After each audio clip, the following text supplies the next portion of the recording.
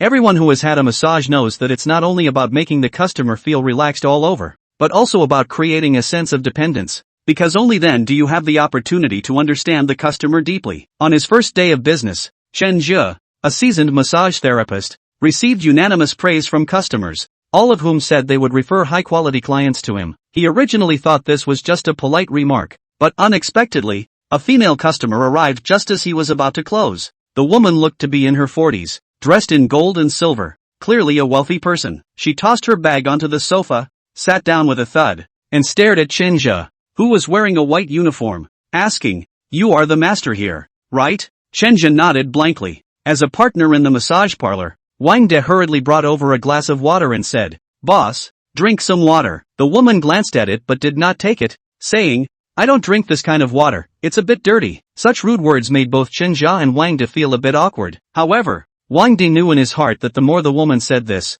the more it proved her extraordinary status. Wealthy people indeed do not drink this kind of ordinary water. The mineral water they drink costs over 100 yuan a bottle, and he used to be the same way when he was at his peak. The woman looked Chen Jie up and down and slowly said, "Today my family's driver came here and mentioned that your skills are quite good. I just got off work and I'm feeling a bit unwell. Can you give me a massage?"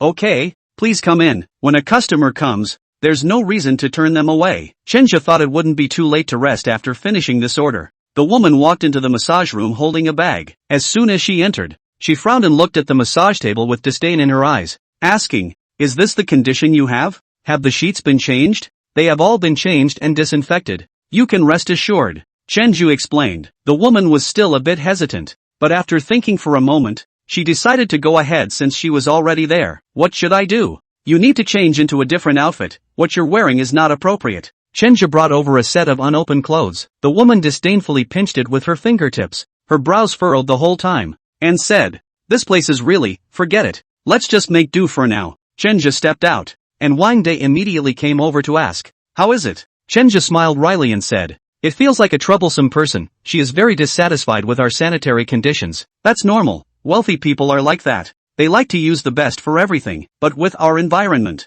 it's hard to be high-end, and we can't afford the rent in a prosperous area for now. At first, I wanted to make a big push, but I still think starting small is more stable." "Exactly. I think so too. Actually, today has been quite good. At first, I was worried that there wouldn't be a single guest." Wang De smiled and patted Chen Jie's shoulder. "Not at all. You have to trust your brother Wang. With my connections, if I can't bring in this many people, then I shouldn't be in this business anymore." Yes, I misspoke. Ha, don't take it to heart." At this moment, a woman's voice came from the room. "It's ready. Come in." Chen Jie walked into the room, closed the door, and pulled the curtains. The woman took a lot of tissues and placed them under herself, indicating that she really disliked the hygiene conditions here. In fact, Chen Jie felt it was completely unnecessary. These supplies were all new and had been thoroughly disinfected. "Sister, where do you feel uncomfortable? Can you massage my shoulders and also my lower back? I've been feeling very sore and lacking energy lately." Chen Jie immediately started to massage. The woman's figure is well maintained, with no excess flesh. Her body looks very delicate, and it's clear at a glance that she hasn't done any physical labor, indicating that she is someone who has lived a life of comfort. "Sister, your blood flow is blocked. Let me help you with that." The woman closed her eyes and murmured When Chen Jie's slow and powerful technique pressed down, the woman's brows relaxed a bit, and she said, "Not bad. You can use a little more strength. I can handle it." "Okay, it might hurt a bit when I massage the acupoints. Please bear with it a little." After a while, the woman began to emit comfortable humming sounds. The voice was soft and gentle, and Chen Jie couldn't help but feel a bit nervous. After all, this was the first female guest he was hosting today. In order to avoid making mistakes, he tried hard to suppress his emotions. After about 10 minutes, the woman's voice gradually stopped and said, "You can stop for a moment." Chen Jie felt a tightness in his heart. When he had massaged Hu Ling before, she had gotten angry, and he was worried this woman would react the same way. Moreover, he had just determined through the massage that this woman had some hormonal imbalance,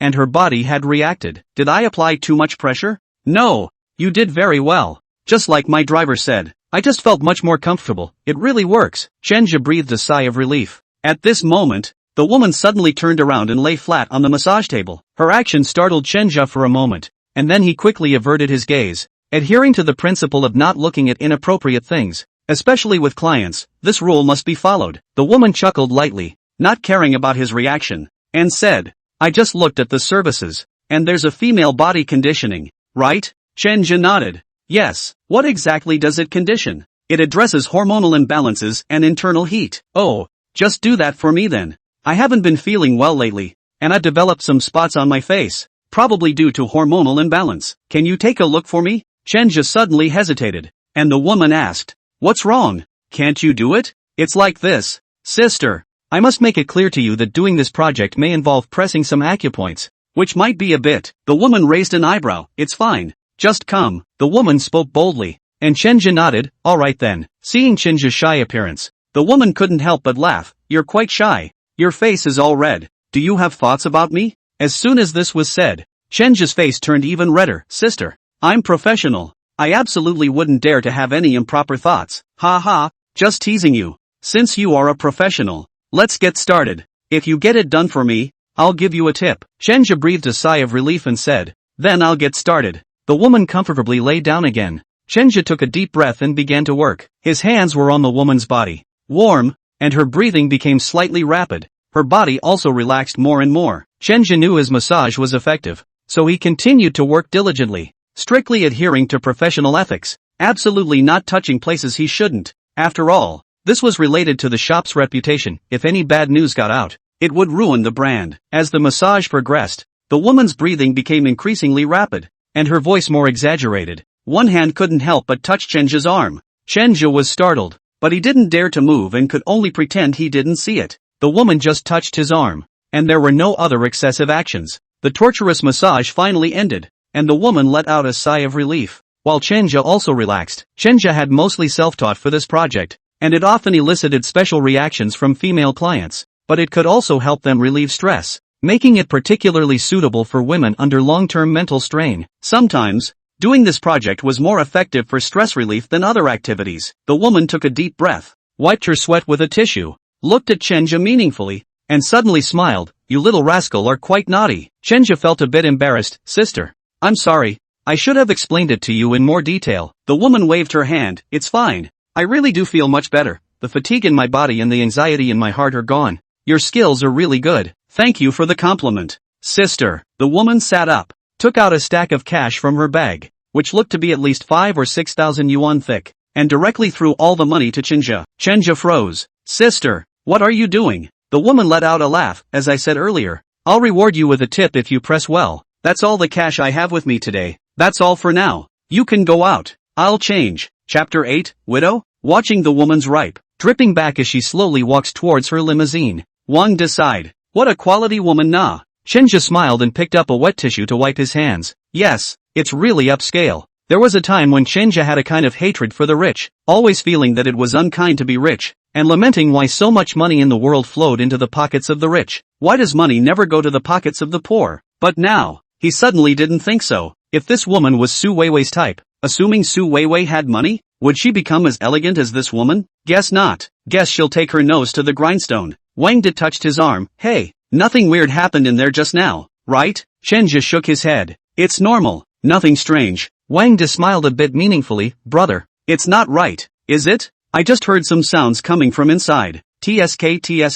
Chenja gently coughed. Brother Wang, things aren't what you think they are. He explained his massage technique. Wang De woke up like a dream. No wonder it's like this. Brother Wang, shouldn't I be doing this? Helping female clients regulate their endocrine disorders sometimes stimulates their physical desires, which is unavoidable. Although the technique was formal, Chenja always felt that it was a bit of a rubbing. Wang De waved his hand. Harm. Brother, you're overthinking. That's not what I'm talking about. I suddenly remembered why sister who didn't recruit you, and why you said he reacted so strongly. Why? This was something Chenja was also a bit curious about. Compared to this woman just now, Hu Ling's reaction was indeed a bit bigger. Wang pulled up a stool and sat down, then lit a cigarette. Seeing his daughter asleep on the couch and rolling over, he thought about putting out his cigarette again. The thing is like this. Hu Ling, this woman you may not know. I also heard about it. I heard that she married a tycoon, but when she passed the door, that tycoon died. It seems that there is also a 7 or 8 years.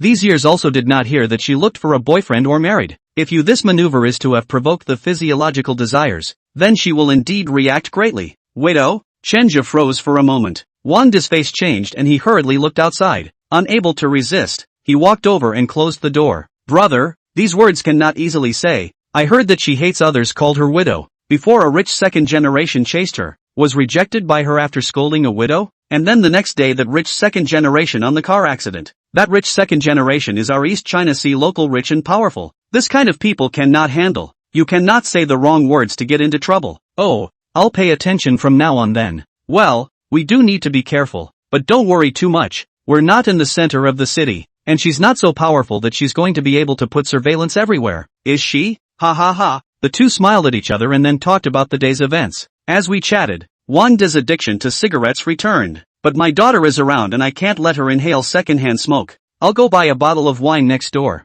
Let's have a drink. Chenja stopped him. Brother, I'll go. When little flower wakes up later, she might look for you. That's fine. Remember to buy more bottles. It's a good day for us and I'm sure it will get better from here. Okay. Chenja went out the door. The nearest convenience store was a little over 200 meters ahead, and he pulled on a suit and walked out. Donghai City was a bit cold at night, and there weren't many people on the streets. Went to the convenience store and grabbed a couple bottles of white wine. Just get ready to check out and go. Just then, a man walked into the store. Chenja's pupils shook, and he was impressed by this unimpressive man. It's the one that came out of the hotel with Vivian Su. He froze with his drink at the moment, staring at the man, his fists clenched tightly. The man didn't seem to notice Chenja's abnormality and took a few condoms from the front desk. Then smilingly, I lined up to check out. While in line he sent a voice, "Baby, wait for me, I'll be right over." Shortly after the message was sent, it came back from the other side. "Honey, drive slow yo. I'll meet you at home."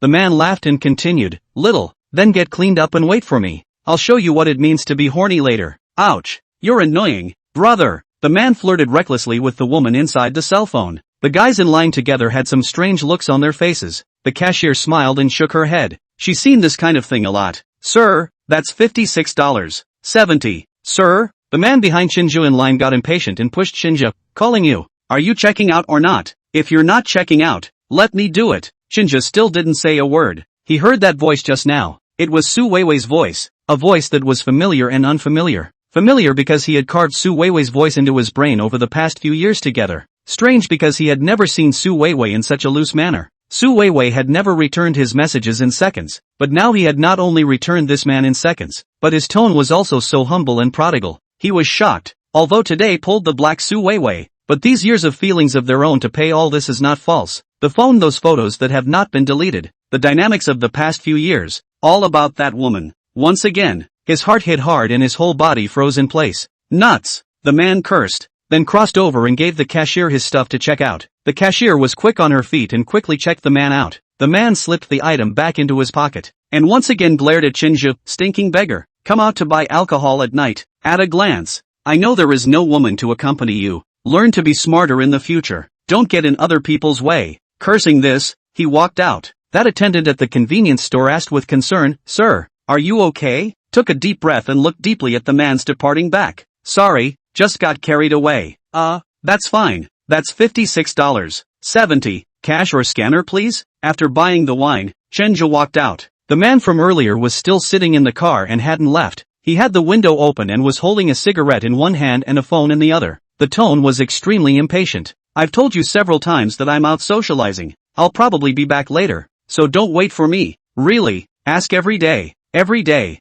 Are you tired of it?" "Okay, I'm hanging up now." After hanging up the phone, the man noticed Shinju looking at him. Without good humor, he scolded again, "Stinking beggar, what are you looking at? Have you seen BMW? Lousy, now have no time to show you. Go to the side of the road to count it yourself. Stinking beggar, you cannot afford to buy a lifetime. Lousy, now have to go to snog. Ha, go back to drink your booze." The man was driving a BMW, and a corner passed by Shinju, almost all but hitting him. It was a deliberate provocation, as he also honked his horn furiously. Shinju watched the man leave and clenched his fists. He took note of the man's license plate, though he didn't know why he remembered that, but there was a rage in him that had nowhere to go. When he came back, Wang De saw that he was not in the right mood. "What's up, brothers? Out fighting someone?" Shinju shook his head and began to open the bottle cap to drink, one glass after another. He just wanted to get himself drunk now. That woman Su Weiwei, that woman that he had once loved miserably, that woman who had previously stood tall in front of him, like a goddess, was now perhaps like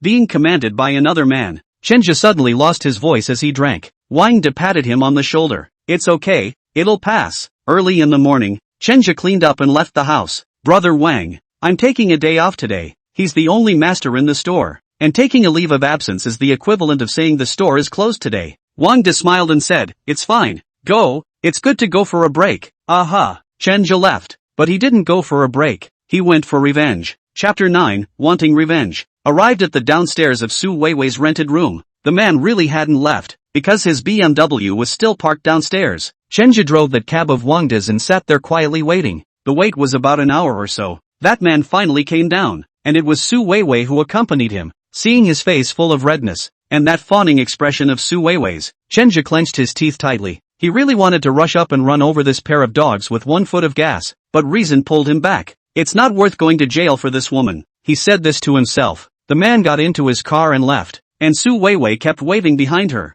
When a cab passed her by, she suddenly sensed something familiar about the cab driver, but before she could see clearly, Chenja had already left after the BMW. Su Weiwei hesitated for a moment, then took out her cell phone and dialed a number. Chenja was driving when the call came in, and he subconsciously answered it. Chenja, what do you mean? Why did you pull the plug on me? If I hadn't called you from another number, would you not have answered? The woman's questioning tone of voice made Chenja feel very nauseous, but he was trying to suppress his emotions now. Didn't want Su Weiwei to see anything out of the ordinary. No, my phone got a virus yesterday. Wouldn't you fix it if it got a virus? Causing me to call your phone all night. Are you not taking me? Your girlfriend? Seriously at all? Are you okay? Chenja's attitude was a bit cold. Can't I come to you if there's nothing wrong? What do you mean by that? I'm at work. Chenja made an excuse. Oh, work thought you were in the East China Sea. No. Then why don't you take today off and accompany me to go shopping tonight? Didn't I tell you about that tablet yesterday? I want to go to a physical store today to take a look. You accompany me. I'm not available. I have to go to work. Chenja refused without even thinking about it. What?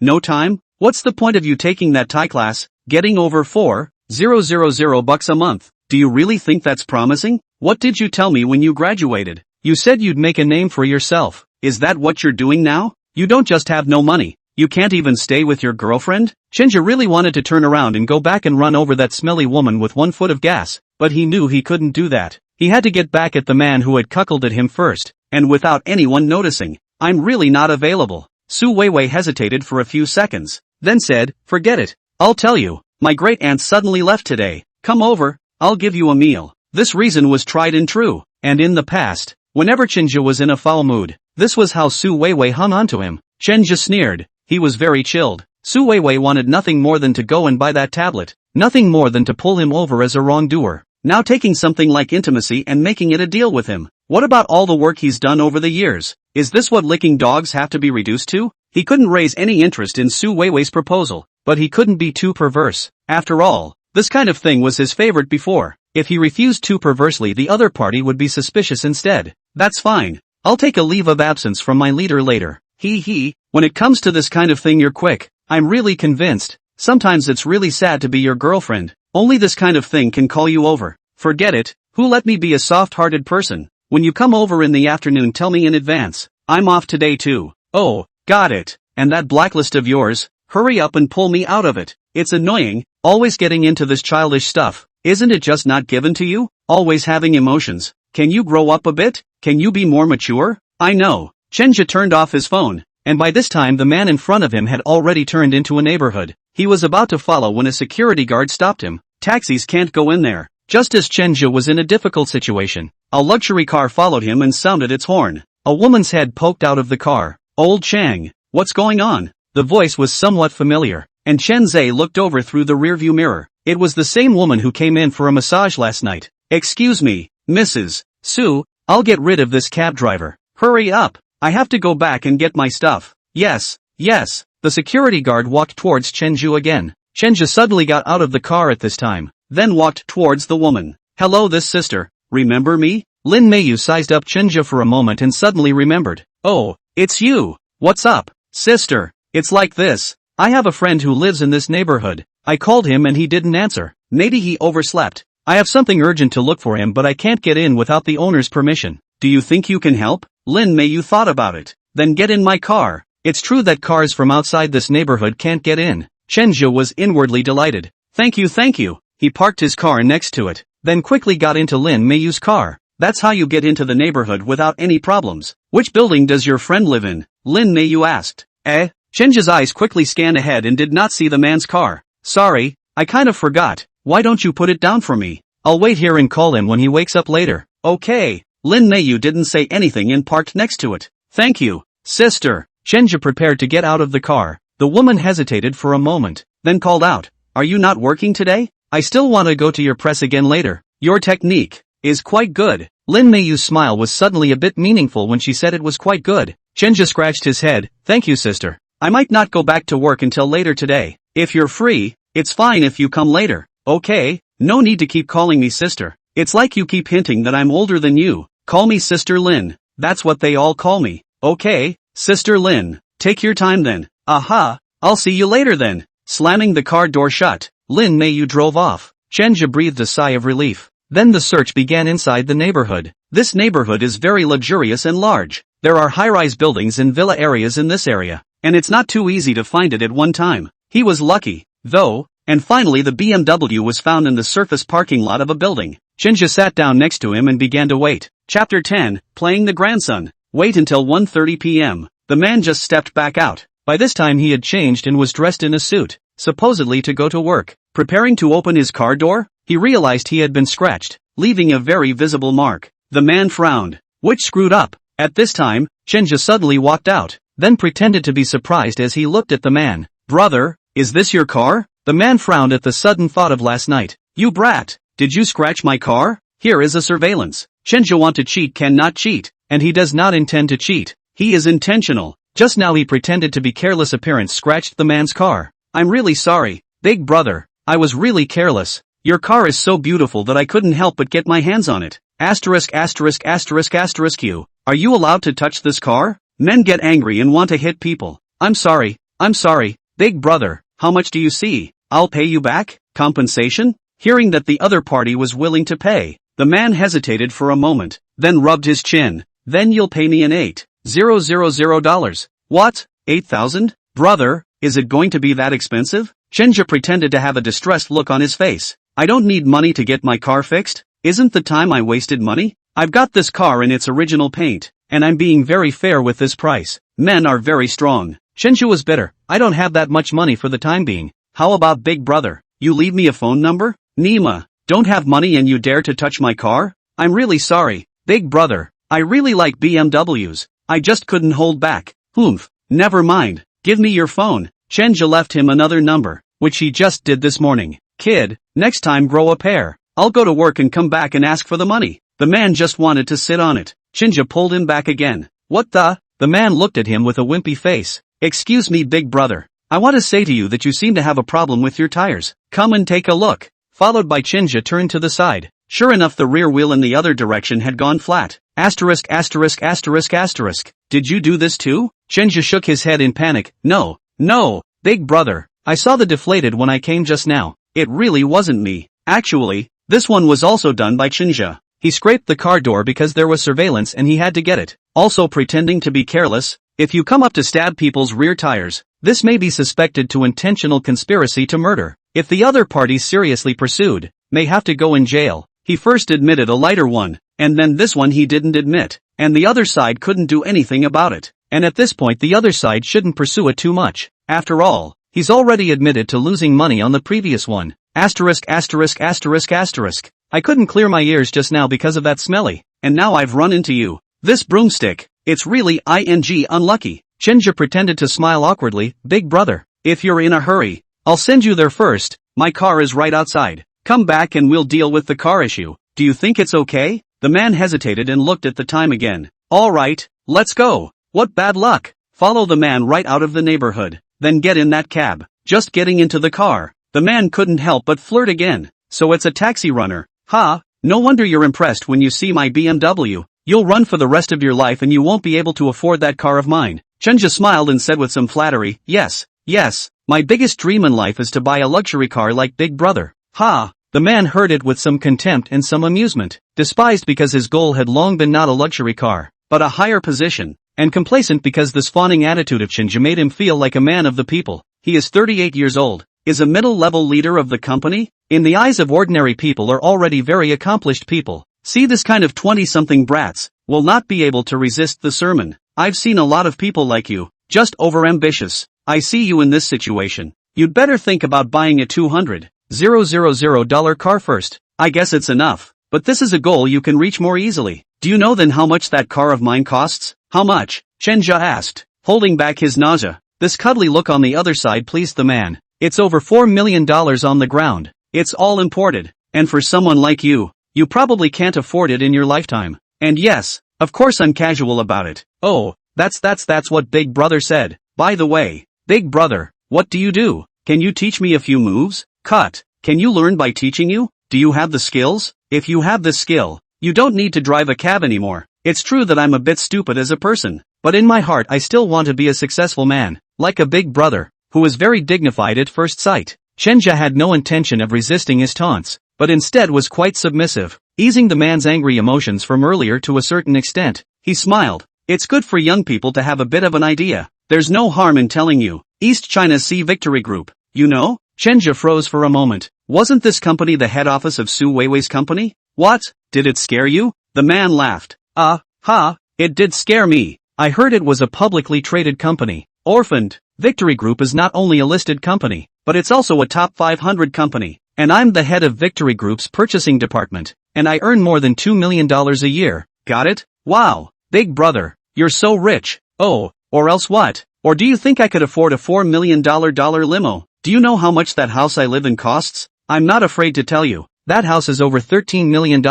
Just think about it for the rest of your life. There's no way you'll ever reach this kind of status. I see you haven't graduated from junior high school either, right? I went to high school. Shay, I thought you were going to say you went to some prestigious college? Is going to high school any different from not graduating from middle school? Let me tell you, I graduated from a prestigious university and then went abroad to further my education. And that's how I got to where I am today. So you want to say you learned from me? Can you learn from me? Along the way, the men flaunted their status and position, as well as their money, and then constantly beat down Chenja. If you change the environment, say this one behind you is your own leader. Chenja might have gone weak in the knees, but the higher the male status position was now, the more he wanted to laugh. He was afraid of men of low status. Chenja constantly condescended to know that his name is Tian Dongxiang, now married, and his wife is also a professor at a prestigious university, and his son has just entered the 6th grade of elementary school, attended a private elementary school. The car came to the downstairs of the Victory Group. Tian Dongxiang got out of the car. The door didn't even bother to close it, so he just walked. Don't forget to pay me back. Leaving those words behind, he walked towards the company building without looking back. Chenja got out of the car, then came down and closed his own door, snapped and lit a cigarette. Lightly exhaling a smoke ring, he narrowed his eyes in the direction the man had disappeared. Tian Dongxiang, right? Very well. I want you to lose your reputation. Chapter 11, False Affection. Chenja took the initiative to contact Su Weiwei. He just called and asked Wang Di to borrow a little money. Vivi, I'll be there in a minute. Where are you? I'm at home, so come straight over later. Okay. Humph. As soon as I said I asked you to come and do this kind of thing, you became attentive. It's true that men are all big piggish. Su Weiwei spat, then hung up. Look at the hung up phone. Chenja coldly snorted. Su Weiwei, if you are unkind, don't blame me for being unrighteous. All of this was forced upon me by you. Getting into the car, Chenja arrived at an image store. Boss, I want to buy something. To what? Is there one of those? The owner obviously hesitated for a long time. I can add money, Chenja hinted. The boss is heartened. Wait for me. I'll get you one. Soon. The owner took a miniature video camera, which was not much bigger than a fire engine. The price was quickly negotiated, and the money was paid in one hand and the goods were delivered in the other. Immediately afterward, he drove the car back to the store, took a fresh cab out, came to Vivian Su's downstairs. When she went upstairs, Su Weiwei was getting dressed and putting on her makeup. As she fiddled with her eyebrows she said, just give me a minute. I'll be done soon. Aha, there's no rush. While Su Weiwei was putting on her makeup, Chenja quietly put away the things he had prepared. After about 10 minutes or so, Vivian Su's side is ready. Well, pretty? Su Weiwei was quite pretty. A white dress, pure with a bit of sexiness. If in the past, Chenja would have stared with big eyes and then exclaimed, you are simply my goddess. But now, he was really kind of sick to his stomach. The more innocent Su Weiwei dressed up, the more disgusting he felt. But he pushed all of that inside and propped up a defiant smile. It's so nice. Su Weiwei smiled triumphantly. Pinning down Chenja couldn't be easier for her. Let's hurry up and get out of the house. we'll go see the tablet later and have a hot pot dinner, okay? By the way, Vivi, didn't you say you were coming to that? Can we have hot pot? Su Weiwei frowned. Why are you bringing this up? I just wanted to make sure. Chenja rubbed his hands together, his eyes showing an active desire to show it. This kind of look Su Weiwei had been seen too many times, and she couldn't help but give a blank look. Now it's clean. Ha, it's only been a day and it's clean? Chenja pretended to be surprised. Humph, if I said it was unclean, would you still come over? Oh, you think I don't understand you? Just go away. I won't go back on what I said I promised you. Oh, yes.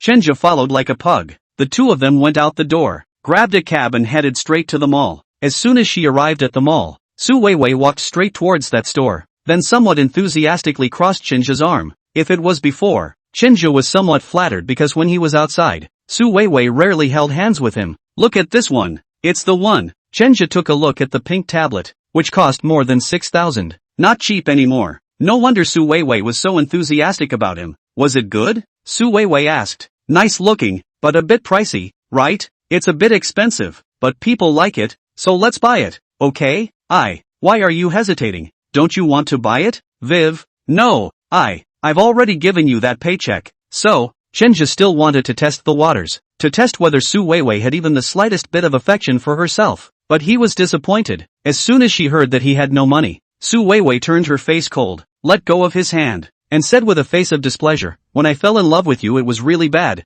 Every time I buy something it's always like this. Hesitating, can't you be a man a little bit? You don't know how to borrow money? You can ask your father can ask your friends can't you even give your girlfriend what she wants? Chenja was really chilled. After being in love with Su Weiwei for so long, he was the one who paid. Su Weiwei didn't even buy herself a birthday present. All of them had the attitude of asking for it. He used to take it for granted. After all, as a man you have to support your woman. But now he doesn't. And this woman chills him to the bone. He finally made up his mind. Good. Bye. You wait for me. I'm going to make a phone call. Vivian Su knew he was calling to ask to borrow money. The frown loosened a bit. Go on. I'll wait for you here. She still hangs out there. Chenja walked out. The money he had asked Wang Di to borrow a long time ago. He now came out just for show, smoking a cigarette inside the corner, looking at Su Weiwei talking to that sales in the distance. He shook his head with a cold smile, then ruthlessly extinguished the cigarette in his hand, buying what she had been longing for. Su Weiwei was very happy and took the initiative to give Chenja a kiss.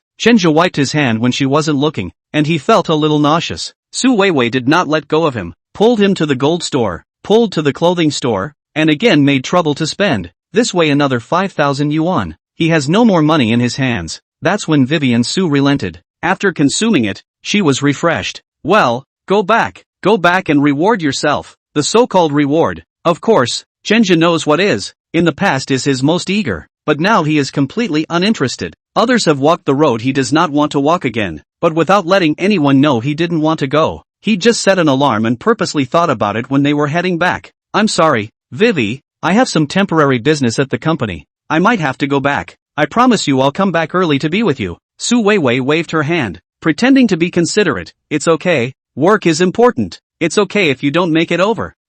But, Chenja pretended to sigh with some slight disappointment. Su Weiwei went up and kissed him again at this time. Ouch. You go first. I'll take a cab back myself if it's urgent. Oops. Next time. Okay.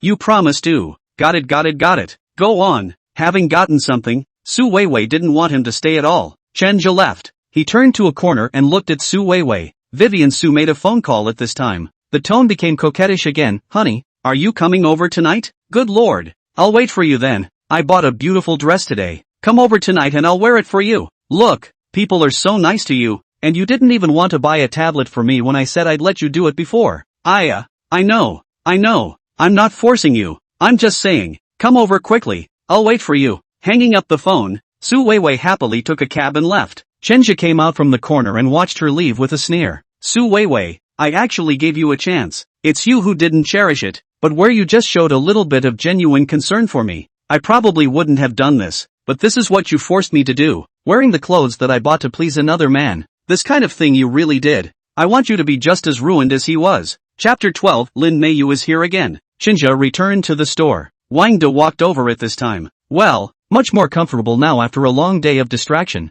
aren't you? Chenja smiled. Sorry, brother Wang, for making you worry. I'm much more comfortable now. Wang De patted him on the shoulder. That's good then. Why don't you have some dinner? You haven't eaten, have you? I ate out. Get that sign light up. It's just after 7 o'clock. I can work until 10 o'clock. It's okay. Take a day off from work today. That guest from last night said she was coming over. I might have to wait for her. Which one? It's that female guest, called Sister Lin. Oh, that's the beautiful woman? The one with the noble temperament? Chenja smiled, then nodded. Hey, you kid Lina. Already have a return customer. That's good. Then let's wait a little longer. In fact, I'll tell you, today there are a few friends also call me to ask me, want to come over today? Considering that you are not in a good mood today, I've pushed it all for you. You can regulate now. Of course, is the best. Aha, thanks for your concern, Brother Wang. What are you thanking for? We brothers don't say such things. Alright then, get ready. I'll go tutor Little Flower's homework. Yes, Wang De returned to the second floor to tutor Little Flower's homework. Looking at his back, Chenja felt a sense of emotion. He was considered a casual acquaintance with Wang De, but Wang De trusted him and cared enough. He had humbled himself in front of Su Weiwei for so long that he couldn't even get a single word of the most basic concern. There's still a gap between people. He shook his head bitterly. Why couldn't he see this before? Why would you fall deep inside Su Weiwei's false smile? There was a limousine parked in front of the door. Lin Meiyu walked in. Sister Lin. Chenja came up and greeted him very warmly. Lin Meiyu smiled. Are you that happy to see me? Chenja smiled happily, of course. Oh, you're rejoicing too soon then. I'm tired today and still a bit grumpy, so if you don't serve me well, I might curse. Chenja was slightly embarrassed. I'll try my best. Lin Meiyu let out a laugh when she saw that he was a bit nervous. Just kidding, but I do feel tired today, so you'll press me longer later. But don't steal the clock. Sister Lin, don't worry. I'll make sure the service is on point. Lin Meiyu was generous. This kind of guest was unattainable. Chenja had to cultivate her into his familiar customer. He was now very eager to make money. Only by earning money could he feel some peace of mind. Entering the room with Lin Meiyu was still a bit mindful of the surroundings. Normally I don't come to places like this. Your place looks somewhat clean, but it's actually too low end. If it was before, Chenja would have felt that these words were somewhat mocking. But last night, Lin Meiyu gave him a $5,000 tip. That would mean that this woman really had been spending her money in high-end places, and it was a complete surprise that she had come here. Perhaps because she still felt satisfied with her handiwork. An idea suddenly arose in his mind that he wanted to go in the direction of the high-end, but now it was just a thought, and their financial resources could not do it now, and can't reach too many of these guests. You must have some strength and background to approach such guests. While helping Lin Meiyu with her massage, Chenja chatted with her intentionally or unintentionally. Last night they had touched base and Lin Meiyu had no aversion to him. Sister Lin, what do you do? Why are you off work so late? It's 8:30 now, and it does seem a little late to be getting off work. I do design, costume design. Oh, that must have been exhausting.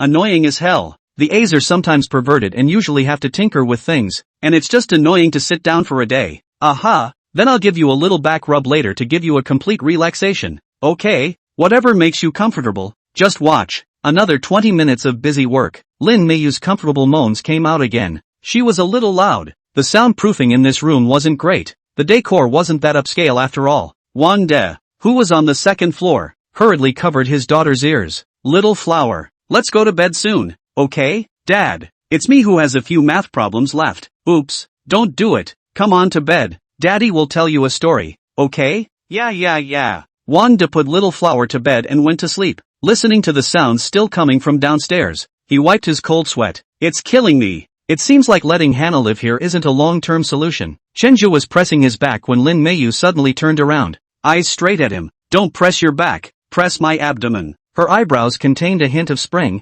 causing Chenja to be a bit apathetic. The big hand stroked over Lin Meiyu's smooth and white belly, and some cold sweat slightly seeped out from his forehead. Like last night, Lin Meiyu's voice was getting louder and louder, and again, she couldn't help but climb up Chenja's thigh with her hand. This time the movement was a bit bigger, and there were several times that she didn't know whether it was intentional or unintentional. This woman touched him. Another luscious massage ends. Lin Meiyu breathed a sigh of relief. Blushing a little, she looked at him and flirted, your kid's capital is still okay Chenja was a bit afraid to take her words. Before the massage, Lin Meiyu was a kind of high and mighty, noble woman-like, but now, he always felt that this noble woman, like a little she-wolf, and he himself was a little lamb to be slaughtered at any time. Oh, still blushing, TSK, you're really quite funny, okay, get out, I'll change, aha, nodding, Chenja fled out the door as if he were fleeing. Seeing him in this state, Lin Meiyu finally couldn't help but laugh. Chenja is waiting outside. Lin Meiyu had already walked out fully dressed. She handed him a stack of bills.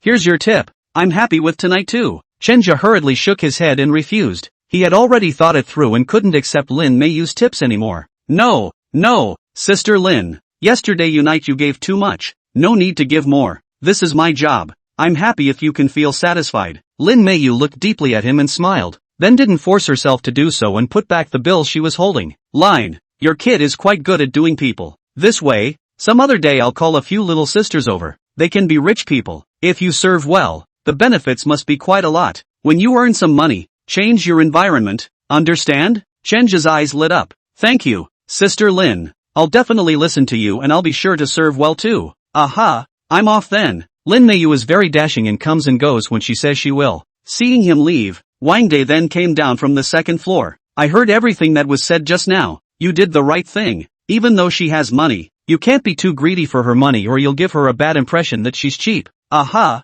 I know, Brother Wang. Well, brother, I'm very optimistic about you. I thought you were good before. I think you're even better now, but I don't have any money. I can't make this place a bit more upscale. If we can move this place to the center of town and open it in that kind of prime location like Sister who did, then we'll be rich. Yeah, I'd like to make it bigger too. But what the hell? We're just starting out now. Let's try to cultivate a little familiarity. Yep, that's what I was thinking. Haha. Chapter 13, Breaking Up. Noon the next day. Chenja called Su Weiwei. Weiwei, are you free later? I'm in East China Sea. I want to go to your place. Su Weiwei was a little impatient. What's the point of coming to my place? I have to work today. I'm not available. Chenja couldn't help but curse this woman again in his heart. Yesterday when he was buying things, his face was not like this. After using him now he has become this look. It is true that this kind of woman does not deserve his love at all. It's like this. I left a little something at your house yesterday. It's quite important. Why don't I go to your place and get the key and go back to your house to get it? What is it?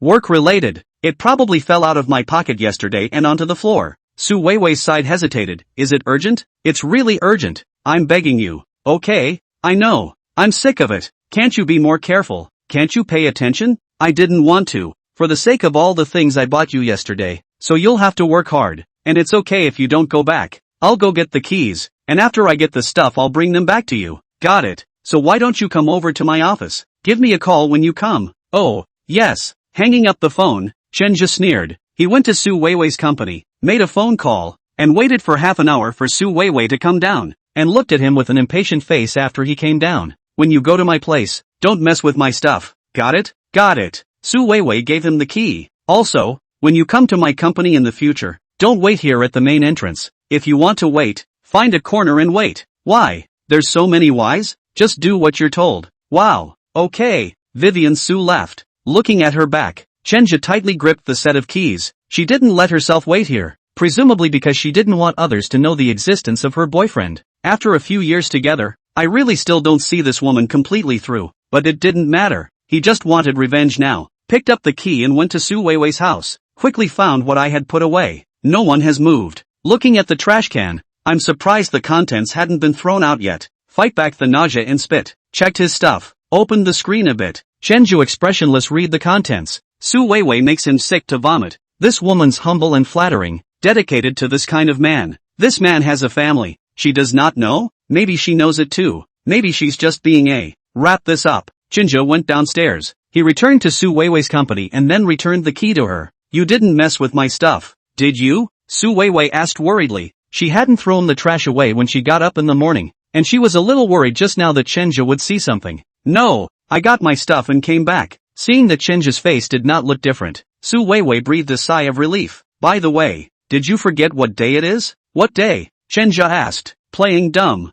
Su Weiwei rolled her eyes. Today is the 14th. You haven't transferred 1314 to me yet. Every month on the 14th, Chenju will transfer 1314 to her. Love for several years, almost every year. It never stops. Today, Chenju actually forgot, which made Su Weiwei a bit unbearable. Chenju sneered. He has taken the evidence. There is no need to be so humble anymore. Although it is not yet time to finally tear the skin, but there is no need to give money now. Oh, the 14th. I know. I haven't forgotten. What kind of attitude is that? If you haven't forgotten, you should hurry up and turn. On what grounds? You, what did you say? Isn't that what you promised? Oh yeah, and then what? Chenja, have you lost your mind? How dare you talk to me in such a tone? Do you think I only want your money? All I want is an attitude. You were the one who said that you would transfer it to me on the 14th of every month, and now you're denying it. Ha, it's true that you can't trust any man's words, especially you. Oh, think what you like. It doesn't matter. Chenja, what do you mean? Are you saying this because you want to break up with me?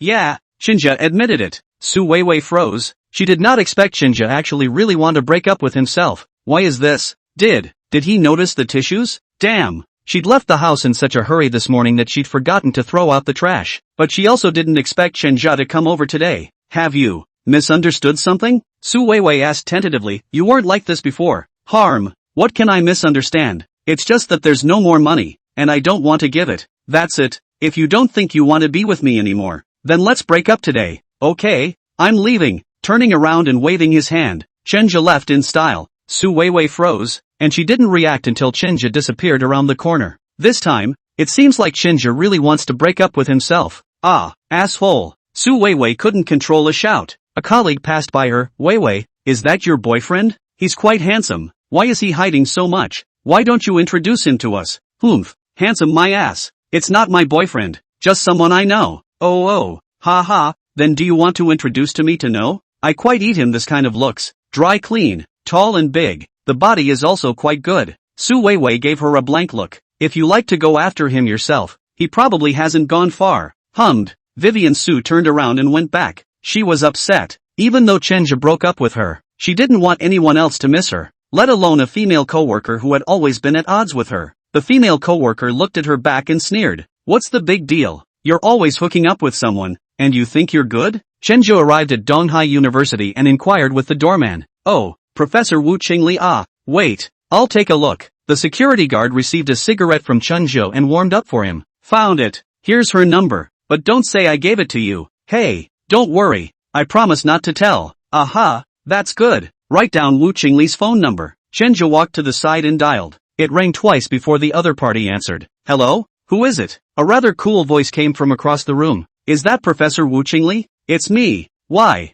Who are you? What can I do for you? Here's the thing. You don't have to worry about who I am. I have something in my hand that you'll definitely want to see. It's about your husband, Tian Dongqiang. I'll be waiting for you at the cafe across the street from Donghai University. Who the hell are you? The opposite side got serious. I'll be waiting for you for 30 minutes. If you don't show up I'll leave, but you'll surely regret it. You, okay, wait for me then. Hanging up the phone, Chenja walked towards the cafe across the street, waited about 20 minutes. A tall, beautiful woman with a cool face then walked in. She walked straight towards Chenja. After confirming her eyes, she sat across from Chenzei. Who the hell is it? What did you want me to come over here for? Chapter 14. So vindictive? Chenja pushed his cell phone over, and on it was a video. Wu Qingli picked it up and read it, frowning very hard. She didn't seem to be as excited as she thought she would be, which made Chenja's heart drum a little. Did this woman already know? In that case, I'm being redundant. Wu Qingli took a deep breath, then put down her cell phone. How much do you want? She actually wanted to spend money to buy this video down. Chenja slightly froze. He thought that Wu Qingli would make a scene, but he did not expect this woman to be so calm. You don't make a little comment? Wu Qingli snorted coldly. What feelings do you want me to express? My husband got involved with a wild woman outside, and now the video has been captured by you. Don't you just want money? Say a number. Chenja hesitated. He did not want to take this video to threaten Wu Qingli to give money. He felt that he was too abrupt, a little too impulsive. He should inquire about the relationship between Wu Qingli and Tian Dongqian, husband and wife. He took the phone back, then tucked it back into his pocket, stood up immediately afterward. Wu Qingli was a bit puzzled after seeing this. What do you mean by this? I'll be frank with you. The female lead in it is my girlfriend? Oh, ex-girlfriend. I came over to see you today. I thought you'd feel the same way as I do, but it doesn't seem to be the case now. There's nothing to talk about between us. Just pretend that I haven't been here today. Chanchel passes by her and prepares to leave. Wu Qingli called out to him. Wait, what kind of results do you want? Chenja turned to look at her. It's very simple.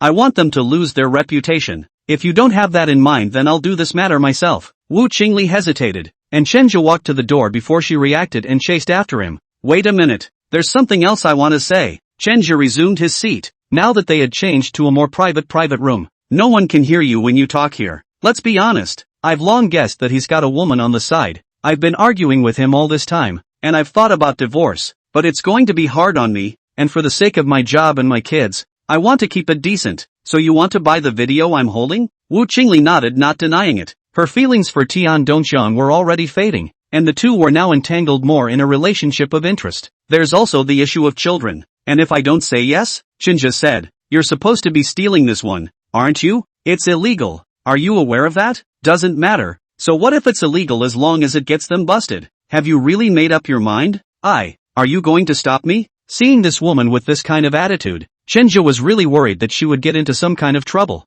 I'd advise you not to get into this. It's not good for anyone. I'm not you. I can't stand to be cuckolded and not say anything. I don't see the need to continue talking between us. Chinja is leaving again. Wu Qingli grabbed his hand. You wait. Let me finish. What else is there to say? I know you're doing this for your job, for your face, and maybe I shouldn't have come to you today. Of course I have to think about my job, and you know what position I'm in right now, and my husband cheating on me is still a big deal to me, and I don't want to make a big deal out of it. So, I want to ask you a question. You say. Chenja looked at her expressionlessly. Wu Qingli took a deep breath. You're just hating him for stealing your girlfriend, aren't you? That's right. So you, can it's people? What do you mean? Chenja suddenly felt that this sentence was a bit off. Wu Qingli looked up at him. You do to him what he does to you. Do you need me to make that clear? Chenja looked at her beautiful face and better body. This woman is more than 30 years old. Maintenance is very good. Height is about 1.72 m or so. The fat place fat. The thin place thin. The face with a kind of cool feeling. Give a person a kind of forbidden sense. Because of her identity of the addition to the man, and has another kind of extra seductive force. Chenja couldn't help but swallow his saliva. I'm not who you think I am. Wu Qingli is a woman. Just now Chinja that kind of eye, she can see that the young man still has some desire for himself. Oh, don't lie to yourself. I've been there. What do you men think? I know in my heart, although I'm older than you, but I saw the appearance of your girlfriend just now. I ask myself that I'm not much worse compared to her. No? Wu Qingli's words were right. She was not only not worse than Su Weiwei, but her temperament was even better than hers by a large margin. At first glance, it is the kind of books out of the family. There is a kind of intellectual's unique sense of coolness. To stand there, it feels a lot of high grade. Although Su Weiwei was a university graduate and young, she was still a far cry from Wu Qingli. Sometimes Chinja cannot figure out. His own wife is so beautiful. Tian Dongxiang's asshole, why go outside to screw? What's he after? Wu Qingli stood up.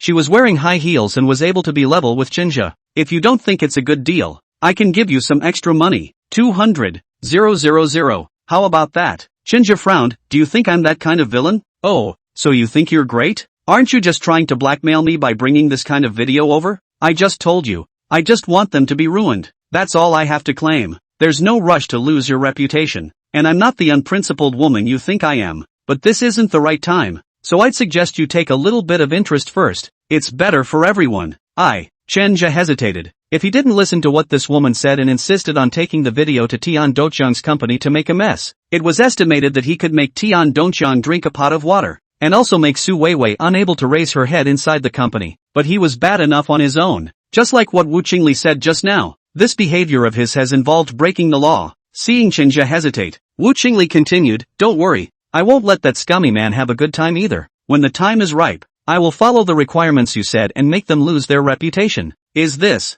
something you can guarantee? Of course. Can't you be sure of my determination after what I just said? Chenja looked at her eyes and was able to feel that hidden anger within her eyes. He loosened up. Okay, then I want to hear what you want to do. I still say what I just said. Do unto others as they do unto you. Chenja froze. He didn't expect this woman to be so insistent on this point. 3 hours later, in a room in a hotel, Chenja slowly got up and glanced, somewhat confused, at the inside of the room. Another look back at the woman on the bed. Wu Qingli was in the process of tying her hair, and her face returned to the cool look she had when she first met her. It was a far cry from the time when he was in a state of confusion. He swallowed. Wu Qingli let out a laugh. What? Haven't you gotten enough revenge? Want to do it again? Chapter 15. Do you want to come back for more revenge? Another hour passed. Chenja suddenly didn't feel very eager to retaliate anymore. At least he didn't have that thought today. He got up and went to the bathroom to take a shower. Suddenly it felt a little ridiculous what I was doing. The fact that he met with Wu Qingli for the first time today and then came here was something he had never thought about. But Wu Qingli was right about one thing,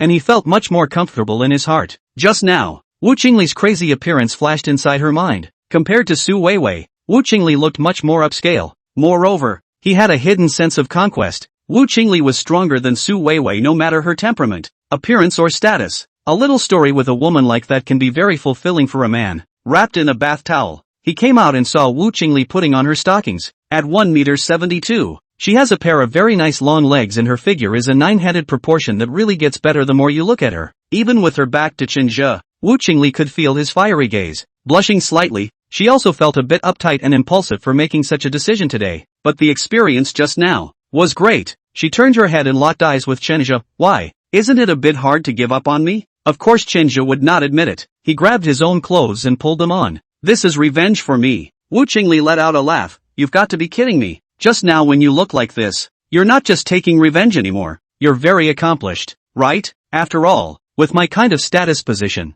you, say a hard word, you won't have any interactions with me in this life. Words are pretty hard to hear. But Qingzhe knew she was right. Maybe in the future you get yourself a job as a delivery boy and then in some unplanned or chance encounter you can deliver a takeaway to this woman. That's probably as far as their crossover goes. Still, the woman's words, so blunt, touched the young Qingzhe. 30 years east of the river, 30 years west of the river. How does she know I can't? I will definitely mix it up. When you see me again in the future, I definitely won't look like I do today. Leaving these words behind, Qingzhe pushed the door and left. That's all for now. In response to Tian Doqian's retaliation, looking at his departing back, Wu Qingli froze slightly, then smiled. Sure is young and vigorous. Ha! Coming out of the hotel, Qingzhe returned to the store and started his busy day again. Several people came to the store, mostly those cab drivers. One after the other all served. Qingzhe is exhausted. Wang De walked over at this time. Brother, it's really hard for you. I haven't really helped.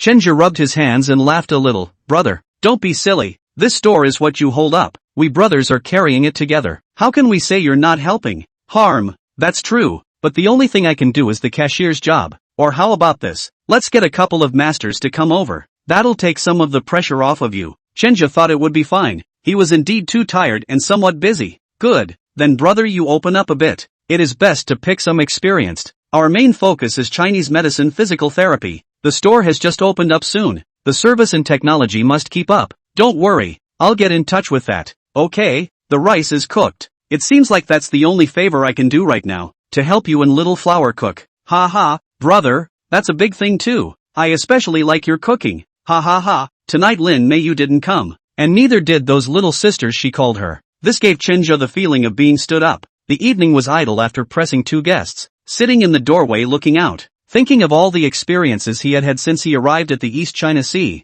There were really some twists and turns. Thinking about what? Wang De walked over after putting his own daughter to bed. I'm wondering when I'm going to get rich. When will I realize financial freedom? The contempt in Wu Qingli's words today kind of hurt Qingzhe. That's right, now I have accomplished nothing. No diploma, no experience, no property, no social status. Is such a man that he has to fall on his own knees at the sight of every woman? Qingzhe did not want to be like this. Su Weiwei, this matter gave him a great stimulus. He swore that he wanted to mix a person. Do not want to be trampled under the feet of people to despise for the rest of his life. Brother, don't be too anxious. I believe you will be able to do it. Look, now is our beginning. We take one step at a time. We will always come out of our own piece of heaven. The two of them had several more drinks before falling asleep. They're going through the same thing. And when it comes to relationships, there's an inability to get past it. After a busy week, Qingzhe gradually adapted to this intensity. And today Wang De finally found 2 masters to come over. It looks a bit older, but the technique is still quite professional, and their store sells skill and technique. A brief exchange. At first, the 2 masters for Qingzhe's technique is not very trusting, but when Qingzhe on the hand, the 2 understand. Qingzhe's technique is more sophisticated than them, and the strength of the grasp is very in place. They finally admitted that this young man still had 2 tricks up his sleeve. It's been a bad time for business, to say the least. SOSO. The main thing is that the unit price is a bit low, and at 168, it's pretty hard to raise it. Most of the targets are cab drivers or those who are truck drivers. Or maybe it's these older people. They didn't have much at their disposal in the first place. It's already good enough to stick around. And I'm guessing fewer people will come if you raise the price a little higher. Lin Meiyu hasn't been coming this week. She didn't come. The other one did. One night, around 10:30, after pressing this customer, Chenju and the others were going to take a break. Just as they were closing the door, a beautiful woman walked in. She was wearing a pair of black stockings and shiny high heels, and she couldn't hide the aristocratic and haughty look on her face. After seeing the visitor, Wang De and Chenju were both startled. Hu Ling looked at their surroundings and shook her head with a slight frown. Wang De patted the sofa and said with some apprehension, Sister Hu, please sit down. Hu Ling waved her hand and didn't sit down. Eyes looking at Chenja. I didn't realize that you actually opened your own store. Hello Sister Hu. Knowing that this woman's identity and background was not simple, Chenja did not dare to take offense. Well, I'll cut the crap. You come out with me for a minute. There's something I want to talk to you about. Hearing that it was to find himself, Chenja was a bit surprised. Wang De was a bit worried. Sister Hu, my brother didn't do anything to offend you, right? Hu Ling didn't return him. Still looking at Chenja. Come out. With those words he turned on his own and walked out. Chenja thought about it and prepared to follow him out as well. Wang De stopped it. Don't anger Sister Hu. Chenja nodded. Aha. Getting into Hu Ling's car. Chenja was a little out of breath from the woman's aura. Heartily, she asked, Sister Hu, is there something you're looking for me for? You know Mayu Lin, don't you? Chenja froze for a moment. What did this have to do with Lin Mayu? Sister Hu, what's wrong? She's been in your store twice. She used to be a customer of ours. Hearing her say that, Chenja tensed. Sister Hu, don't misunderstand. I didn't mean to rob your guests. That's not what I meant. Never mind. You come with me and we'll talk while we walk. Hu Ling started the car and ran out. Chapter 16, A Different Lin Mayu Tonight. They arrived at Hu Ling's store. Passing by the sexy and alluring body of the dancer and feeling the rather surprised and envious gazes of others, Chenja followed Hu Ling to the 5th floor. The 2nd floor is just the entrance to the massage parlor, where only the general clientele is served. The 5th floor is a VIP guest room suite, where the decoration is extremely luxurious. The floor is covered with Persian carpets, and the chandelier overhead is not cheap just by looking at the style. The European sofa placed next to it, a glance at the forcefulness. Celebrity paintings hanging on the wall. Although you can't tell if they are authentic or not, but that painting is indeed quite colorful. The orange light gives a sense of peace and enjoyment. The lady at the front desk, wearing a cheongsam with a figure comparable to a supermodel, smiled and nodded after seeing Hu Ling and the others come in. Hello Mr. Hu, has Sister Lin come over yet? Already waiting in the room. Okay, let's go over there then. Hu Ling turned her head to Chenja. Chenja was dumbfounded and passed out with Hu Ling. Each room here is decorated differently, and you can tell the difference just by looking at the outside doors. Hu Ling stopped in front of a very elegant Chinese decorated wooden door. The doors also have brass knobs and look very well finished. Corridor to and fro.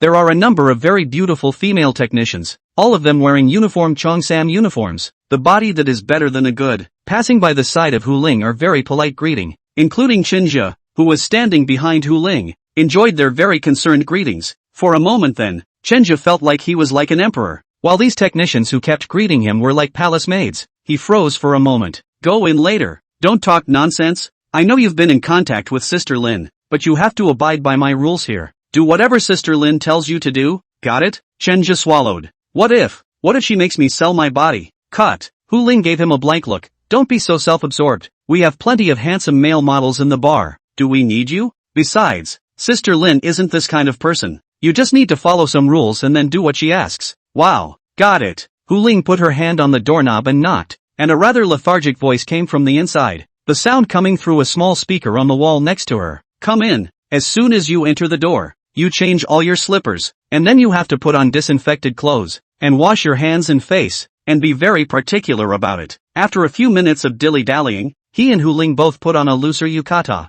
That's what walked in. Lin Mayu at this time lying on a bed. This bed looks very high class, the white fluffy blanket on the bed. In the light of the reflection above a 1x1 flickering, like a white lawn, the light is not very bright. Some orange, white carpet and like a layer of the golden light of the sunset. Lin Mayu didn't wear any clothes. She was covered with a blanket, which revealed her exquisite curves, and the curvature of the S was very exaggerated, making people look at it with some desire. The room was lit with aromatherapy and a slight breath was very refreshing and ethereal. Next to the wine cabinet, there are 2 or 3 bottles of red wine. The style of red wine Chenja is not too clear, but think about it and know that it is very expensive. An old phonograph off to the side played period-correct ballads that sounded like the kind of dancers' voices from the 30s and 40s. Hu Ling walked over and leaned slightly against the nearby toffee chair. Sister Lin, have you waited long? The lying Lin Mayu slightly opened her eyes, raised her head, and saw Chenja who was standing aside. She smiled. Boss who was still really skillful. I just casually said it and you really picked him up.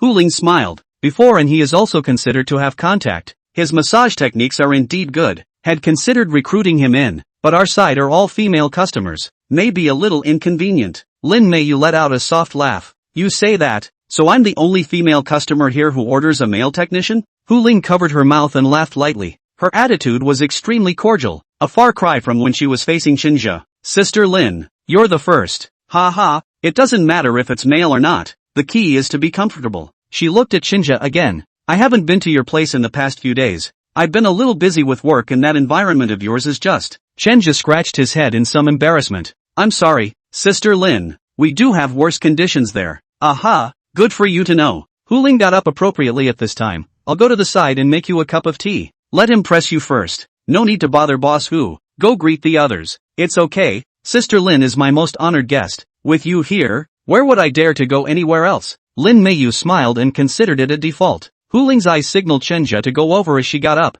In this environment, Chenja began to be a bit wary. Her hands were trembling a little as she placed them on Lin Meiyu's shoulders. Seemingly sensing his nervousness, Lin Meiyu let out a laugh and said with her eyes closed, "What's wrong? It's not like it's the first time you've helped me press. I'm a little nervous." "Oh, you didn't get nervous after seeing me naked, did you?" Chenja's face reddened a bit. Previously, Lin Meiyu was wearing clothes, although now she was lying on the bed and couldn't see the front, with a blanket covering her back. This luscious curve was excessively enchanting. Just then Lin Meiyu turned her head to look at him. Seeing him blush, Lin Meiyu laughed again. "It's funny how you're as innocent as a male college student. Sister Lin, please don't make fun of me." Slightly patting Chenja's hand. "Don't think so much, just press it."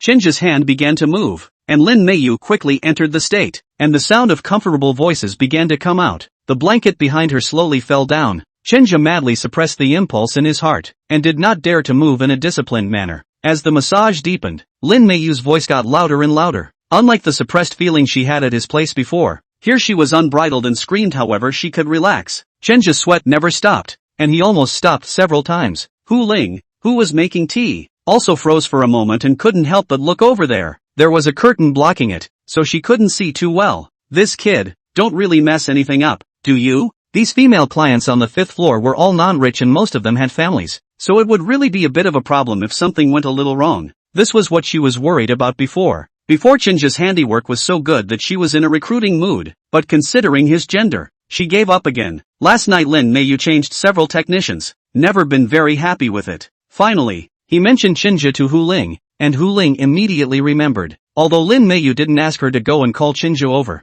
Hu Ling remembered it in her heart. After thinking about it tonight, when she heard that Lin Meiyu was coming over, she decided to go over and pick up Chinja. Chinja was helping Lin Meiyu press her back, and he had already begun to get into the swing of things, without the nervousness he had felt before. The Lin Meiyu in front of him, he treated her as a normal customer, but what he didn't expect was, Lin Meiyu suddenly rolled over at this time. This startled Chenja. Chenja's hand stopped in the air, and his breathing became a bit rapid. Chapter 17, Is Rich People's Money So Hot? The person in front of him made Chenja freeze, and his heart stopped beating briefly. Lin Meiyu's eyes were quite seductive. What?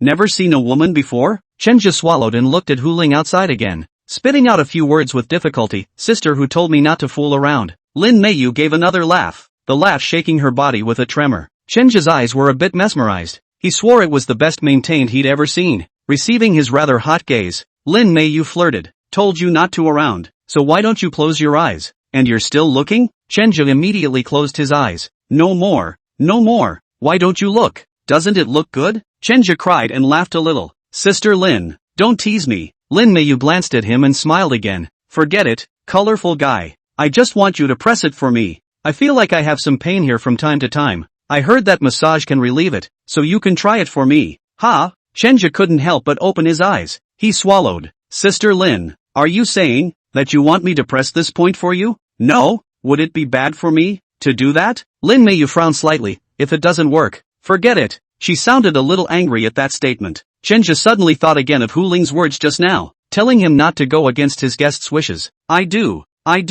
as long as Sister Lin doesn't mind. It was then that Lin Meiyu spread her smile. What do I have to mind? There's no gender in a doctor's eyes, and there shouldn't be in yours either. Should there? Slightly puffing out his chest, Chenja said in a rather righteous manner, that's for sure. This look made Lin Meiyu laugh a little more. Prude little thing. You do it then. So I'm really here? Aha. Chenju applied some essential oils to his hands, then quickly rubbed them together to warm them up and move the tendons in his hands, then pressed on. Hu Ling, who was making tea, had her hands shaking, and couldn't help but curse in her heart. What a little Tai Hof. Why couldn't I see that she was so immodest before? Just now I should have gone out. Alas, this kind of sound is really. Time passes by. The very hard massage was finally the end. Chenja took a towel and helped Lin Meiyu dry her body, then retreated outside and waited. Hu Ling gave him a strange look, weakly hooked his finger to call him over. He came over and approached Hu Ling. Hu Ling asked in a lowered voice, "You guys really didn't do anything in there just now?" Chenja's heart thumped. Just now it was considered nothing?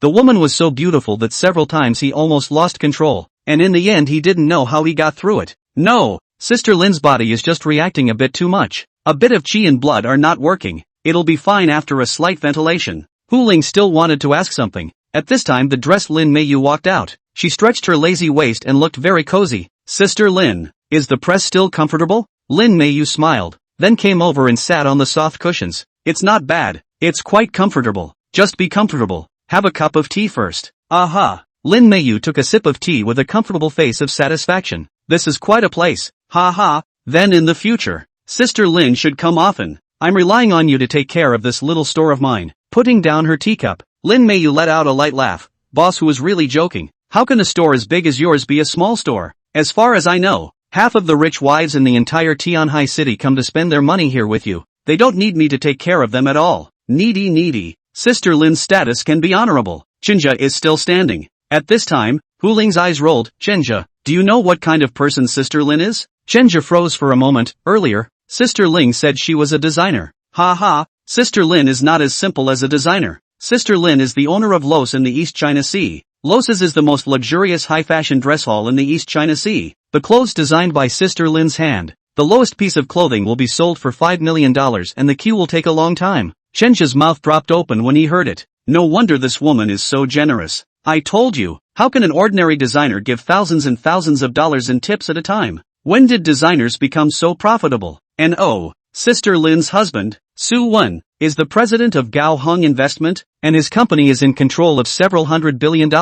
After Chenja heard it, his pupils shook. Is this woman's husband actually that powerful? Then just now he was not a little offended? Will someone's husband find out, and then destroy themselves? The more Chenja thought about it, the more alarmed he became, and the cold sweat on his head never decreased. Lin Meiyu put down her teacup. Why are you talking to him about this? What's there to talk about? Oh, it's just to show this guy who doesn't know the rules. Harm, money is all outside the body. What's there to see? The two chatted for a while about some interesting things in life. Some things women like, and some financial problems at work. Chenja stood by the side, waiting like a little eunuch. He was thinking in his heart about what Hu Ling meant when she said those words to herself just now. He sort of figured it out. Hu Ling was nudging herself not to think anything out of the ordinary. In fact, he didn't dare to. Just now it was all that woman Lin Meiyu who took the initiative. She touched herself all over. He didn't dare to move at all. Lin Meiyu got up and put on her own clothes. Ri stepped out with a bag already in his hand. She glanced at Chenja. See you next time.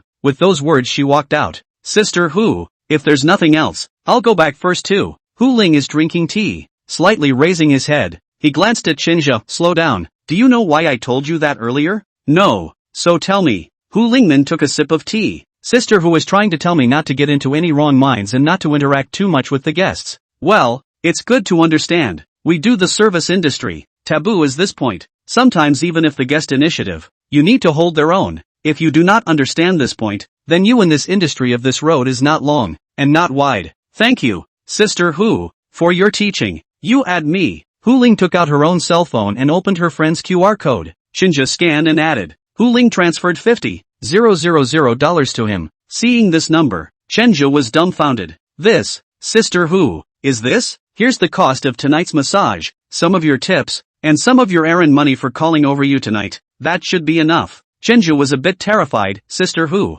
will this be too much? Our store opens for one day to pre-sell a lot of members for just this amount of money. I'm a little scared that you're going to give me that much just for one massage. Oh, lesser man. Hu Ling gave Chenja a rare smile. Tell you frankly, for example, just now that's Sister Lin. Her membership in our place is $2 million a year, and she may not necessarily be able to come a few times a year, and we have many other members like her here. Can you understand by saying so? Once again, Chenja's mouth was wide open. 2 million members a year? Is rich people's money really that hot? He may not even be able to earn $2 million in his lifetime. He's been out working for so long. To put it mildly, his biggest savings was $15,000, which he had saved with great difficulty. but ended up being taken by that woman Su Weiwei. I asked you to come over tonight. Just now was one of the things. And there is another thing. I want to ask you, do you want to come and work for me? Chapter 18, the store was smashed. It was 12 p.m.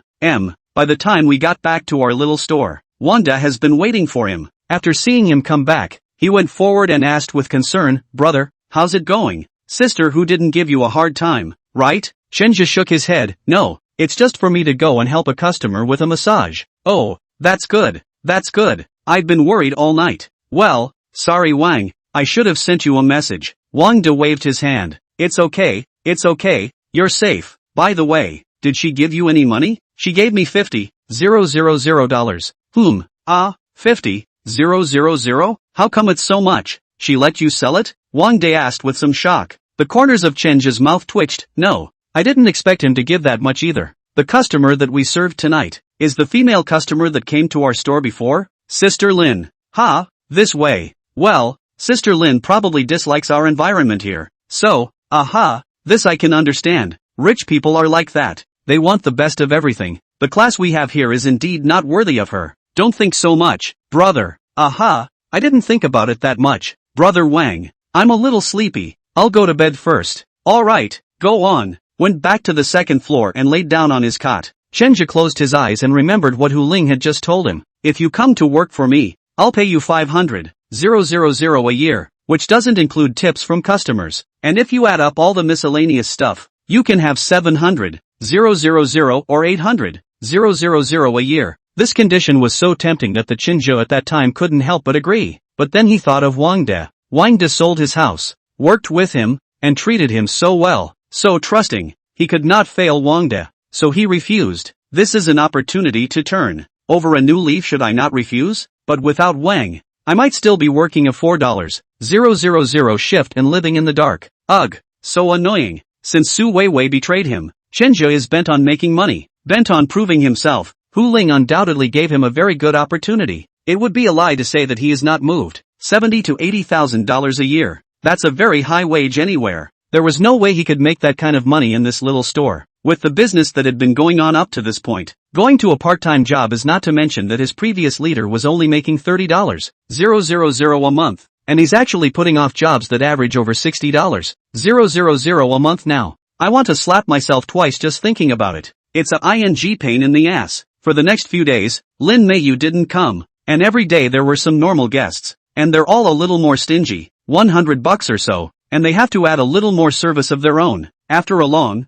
tiring day, the turnover was only $5,000. Luckily, it's a skilled job that doesn't cost much, otherwise it really would be a hopeless road ahead. Up early in the morning again. Haven't washed up yet. Just heard a noise downstairs. Chenja hurriedly took care of it and then went down. It's Zhang Yan, Wang De's wife. Should be considered an ex-wife? She brought that lover over to make a scene. Little Flower had a school bag on her back and was crying loudly beside her. Originally, Wang De was going to send her to school, and they were supposed to have stopped her. Good you Wang De. You sold the house and made Little Flower transfer to another school. Do you think I won't be able to find you that way? You hurry up and pay for it. That house has my half too. Mr. Lee has already hired a lawyer for me. If you don't pay up, we'll see you in court. Wang De's mouth was trembling with anger. He held his daughter in his arms and angrily cursed. Zhang Yin, you stinking. You still have the ing nerve to come over and ask me for money. I'm telling you, there's no money to be had. You don't want to take another penny from me. Yeah,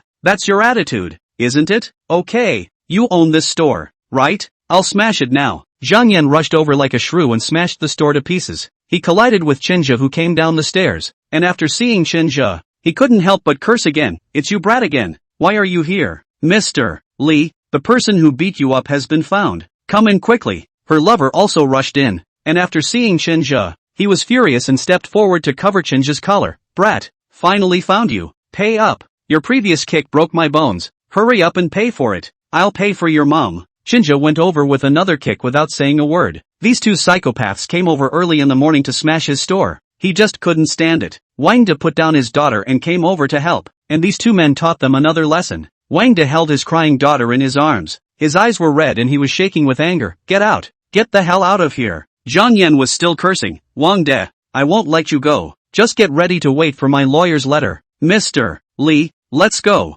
And that brat of yours. You brat, wait for me. I'll make you lose all your pants. The two men cursed and left. Wang De sat disheveled on the sofa, holding his crying daughter in his arms, and sighed heavily. I'm sorry, brother, I'm the one who got you into trouble. Chenja patted his shoulder. Brother, don't say that. It's not your fault. If they want to file a lawsuit, let's fight him. Are we still afraid of him? Alas, I just heard Zhang Yan say that the bastard called General Li, the head is not small. I heard that. I know a lot of people, and we are now, alas, to not brother you go it? Brother do not want to involve you again. What nonsense. Is brother someone who is afraid of being implicated? Don't worry, isn't it just the backstage? Brother will help you figure it out. You? Wang looked up at him with some disbelief. I'll go to Sister Hu. I'll beg her. Wang De's eyes lit up, but then dimmed. Can Sister Hu help us? How can we know if we don't try? Brother, don't be discouraged. You told me before, there's always a day of reckoning if you don't die. This hurdle, let's just take him over as brothers. This, don't think about it,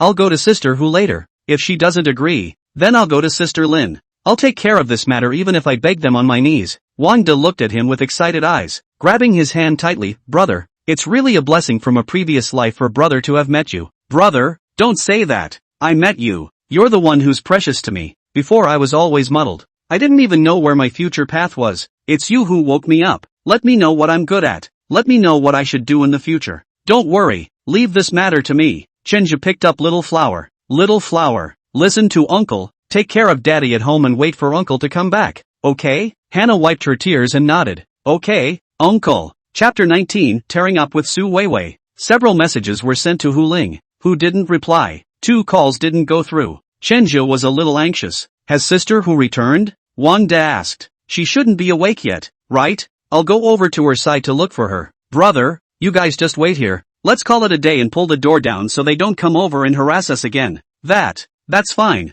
Brother, be careful. Yes. Chenja drove Wang De's cab right out the door. He arrived downstairs at the bar, but at this point, it was only 9 in the morning, and the bar wasn't even open. Chenja also did not know where Hu Ling lived, so he had to wait downstairs. Waited an hour, feeling that it wasn't an option. He looked at his cell phone and regretted a bit that he hadn't left Lin Meiyu's number. By now Lin Meiyu should be up. Maybe it would be okay if I called her, but there was no contact information for her. It's really a bit of a pain to ask for help. He felt like a headless fly right now. The latter suddenly thought of Lin Meiyu's residence, and he knew which neighborhood Lin Meiyu lived in. Thought about it, then drove on. Along the way he was also struggling with what to do if he ran into Lin Meiyu's husband. What if Lin Meiyu isn't home? Was it a wasted trip? Tangled up, he made his way to the neighborhood, where he couldn't get in without the owner's permission. Had to park and wait outside. That's when a familiar BMW drove up and parked next to him. A man got out of the BMW, come over and pound on his window. Chenja lowered the window and realized that it was actually Tian Dongxian. You brat! Said to compensate me for the money?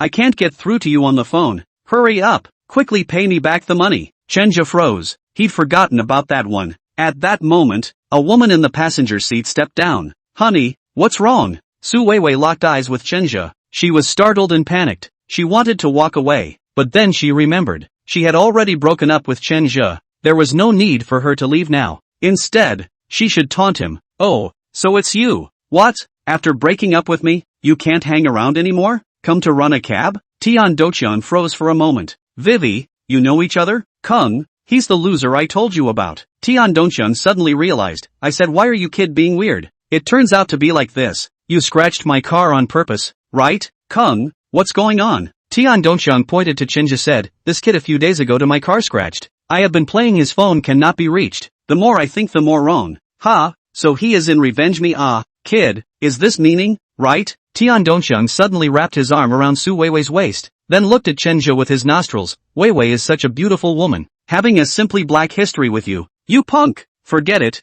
I'm a bit more atmospheric. You don't need to pay back that money. It's considered a subsidy for you. Ha! Chenja clenched his fists tightly, his eyes glaring fiercely at those two people, his nose twitching slightly, feeling like he was going to explode the next second. It can't be counted. Why should it count? He scratched your car, he has to pay for it. Su Weiwei called out at this time, sarcastically. He looked at Chenja. Let me tell you frankly, Kang and I hooked up a few months ago, and I've been cuckolding you and not letting you touch it. How's that? Isn't it hard? A few days ago, Chenja took the initiative to break up with her, and she had been holding that anger in her chest that she couldn't get out. It's not that she cares much about Chenja, but she feels that she is considered to be dumped by Chenja in this way. and she is not convinced that she is the one who says that she is also the one who dumps her if she wants to break up. What makes Chinja a beggar? Su Weiwei, I've spent quite a bit of money on you. I didn't expect you to be a woman with such a vicious heart. Vivian Su got angry. I'm vicious? Ha ha ha. You'd better stop talking. With your dimes, is that money?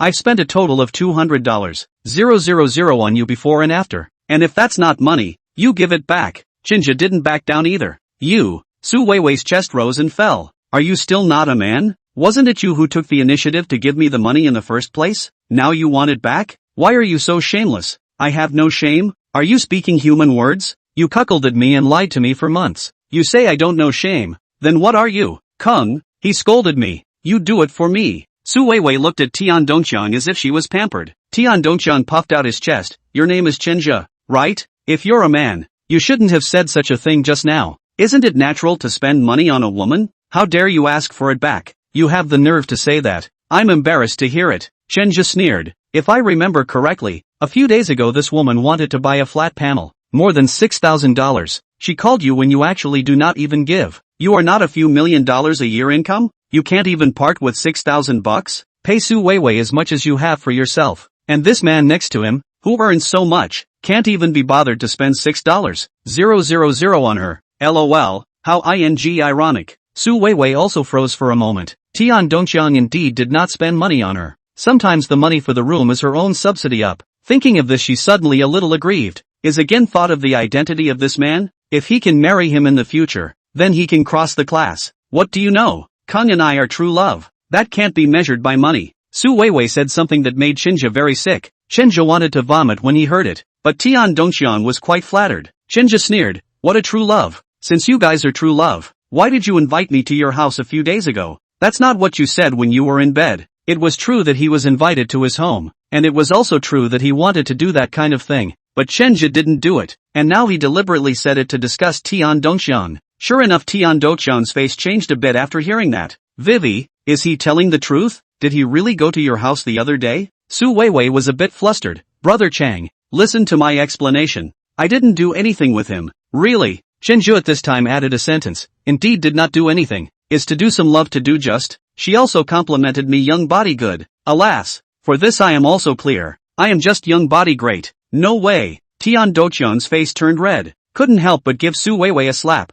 Bitch, how dare you green old me. The slap made Su Weiwei dizzy. She panicked and cried as she explained. No, Django. I haven't let him touch me since I got better. He's lying. Lying? I still have the recording here. Chinja put out the conversation he had with Su Weiwei a few days ago at this time. Then get your ass over here. Forget it, I'll give you one. Su Weiwei's voice, Tian Dongqiang could not be mistaken. His anger value soared. He originally thought that he had greened someone else, but now it seemed like someone else had greened him again. This feeling was like eating. It was very hard. Good for you. You like doing it with him so much, don't you? Get thee out of here. It's over between us. Tian Dongqiang grunted and was about to go back to his car. Su Weiwei hurriedly pulled him and kept begging for forgiveness. Brother Chang, I really didn't. I swear. I did say those words, but we really didn't do anything. I just lied to him. I swear I'm telling the truth. If there's a half a word of falsehood, my whole family will die. Such a vicious oath caused Tian Dongqiang to freeze for a moment. He hesitated. Seriously? Su Weiwei cried with pearly blossoms. Why don't you just believe me? You didn't spend any money on me to stay with you. If you just want an excuse to abandon me now, then just go away and leave me here alone and miserable. The two of them were there pulling and tugging. Chenja looked very disgusting. When he first looked at this woman, he had a filter and thought that she was the most beautiful woman in the world. But now, he realized how shallow he was at first. Talking to Vivian Su was practically his black history. Tian Dongqiang thought for a moment and coaxed Su Weiwei into the car again. The two drove right into the neighborhood. It doesn't take much to figure out what they're going to do later. At this time, Chenja suddenly thought of someone.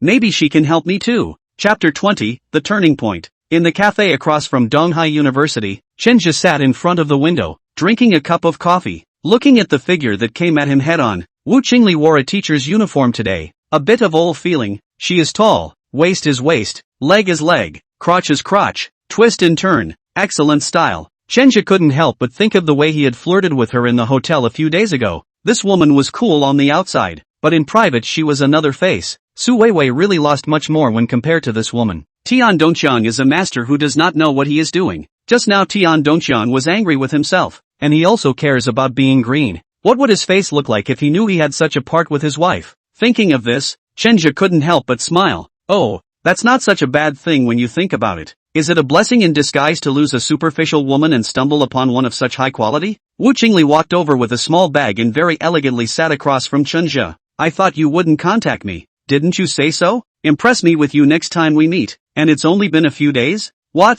Did you win the lottery now? Become a rich man? The sudden flirtation made Chenja a little embarrassed. This female professor's mouth is also less than forgiving. Ahem. Don't make fun of me. Called you over or something to tell you. So you say. There are two things. Just now I went to your house. I found Tian Dongqiang and Su Weiwei. I estimate that the two of them are now flipping your house. Hearing this, Wu Qingli's face changed and her brows furrowed. Stealing love actually dares to steal into the house. Tian Dongqiang, this asshole. Wu Qingli slammed the table hard. Chenja's eyebrows jumped a little. It seemed that Wu Qingli did not care about everything. At least this was something she cared about, and it was best to be able to increase her hatred for Tian Dongqiang. And? Wu Qingli asked, suppressing the anger in her heart. And there's a favor I'd like you to do for me. Chenja told us a little bit about himself. Wu Qingli hesitated, didn't say anything, and picked up her cell phone to make a call. He hung up a few minutes later. I've put you in touch with my classmate. He's a lawyer and very experienced in this area. You don't have to worry about that. Chenja was relieved to hear him say that. Thanks. No, if there's nothing else, I'll go first. Do you want to go home and catch adultery? Humph. I don't bother with this kind of thing. I have my own plans. How exactly? I won't tell you first. That's it. I'll contact you later if there's anything. Wu Qingli stood up and picked up her bag and left. Chenja looked at his departing back and breathed a sigh of relief, then looked at the phone number she had left behind. He called. The opposite party heard that he was introduced by Wu Qingli, and the person was very enthusiastic, and then began to analyze with him. When I got back to the store, I noticed that they had dented the sliding door a bit. Worried, Chenja went to call Wang De. It's okay, they just came over and made a scene again. I didn't open the door and then they left. That's good. Opening the door and going in, the two were again talking to the lawyer introduced by Wu Qingli, and the other party was very patient and hit the nail on the head with what he said. It made them feel hopeful. The stone that had been suppressed in his heart was finally loosened. In the afternoon, Chenja received a call from Hu Ling. You contacted me this morning for something? Sorry, Sister Hu. There was indeed something in the morning, but it's all settled now. Oh, it's good that it's settled. How about it? Have you thought about that suggestion I told you about earlier? Taking a deep breath, Chenja still refused. Hu Ling was a bit disappointed. This is a great opportunity for you, don't you think so? I know, Sister Hu, but I can't betray Brother Wang, so I can only decline your invitation. Oh, you're still young. It's hard to place too much importance on this kind of thing. If you want to be developed in the future, maybe, but I don't really want to be a backstabber. It's Brother Wang who found me the right direction. If I leave him like this, does Sister Hu think I can be trusted as a person? The opposite party hesitated. Let's put it this way. You ask him to come with you this evening and I'll talk to him. Don't worry. It's just a normal talk about cooperation. If he's willing then naturally it's best. If not, I respect you guys. That's fine. Thanks Sister Hu. Well, I'll hang up if there's nothing else. Hu Ling hung up the phone. 9 p.m. On the third floor of the bar, Hu Ling's office. Hu Ling took out a schedule. Why don't you guys take a look at it? I've had a brief plan made and you guys talk about what you think. Wang De and Chenja took a serious look at it, then looked at each other with some surprise. I've seen your store. According to the current mode of operation down, mixed mouth food is possible, but cannot make money. You face the customer is too low end. Consumption simply cannot get up in that location. No matter how luxurious you want to decorate is useless. The surrounding environment determines everything, and I have also inquired about the two of you have no contacts. Simply cannot pull what upscale people to come over to consume. Chenja and Wang De slightly lowered their heads, which the two of them certainly knew. Doing this kind of service industry, the first thing we need to do is accurate customers. Your current source of customers is nothing more than some of the lower consumption of drivers, and some just want a greedy cheap middle-aged and elderly people. There is no core competitiveness, coupled with so few employees in your store, plus Chenzhe is only 3 people, shaving off all the other costs of the expenses. You guys can split a month how much money? Wang De, who has carefully calculated the accounts, lowered his head. Not only did not make money, but also may work for nothing. This planning you have just seen. Your location to open the Chinese medicine physical therapy hall is not very useful. There is no high-grade neighborhood around. They live there is rarely enough attention to their own health. Change your Chinese medicine physical therapy hall into a foot massage store. Technician words, my side can help you to allocate some of the past. You there come and go so many working people. There are some long-distance drivers, plus some often on the night shift cab masters. This kind of people like to go to massage. The two nodded. Hu Ling was worthy of being the best in this industry, and what she said was spot on. At the beginning of next month, next to the side of a place may want to build construction sites, when the site will add some more customers. Those who work on the construction site especially like to go to the foot spa to spend money. In their words, the footpath is also the Tao. The technique is also the law. The so-called Taoist law is right, right? Wang De and Shenja smiled at each other in embarrassment. Of course it is. Chinese medicine physical therapy hall can't do it, but the foot spa can, and they are willing to spend money in this area. Wang De, there is no need for you to do the front desk. This image of you doesn't fit. If you agree, you take the shares, and leave the rest of the things to me to do it. Wang De nodded. Sister Hu, I'll do whatever you say. He also knows that he is not the material to do the front desk. Those customers who come to massage probably do not want to chat with him more than a few words after seeing him. The front desk must be beautiful to fit the positioning. As for Chinja, we have talked before. You will over my side to work, the salary on the I talked to you before that sum. As for that side or stay with your shares. So can it? Chenja's heart was broken with excitement after hearing this arrangement. With Hu Ling as their backstage, it was simply too stable to be true. Okay, Sister Hu, I'm with you. Hu Ling frowned. Watch what you say. Don't talk like that in the future. Chapter 21, Mysterious Private Room. Chenja's Nightmare. Hu Ling moves very fast. 2 weeks went by and it refreshed their original little store. They were originally a single storefront, and then Hu Ling waved her hand and directly made a whole double storefront, with the 2 floors above. Inside the decoration, there is a new form of KTV style, clean and tidy. The front desk on the first floor to do the most exaggerated, almost the style of the hotel, all using marble. Inside those compartments through the interruption, pave the way into a parlor, set up a few round tables, and get some fish pond, raise a few turtles, raise some fish. Fish pond inside there is still smoke coming out. A fortune tree was placed in the opposite corner, and it was quite a sight to behold with all its branches and foliage. The staircase leading to the second floor has also been adapted with a spiral design, replacing the old-fashioned staircase that was there before, and the guardrail has a carved handrail. The second floor is for customer service. The third floor was made into a billiard court, and the entire renovation is much higher grade. The sign outside has been changed. The original Chen's Traditional Chinese Medicine Physical Therapy Center was replaced with Fairview Heights Clubhouse. The name sells itself right off the bat. The service has changed. 168 packages are still retained. The 2 masters previously recruited did not open. Still Chinese medicine physiotherapy massage. This is to keep from losing some customers as much as possible. She's added a lot of items. There are several types of foot baths. Jelly foot bath 198. Tianxiang Mufu 268. National color foot bath 389. The day of the opening stunned Wang De and Chenja. There were 5 rows of foot bath ladies there in the plaza of their store, wearing very sexy wraparound skirts and shouting sell-out slogans as if they were working in skincare. Such a spectacular scene attracts many men who come and go. They were stopping down to stop and watch. At this time of the year, some of the young ladies will come up and hand out flyers. There were some who couldn't wipe their hands of the situation and took the flyer and left. After all, some of the wives are still around and don't dare look too intentional. Some of the more thick-skinned ones have already started walking in. The 2 Chinese physiotherapy teachers, too, were yelling at the door. In Hu Ling's words, these 2 old men were there to ease the embarrassment. Men are quite facetious sometimes. He wanted to get a foot massage from a young lady, but seeing all the beautiful women, he didn't dare to go in, especially these ones with low spending power. I'm afraid of being gossiped about if I go in there. These 2 old men are here to ease it all nicely. We're going in for the old man. Do it regular. She gave the man that reason. The day it opened, business was blowing up and those technicians couldn't keep their clocks lined up. Some men can't wait after they go in, so they have to be looking for those 2 teachers to press. The 2 old guys are also smiling. Man to death is a teenager. Used to work together are the same with them as the bad old man. Now it is not the same. Walk into the walkout next to the fragrance. Our watery sister. The 2 old men were all smiles and smiles. Wang decide, this is called doing business. I feel like we were just fooling around before. Chenjo also nodded. This kind of decoration isn't cheap, is it? I heard it's going to be more than $1 million.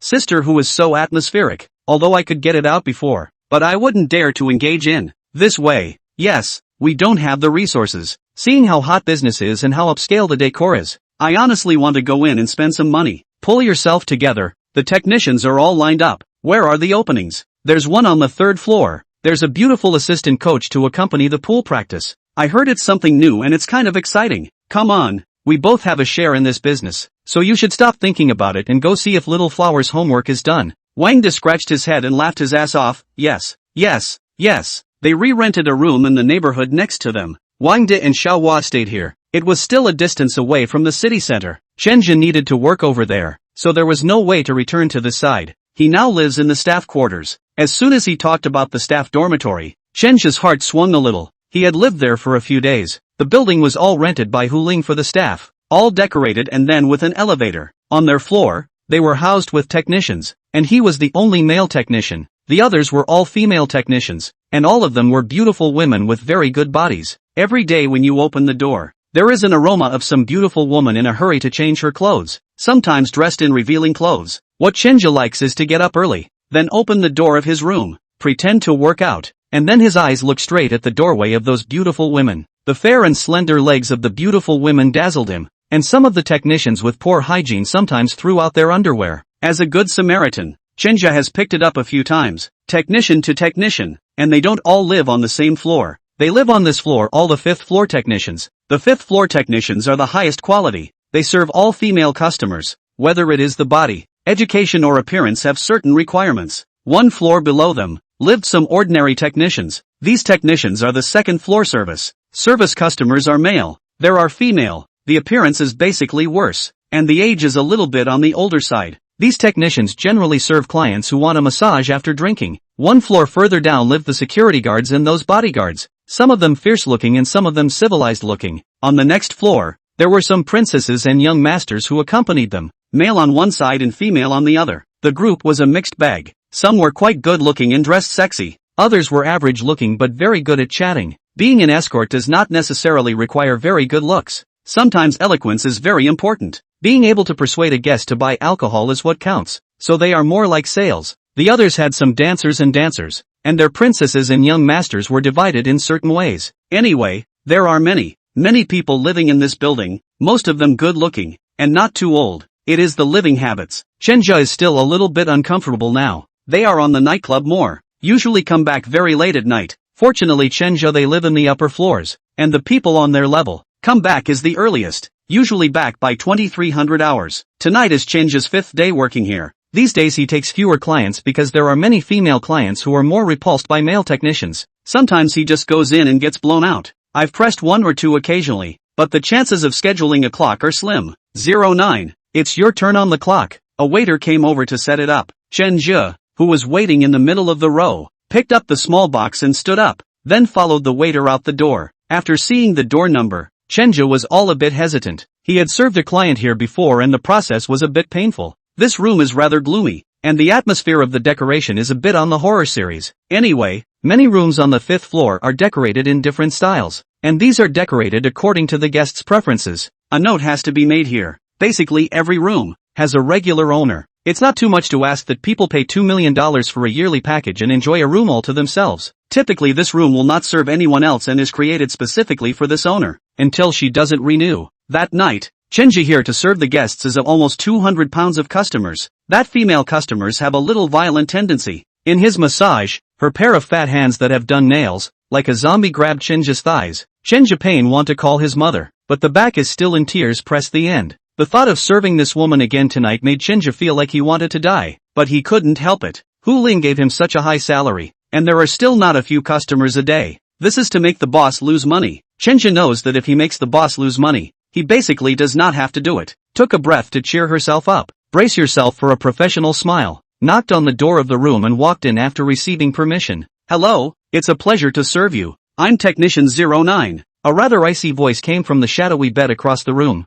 Male? Chapter 22, The Wicked Taste of a Beautiful Maiden. Chenja heard a hint of something different from within this cool voice. The previous client, because of his obese body, made all the muffled, more neutral sounds, but now this soft, cold feeling didn't seem right. The dimly lit room was suddenly illuminated. On the round bed in the center of the room, a beautiful young girl dressed in a dark lowly style outfit stood on the bed with her waist crossed, her eyes sizing up Chenja's body with an endless amount of disgust hidden in her eyes. Chenja froze, and the toolbox in his hand fell to the ground. The girl's stunning looks, her black and long hair, a black tutu similar to maid's lace, and a pair of stockings on each of her 2 beautiful legs, one black and one white. It also has a cute bow on the top of the thigh. The way she crossed her arms, she looked like one of those arrogant heroines from anime. The girl jumped down from the bed and stared at Chenja with unkind eyes. Who told you to come over? Chenja swallowed. It was the manager who told me to come over. Then get your manager over here. Then you get out. Oh, excuse me, guest, I'm on my way. Chenja was just about to walk out when that beautiful woman said again, I told you to get out. You have to follow the letter. Ah, Chenja was dumbfounded. You want me to roll? That's right, get the hell out of here. Rolling out is too humiliating. Chenja truly cannot do. This is too insulting, right? The technician's life is also life. Do I have to say it a second time? Chenja hesitated for a moment. Hu Ling's words, still ringing in his ears, meant that she had to obey her guests unconditionally. In order not to lose this high-paying job that pays $700, 000 to $800, 000 a year, for the sake of his share in that store still retained. Chenja gritted his teeth, then bent his knees and crouched down to hug himself into a ball, literally rolling out. The girl sneered and kicked Chenja as he was about to go out, which made him roll faster. As she rolled down the hallway, a flight technician happened to pass by and bumped right into her leg. Ouch! The female technician went straight down on top of him, shuddering. In this moment, Chenji enjoyed it for a second, but the next second the manager appeared above his head. Through this angle, Chenji saw clearly the unknown scene of the manageress. Why didn't the manageress react at once? Are you guys okay? After seeing Chenji's piggish expression, she immediately realized that she was naked. Another ouch and a few steps back. Somewhat shyly, he glared at Chenja, then walked into that booth. In the waiting area, Chenja was a little apprehensive inside, and he was a little afraid that he would be disciplined for all this. After all, he really cherished the job he had now. Waited about 20 minutes. The manager from earlier walked over, her face somewhat helpless. Chenja's heart thumped when he saw her expression. 09, come with me for a minute. Whoa, want to get the toolbox? No, not on the clock. There's something I want to talk to you about. Hearing her say this, Chenja's heart panicked even more. Under the watchful eyes of a few female co-workers next to him, he stood up with difficulty and followed the manager out. Soon came the manager's office. Sit down. The manageress pointed to the seat next to her. It's okay, May. I'll just stand. Sister May's name is Mei Xiaoting. She is about 30 years old this year, with a plump figure and a competent person. It's the manager who manages their floor of technicians. That is, his top boss. Mei Xiaoting smoked a cigarette, then sighed slightly. Seeing her in such a state, Chenja muttered in his heart. She's not going to find a reason to fire me, is she? If that's the case, what should I do? Should I go to Sister Hu? I can't afford to lose my job now. A smoke ring was exhaled. Mei Xiaoting said slowly, you were the one who passed that guest in room 06 just now, weren't you? Yes. Chenja nodded. Mei Xiaoting slowly rubbed out her cigarette. The guest just threw a fit and scolded me. Sorry, May, it's my problem. Mei Xiaoting laughed softly. The sin in this matter is not on you. It's on me. Ha! The guest of room 06, changed the owner. Today is the first day to come over. As soon as she came here she said she wanted to find the most special one. The most special one on our floor is you. After all, you're the only male. And the people in room 06 generally have heavier tastes. I thought that arranging for you to go over there should be fine. But I didn't expect that it would turn out to be like this. So it's okay now? Mei Xiaoting shook her head. Something's wrong. The guests are very dissatisfied with us. You have to know that the purpose of our service is to make our guests absolutely satisfied. Dissatisfaction doesn't exist in our place. Do you understand? I get it. It's because he understands. That's why he rolled out just now instead of walking out. Fortunately this matter is not without room for redemption. But you may be asked to make a little sacrifice. I wonder if you're willing to do that. As soon as he heard that there was still room for redemption, Chenja said with conviction, I'll do whatever you want as long as you don't fire me. Room 06. In the dim light, the corners of Chenja's mouth twitched as he looked at the little pink dress in front of him, and at this moment he thought of death. What's the difference between having a big man wearing this kind of service and social death? How can the world be so cruel? Mei Xiaoting, who was dressed next to him, patted him on the shoulder, which was a comfort. After Chenja turned around and looked at what she was wearing, he almost sprayed. Mei Xiaoting was even worse than him. She was dressed up as a very shameful kitten look. The color scheme was still that most cartoonish color scheme, pink with green, so childish that it made people want to cry. Letting a 30-year-old mature woman act like this, Chenja suddenly felt like he was good enough. He could already see tears in Mei Xiaoting's eyes. For the guests, don't laugh at me. The more she tried to make herself serious, the more Chenja wanted to laugh. He just couldn't help it. Ha ha ha. Mei Xiaoting rushed up to cover his mouth. If you laugh again, I'll set you up with one of those fat ladies. Oh no. Heavyweight clients. Chenja immediately shut up. This threat is too effective. Even though the heart still wanted to laugh, the face couldn't smile now. Gritting her teeth, she went into her room and changed into a little dress. The two men came out and stood respectfully in the room. That beautiful young girl in the dark lowly costume was leisurely looking at the two with her legs crossed. The corners of her mouth curled into a slight smile, revealing a cute little tiger tooth. Ha ha, ha ha ha, SpongeBob and Patrick. Chenja's brain twitched. What the hell is she looking at? She could have said a cat and mouse if she hadn't. After all, May is wearing a kitten costume. What the hell is SpongeBob and Patrick? Chapter 23, Lin Mayu's Trouble. The beautiful girl drew a small stick from somewhere and, like a conductor, began to command. You, lie down on the bed and you go over and massage her. This is not good, is it? Chenja said, and Mei Xiaoting, who was next to him, kicked him. Then go over and get down yourself. Chenja had to walk over. She wore all the furry doll clothes. Lying on the bed are not good to get down. He went up to his hand and pretended to squeeze it a few times, but this guest was upset, took a stick and poked it. Hey, didn't you eat? Is this how you serve your guests? I can't help it. The general guests don't wear this kind of clothes.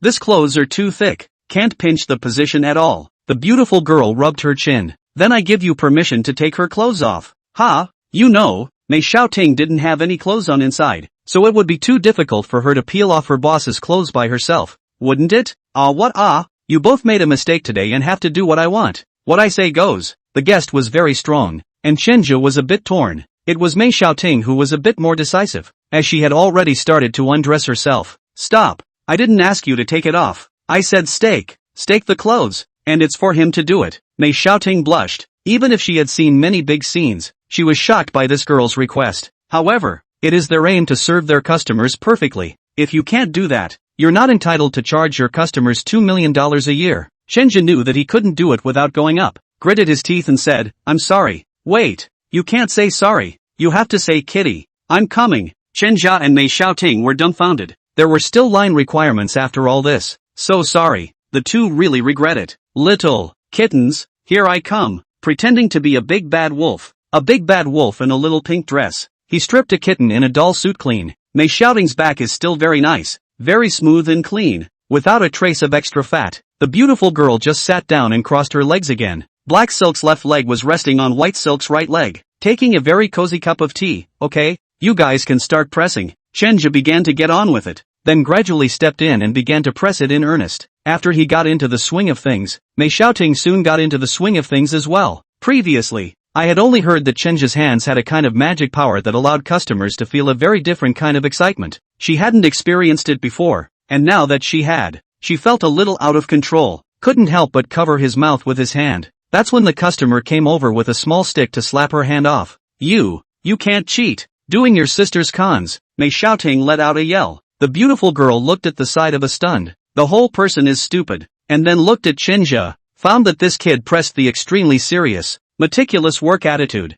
as if quite handsome, is how his body clothing is not handsome. The beautiful girl couldn't help but smile at the thought that this was her own handiwork. Ha ha ha ha ha ha ha ha ha. Exhausted, the two men emerged from inside the 06 booth. All changed their clothes as well. 09. You remember, this matter must not be mentioned to anyone, or else my old lady will kill you. Blaring viciously at Chenja, Mei Xiaoting walked away somewhat unsteadily on her legs. Chenja swallowed as he looked at her departing back. Just now that time, he pressed too mesmerized, couldn't help but use his whole body's power. After learning for more than 10 years, his kung fu was all there. Head spinning back to the waiting room. There were no more other guests tonight, and the owners of those rooms were calling their familiar technicians. He was not favored as a newcomer. Cell phones were not allowed inside the waiting area, and he sat there like a log the entire time watching those co-workers go back and forth. No bell on, no tip, and no tip income is much less. Chenja suddenly wanted to go to the clock so badly, but there was no way. Before his loyal customer Lin Meiyu did not come for some days, he had the feeling of being abandoned by others.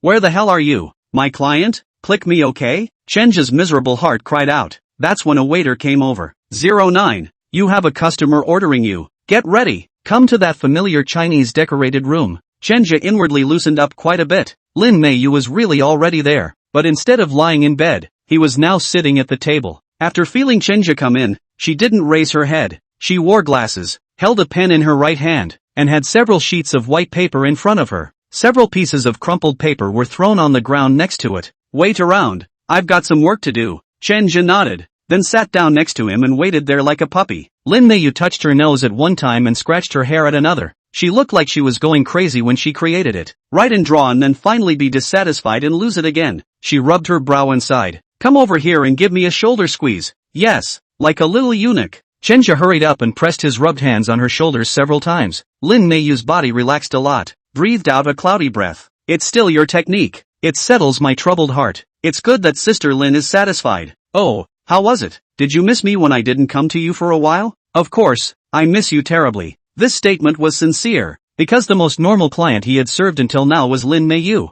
Everyone else is more or less eccentric, like in room 06. First it was a fat lady, now it's a perverted beauty queen. It's all so hard to fix. Oh, I don't know if what you're saying is true or not, but never mind. I'll listen to it as if it's true. She patted Chenja's hand. Alright, go ahead and wait. I have to work for a little while longer. It's really annoying nah. No matter how I draw, I'm not satisfied. Guests are appropriately whiny, and this is a good time to pick up a few words. That's what the master who trained him in the first place said. Sister Lin, what's bothering you?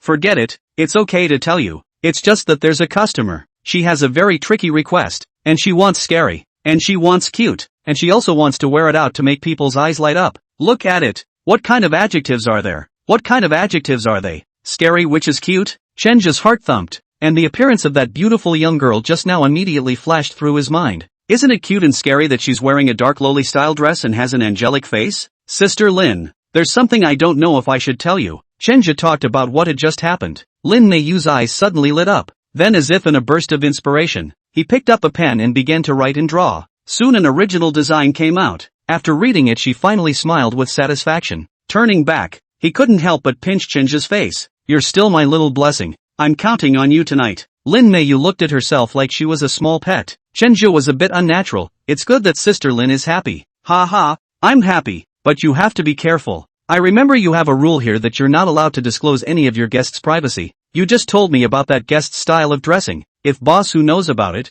you kid will be in deep. Chenja was shocked in his heart. Cold sweat came down. Yes, that's the most important point. How could he have forgotten that just now? Lin Meiyu laughed. Don't worry La, I won't tell her. But in the future you should also remember. Don't one day you tell all my privacy to someone from the outside. Chenja shook his head in panic. No, it won't. I swear. Chapter 24, Talking to Lin Meiyu. After completing the design draft, Lin Meiyu was in a pleasant mood. I'll skip the massage tonight. Why don't you stay with me and talk? Come to the massage club, not massage. Come here to chat? I have to say rich people's money is really burning a hole in their pocket. But you don't have to put in the work to get the money. Chenja was quite willing. Lin Meiyu got up and poured a glass of red wine, then sat down on the sofa, her legs slightly curled in a very elegant manner. Chenja, how old are you? 24. Chenja answered truthfully. 24. Rabbit or dragon? That one. The dragon. Wow, the current year is a bad one, isn't it? As soon as that was said, Chenja broke his defenses a bit. Yeah,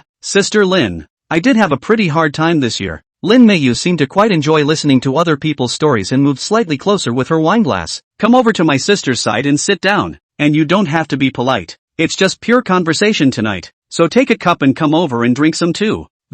We don't allow alcohol during business hours. It's okay, I'll just not complain about you. That line. Chenja also poured himself a glass of red wine and sat next to Lin Meiyu. Lin Meiyu very naturally leaned on his shoulder. Chenja's hand shook a little. Ever since he knew that Lin Meiyu's background was so prominent, he was a little afraid to approach Lin Meiyu. Tell me how it's not going well? Chenja let out a bitter laugh. Is sister trying to make fun of my disobedience? Lin Meiyu suddenly pouted a bit, her expression a bit pouty. Is that what you think of me? No, it's just, I don't know if my sister would like to hear it. I'm willing to listen if you say so. I'm ashamed to say it. My girlfriend who I've been talking about for years greenlighted me a few months ago. The point is that I only found out about it in the recent past, and because I came over to look for her, I stayed in East China Sea. Lin Meiyu listened attentively and did not make any sentiments for the time being. She slightly propped up her chin with that expression like she was encouraging Chenja to speak on. Chenja took a sip of wine. I gave her all the money I earned in the first place to spend, but even so, she still looked down on me.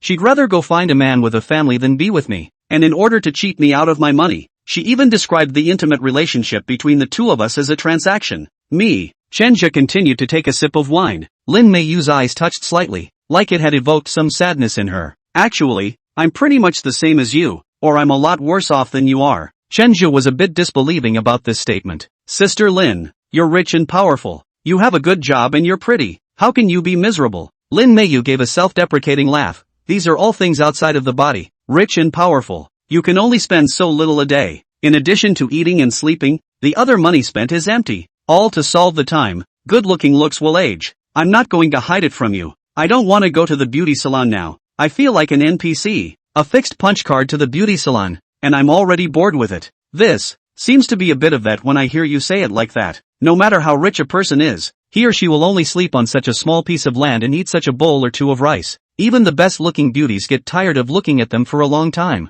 Even the most interesting life can get boring when you get used to it. It's nothing more than an empty mind. Chenja stoutly asked with the guts of alcohol, is Sister Lin not in a good relationship with Big Brother? In his opinion, the reason why a woman would feel empty and lonely and would find life uninteresting, the probability is that she has no one to love and no one to talk to. Lin Meiyu looked at Chenja and smiled slightly. The feelings between him and I are very complicated. We both know each other from the university. We used to have a good relationship. Can be considered a model couple? Not long after graduation, we also go with the flow. Got married. After we got married we were busy with our own business. Each in their own fields. So busy. We missed the best age to have a child. Chenja listened quietly. If a person says she wants to hear your story, odds are she wants to confide in her own story. When we were young we didn't care if we had children or not, because we felt that work was the most important, even if sometimes both parents were urging, but they all blocked it back. Unknowingly, 38, although I can still have more children at my age, but I no longer have the heart to bring it up, so I told him I wanted to dink. So, what did that big brother say? Chenja asked. He had that in mind at first, but it changed later. He had a woman out there, a recent college graduate, and that college student carried a child for him and just had it last month. Chenja was taken aback. Lin Meiyu said this matter so lightly, but was she really so relaxed in her heart? The couple had shared their joys and sorrows for more than 10 years, and had promised that they would grow old together, but now one of them had quit in the middle of the day, and was out on his own, starting his own little family, abandoned the other one on this path. Sister Lin, Lin Meiyu huffed, then shrugged, it's fine,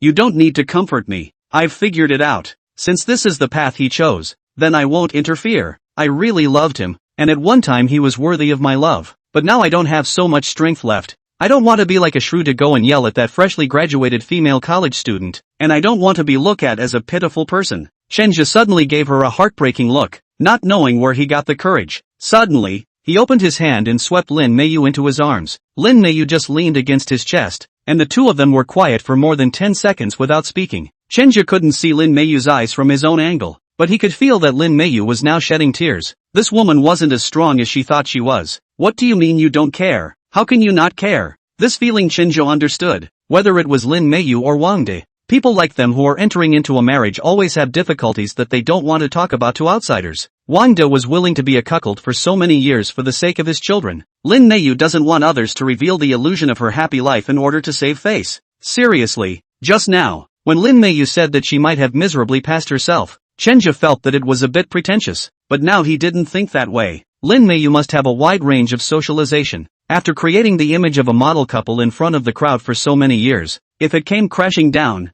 that kind of public pressure would be enough to crush her. She didn't even dare to confide in anyone but a stranger like him, such an insignificant person. The two of them hugged for a few minutes, and to their surprise, Lin Meiyu passed out steady breathing. She's asleep. Chenja carried her onto the bed, then gently covered her with the quilt, turned off the light, and prepared to leave. Just as he walked to the door, Lin Meiyu's voice came from behind him. Thank you. You're a good person. Chenja smiled to himself before closing the door. Chapter 25, That Little Devil is at it again. Lin Meiyu left in the middle of the night. The next day at work, Mei Xiaoting told Chenja something. Sister Lin left you a tip of $200,000. One sentence almost made Chenja's legs go a little weak. 200,000? Sister Mei, are you kidding me? Mei Xiaoting picked up the pen and turned it around and laughed. It is indeed 200,000. You're quite a kid. Sister Lin is very happy with you. This should be the most tips we've gotten since we opened. Our tips here are like this. You have to come up with 20% to confiscate them, and these confiscated tips will be shared equally amongst the other sisters. This is okay, right?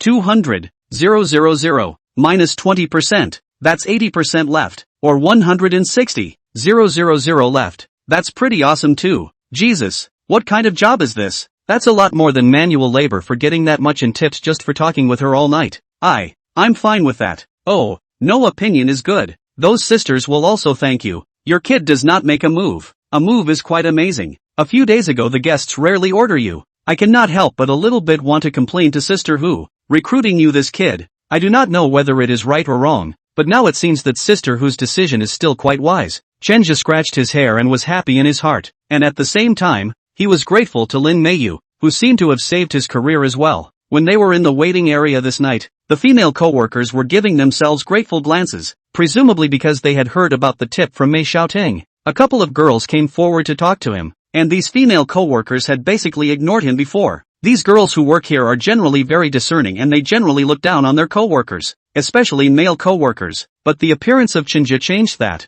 You can get $200,000 in tips at a time. Who can compare? Not here. That's why Chenja received respectful gazes from them, and a few of them even wanted to take a lesson from Chenja, trying to set up how he actually serves his customers. Chenja perfunctorily said a few sentences. He could see that these girls were more utilitarian and were not very willing to communicate. That night, one by one, those female co-workers clocked in. It's still just Chenja. Just when he thought it was Air Force night, the waiter came over to call him. 09, go to room 06. What?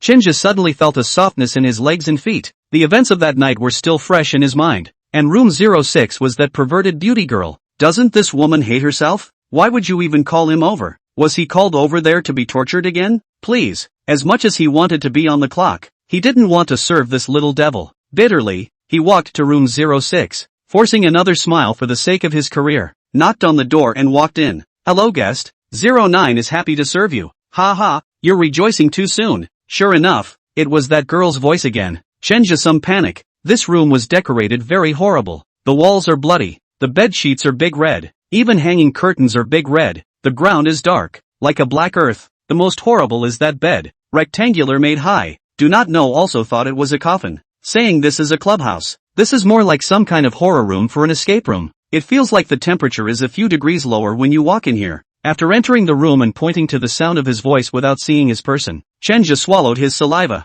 Guest, are you there? Don't call me a guest. Call me Lord Queen. A voice came from an unknown direction, and was purposely pitched in a horrifying tone that was a bit unnerving. Chenja really didn't want to play this childish game with her, but for the sake of earning money, he could only call out stiffly, Lord Queen. Hey, good. You go into the bathroom now. There's a suit in there. You change into it.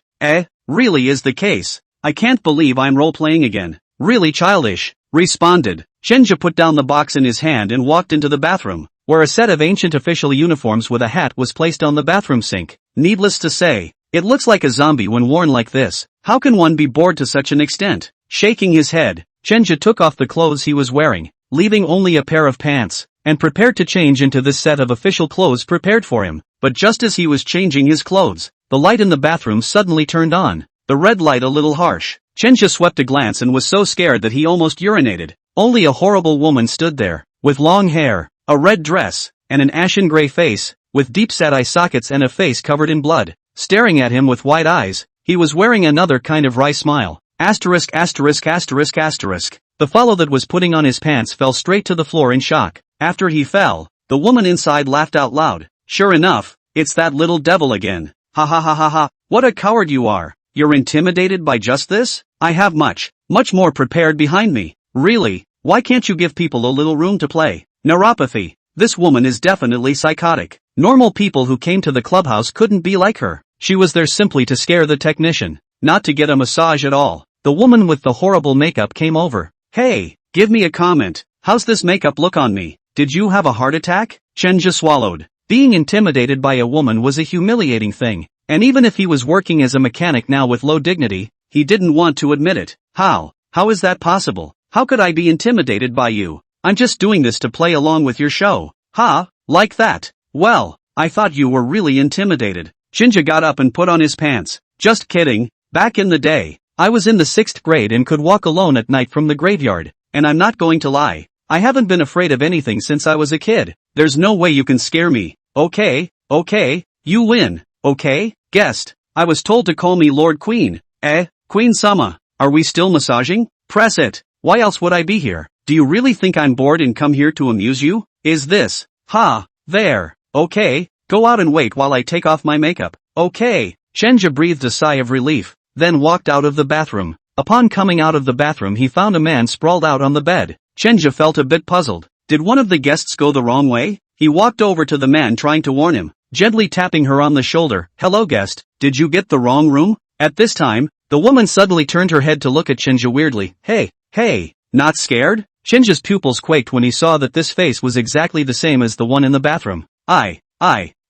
Ghost. Chenja ran out the door in a panic, even forgetting to take his suitcase. Chapter 26 enters room 06 once more. Mei Xiaoting is reprimanding a female employee. Seeing Chenja running in a panic with no image at all, she frowned. Why are you so fussy? We're an image-conscious place here. If the other guests see you like this, how can we still do business if word gets out? Chenja swallowed, feeling his throat a little hoarse. Mei sister, come over here for a second. I have something to tell you. Can't we say it here? The female coworker that Chenja looked at. Sister Mei, you'd better come over. This thing, I can only say to you, it's haunted. If word got out, business would certainly not be viable. Chenja didn't want to affect whose business. Seeing him flustered, Mei Xiaoting sidetracked the female employee and then brought Chenja into the office. As soon as he entered the office, Chenja sipped his tea vigorously. Seeing him in this sorry state, Mei Xiaoting was a bit speechless. What's the matter panicking like this? Can you say it now? Chenja took a deep breath. Sister Mei, don't be afraid when I tell you about this. Mei Xiaoting hugged her arms and let out a laugh.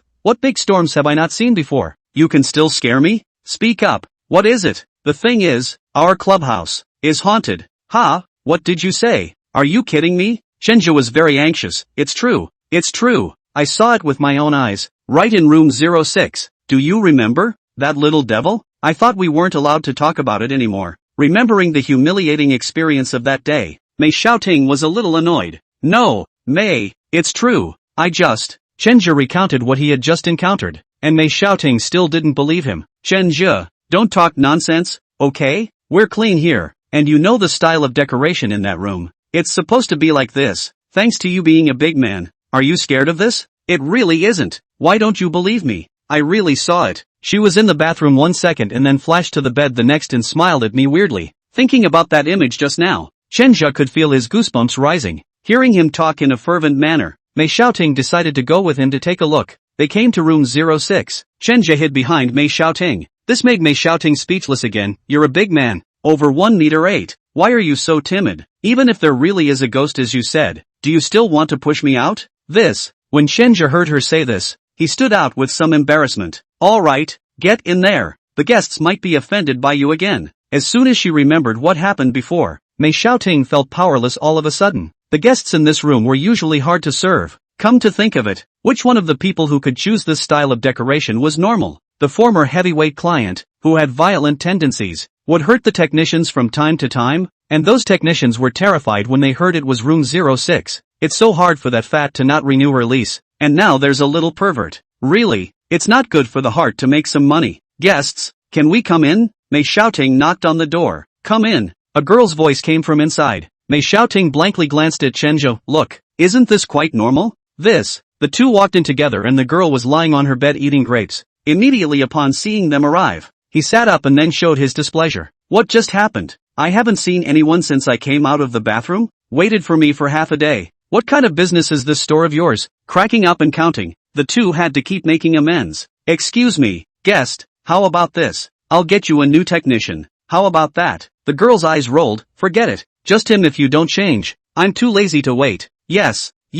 Mei Xiaoting pushed Chenja up. Chenja saw that this girl's stunningly beautiful face had shed all that horrible makeup. He let out a small sigh of relief, his eyes looking around for fear that something might suddenly come out of nowhere. Guest, if there's nothing else, I'll retire first, Mei Xiaoting said. The girl waved her hand. Let's go. After Mei Xiaoting closed the door, Chenja's heart suddenly trembled. The girl gave a wry smile at this point. What happened to you just now? How come you weren't there when I just came out? Guest, call me what? Queen-sama, have you really been in the bathroom just now, or what? Did you see me come out? I didn't see it. Wouldn't that be nice? Forget it, I'm too lazy to talk to you. Just press it for me. The girl, still finished, flopped down. Chenja took a deep breath. Maybe I'm just seeing things. Putting his hand on the girl's shoulder, he began to press it. I have to say that you kids still have 2 brushes. Press quite comfortable well. No wonder there is a character like you here. Oh, guest, Queen-sama overpraised. Just begging for food. Why do I get the feeling you're a little scared of me? Do I look scary? No, I'm not afraid of you. Ha, so you're saying I wasn't horrible just now? When you say I'm not scary, you don't approve of the makeup I just wore, so you're saying I'm faking it? Chenja was speechless. What the hell was she supposed to say to satisfy this girl? Why is she so unreasonable? Chenja listened to her blah blah blah for a few sentences, all of which could only be met with caution. Afraid of being taunted by this girl if she said one wrong thing. Your hands are sweaty. Go wash your hands, the girl said suddenly. Ha? Washing your hands? Or what? Are you going to touch my body with your sweaty hands? I don't want that. Well then, Chenja walked into the bathroom with some apprehension, and as soon as he entered the bathroom he turned on the light and looked at it, and he was relieved that there was nothing in it. Washed my hands. Looking at himself inside the mirror, he sighed. It's like being scared out of my mind by this woman. This job is really easy to say and especially hard to say. After washing his hands and coming out, the guest was still sprawled out on the bed. He walked over and asked gently, "More presses, my queen?" Aha! After getting a response, he put his hand on the girl's shoulder again. Another 5 minutes of pressing. Suddenly, Chenja's heart sank as he felt his ankles being grabbed. Dumbfounded, he lowered his head and then saw something very horrible. A pale hand, grasping his foot, with nails left unusually long and red. Help! Once again, Chenja ran out without a care in the world. After seeing him go out, the girl under the bed crawled out, and she actually looked exactly like the one on the bed. Two girls wearing the same clothes, one with makeup and one without. Both covered their stomachs and laughed. Stupid.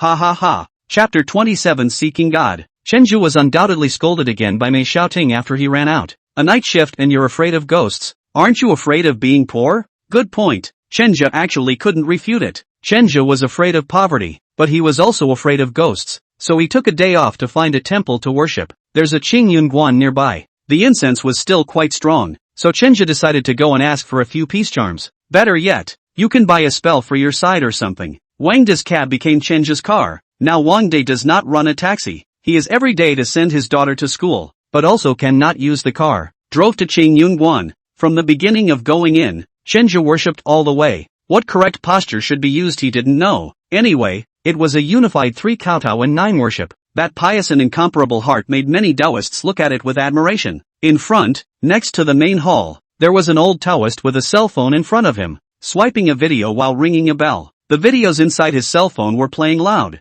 All of them were videos of beautiful women dancing, sexy rubbing and such. Chenja, who was kneeling on the side, froze. He begged for a sign and approached the old Taoist with some trepidation. Taoist master, please help me see. I have asked for a lower sign. Does it mean I have bad luck? Do I need to do something? The old Taoist gave him a look, then picked up the signing box on the side. You try again.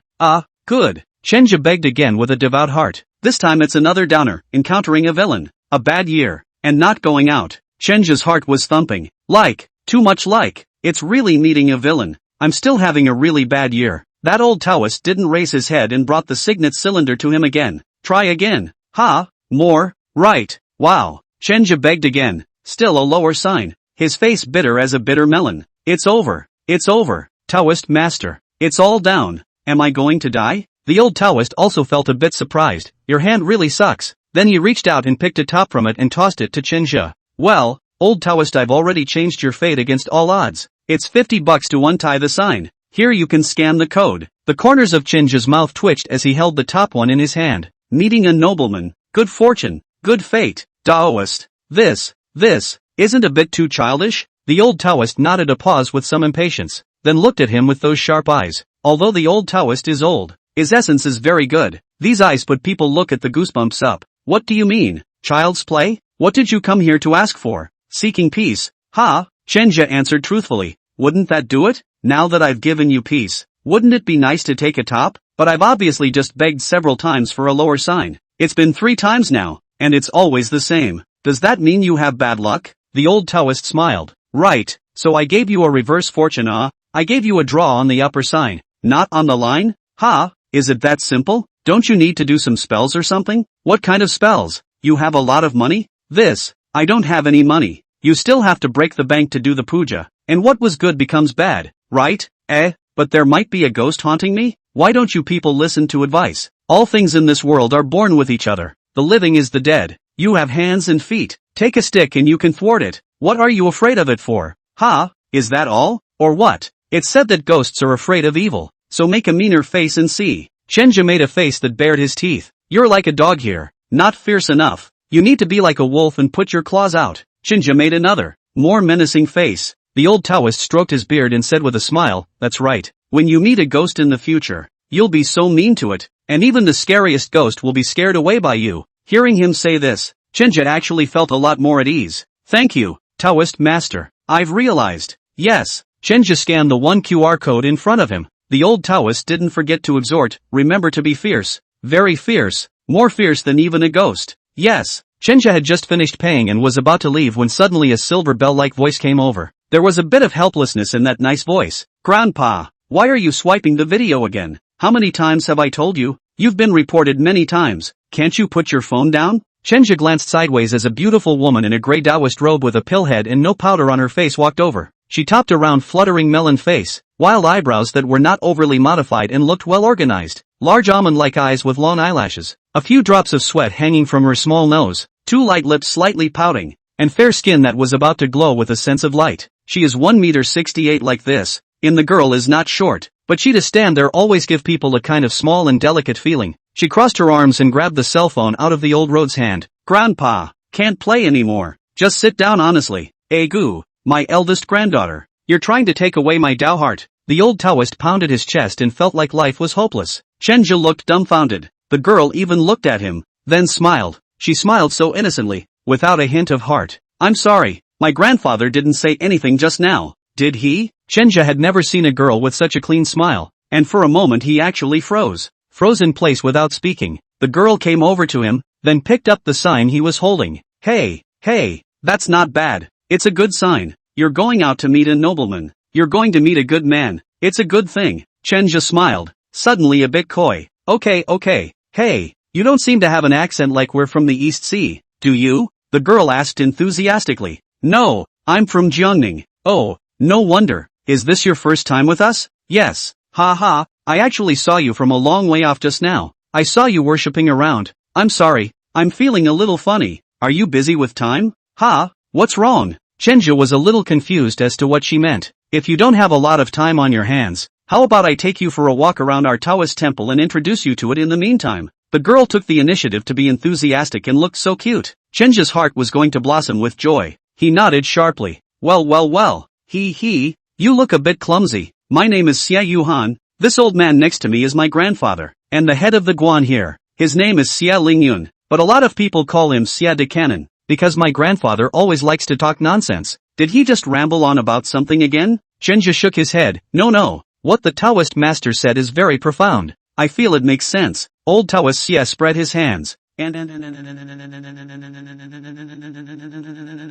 What did I say? I told you that swiping the video doesn't affect my work. It rather increases my inspiration. Xiao Yu, please return the phone to Grandpa. It's Grandpa's life. Grandpa, you can't play anymore. You've gotten complaints so many times. They love how to complain. My Tao is what I want to do. This is called the Tao law of nature. Nature from the heart. You are still small. You do not understand. You always have a bunch of crooked reasoning. I can't say it. Anyway, I'll take this cell phone for today. If you want to play with it, let's talk about it some other time. After Xia Yuhan finished speaking, she pulled Chenja and ran away. He even turned around and stuck his tongue out at his grandfather as he ran off. Being grasped by this soft and slightly cool little hand, Chenja suddenly felt excited inside. It's over. I'm adored by her. Chapter 28. Are you going to be my devotee? Xia Yuhan very seriously introduced Chenja to the various etiquettes of their Taoist temple as well as the worshipping method of each god. She was very lively and enthusiastic and had that lovely smile on her face all the time. My grandfather always said, seekers better than self. These idols are just pieces of clay. As long as a person's heart has not become bad, not too extreme, will always rely on their own to unlock everything. His remarks will sometimes be ostracized by some of his peers, saying that my grandfather is crazy. But my grandfather is an old boy. He does not care about these. What he likes to do what he does. At the beginning, everyone thought that our Taoist temple will therefore incense decline. But did not expect to come to our Taoist temple more and more people at first. Everyone thought that our Taoist temple would decline because of this. But I didn't expect that more and more people would come to our Taoist temple. Chenja smiled. The old man is quite interesting, and what he says is really philosophical. You're all affected by him. aren't you? Ha ha, for one thing, I like his attitude towards life. Xia Yuhan stopped and crossed her arms to look at him. Chenja touched his face. Is there something dirty on my face? No, you're one of the few people who can identify with my grandfather. I find that a bit surprising. Ha ha, actually I think it. The reason why there are so many people in your Taoist temple is probably because a lot of people identify with your grandfather. Normally everyone lives a stressful life and always hides a lot of things in their hearts. Over time, people become depressed and always want to seek a comfort. Xia Yuhan nodded, makes sense. Wow. By the way, you haven't told me what your name is yet? Oh, sorry, I forgot to introduce myself. Called Chen Zhe, Ir East Chen, philosophy of Zhe. Chen Zhe, good name. It sounds philosophical at first. Ha, is it? What's the explanation? There's no explanation. I'm just coaxing you. Ha ha ha ha. The girl smiled a special smile. Chen Zhe was also infected by her smile. This girl was like a bundle of joy. When he saw her, he couldn't help but smile along with her. By the way, Taoist Master Xiao Xie, I see that you should be studying at your age. How come you're in a Taoist temple? Don't need to call me Xiao Xie Taoist, just call me Xiao Yu. That's what they call me. I grew up with my grandpa. My grandpa said I wasn't a study material. Let me follow him to learn Taoism. When I was small I didn't believe it. And then I took 2 zero ducks to come back, ha ha ha. After I came back, I'm honest. But later on when I was a little bit older, I realized that it was my grandpa's ghost. I was in the 4th grade. And then this old man let the teacher give me 2 high school papers for me. The corner of Chen Zhe's mouth twitched, remembering the appearance of that old Taoist just now. Not to mention, this old man is probably really capable of doing this kind of thing. That is quite a pity. Will you regret it? There's nothing to regret. My grandfather said that people have a fixed path to follow in their lives. He said that I was suited for this path. It's better to leave later than earlier. Life is a journey. I just didn't take the same ride as everyone else. But that doesn't mean I didn't set out either. Xia Yuhan's small age, actually able to understand life so thoroughly. Chen Zhe somewhat slightly froze. He looks back on 24 years of his life. From a young age with the family to learn traditional Chinese medicine massage,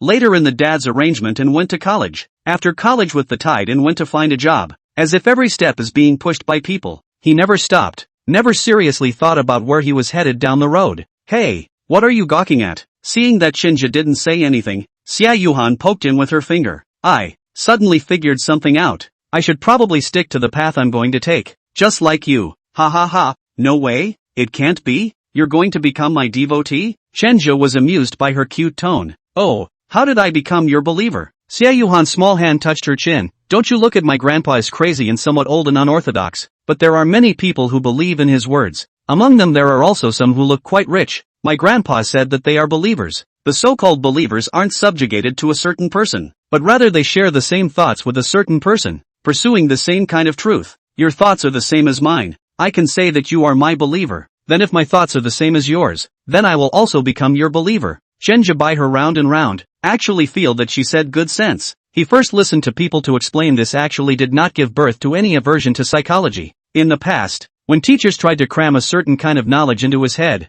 he would always develop a sense of resistance. The boss tries to impose his ideas on himself, and Chen Zhe gets a sense of resistance. But in the face of these words from Xia Yuhan just now, he was actually very agreeable. Everyone has a different path to follow. Everyone's mind is very different, but there is always a part of them that is the same. For example, if you are going to the East China Sea and you get on a bus to the East China Sea, the people on this bus have the same destination as you. They'll get off at Tokai just like you. You won't think anything of it. Ideas are a hard thing to pin down, and one category would be categorized as beliefs. Belief in one thing or another naturally makes one receptive to ideas and suggestions from those who also believe in him. The old Taoist said to follow the law of nature and to do as one pleases. He really did it. People who think like him want to be like him, and some who just can't do it worship him. Take away. Turns out life is as simple as that. Find like-minded people and do what you want to do with your life. Isn't that what life is all about? He wants to be rich and successful, but those two goals are too generalized. There are too many people on this road. Ask anyone on the street and he'll say he wants to be rich.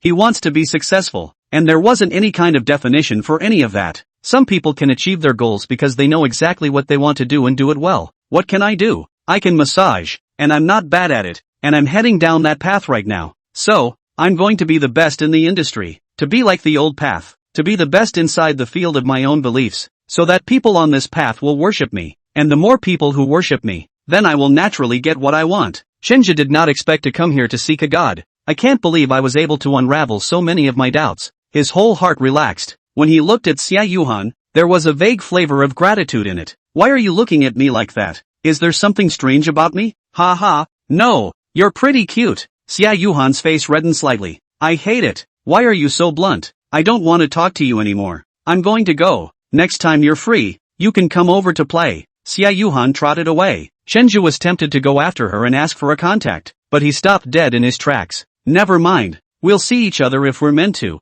Figuring this out, Chenja turned his head and descended the mountain, this time with a firm gaze, finally certain that he wasn't as simple as shouting slogans. If you're going to do it, you're going to do it right. Chapter 29, Nobleman? Before I went back, I bought a bunch of TCM physical therapy books and psychological books to study. To do a good job of a certain thing, must have enough research on this field, have research to have the right to speak, cannot just rely on their own before that a little bit of handicraft to make a living. This belongs to chance. Encounter Lin Meiyu such a good customer is not simple. He cannot guarantee that he encountered the next customer also with Lin Meiyu as good to him. If you want it all, then you have to put in the work. No one showed up for room 06 in the evening. Instead, room 08 ordered him. Chenja prepared himself, grabbed his toolbox and walked in. Hello guest, 09, pleased to be of service. This room is decorated in a somewhat European medieval style, and the guests in the room, with mediocre looks, but a very sophisticated style of dress, with no brand name on their clothes, but they look very textured.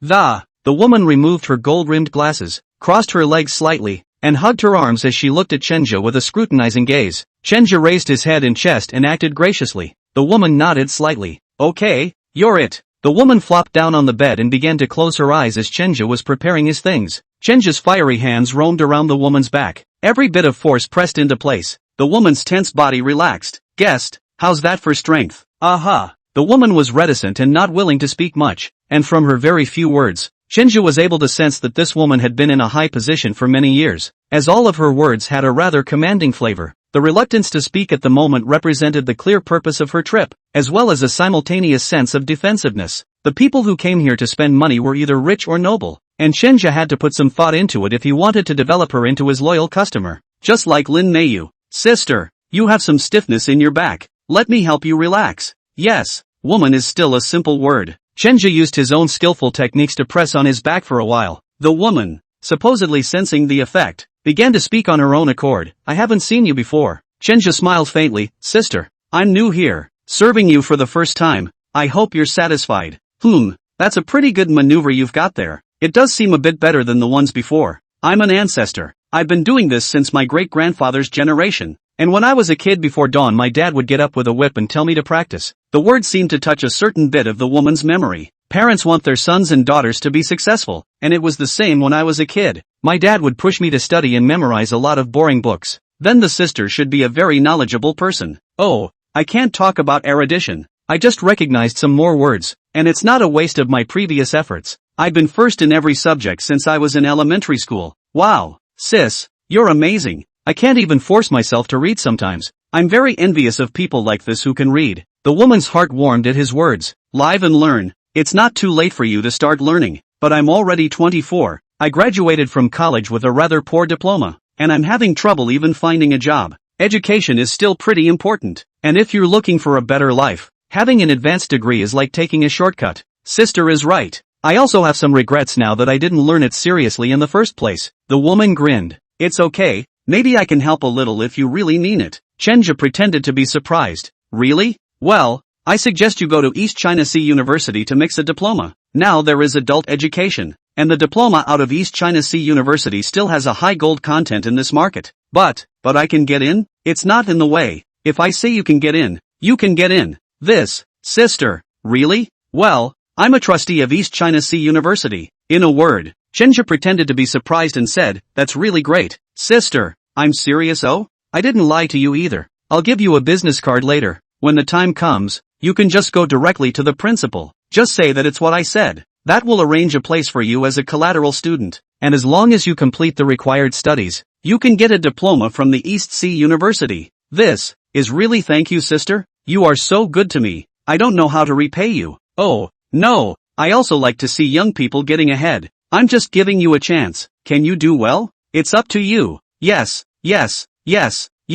sister says. After the massage, the woman did give a card of hers. Luo Guifeng, chairman of the Long River Group, holding this hot gold business card in his hand. Chenja froze for a few seconds. Long River Group's main business is air conditioning, and they sell their air conditioners all over the country and even around the world, and are a Fortune 500 listed company. The name Luo Guifeng, directly searched on the internet, can come up with a lot of news about her. She has only one label: strong woman. Life history: after graduating from college, and then studied abroad for a few years, came back to take over a factory that was about to close down, and then rely on her Iron Lady's wrist, step by step to achieve the current national air conditioning sales of the third. The family relationship: divorced from her ex-husband, raised a daughter. The daughter's name and appearance was not announced to the outside world. The individual's current assets of about 42.5 billion or so. This woman was too powerful. Chenja did not expect to actually be able to get her business card. Chenja does not have too many requirements for education,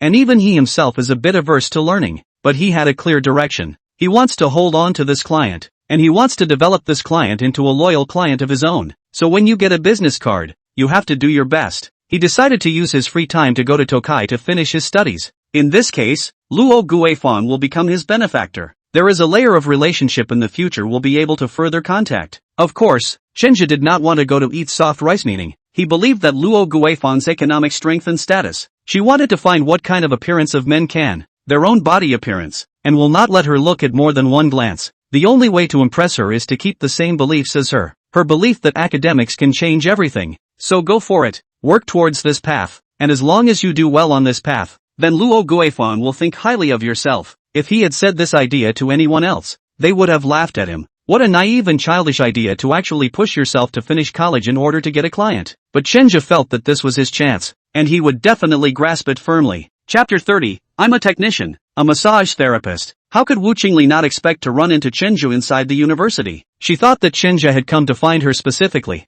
Carefully, he pulled him aside. What are you doing here? Come and read. Ha? Reading a book? Didn't you graduate? I want to get a good diploma. Just you? Yeah, just me. No? Wu Qingli looked at him with some doubt. Do you really think it's as simple as mixing a diploma here? Everyone can do simple things. You have to do a little bit of difficult things to get by, and I have faith in myself. Wu Qingli slightly shook her head. Then do whatever you want, but you have to remember that you're not allowed to mention my business at school. Don't worry about that. We've never known each other. This answer made Wu Qingli feel quite satisfied. That's good. What's your major? Philosophy. Ha? Philosophy? Wu Qingli acted very surprised. Generally speaking, people would not go for philosophy as a major. After all, it was too cold. Aren't you trying to get a better job by changing your degree? You think you can get a better job studying philosophy? Who told you I was looking for a better job? I'm doing it to find a better version of myself. No? Wu Qingli laughed and shook her head. Young is young. There are many things you haven't figured out.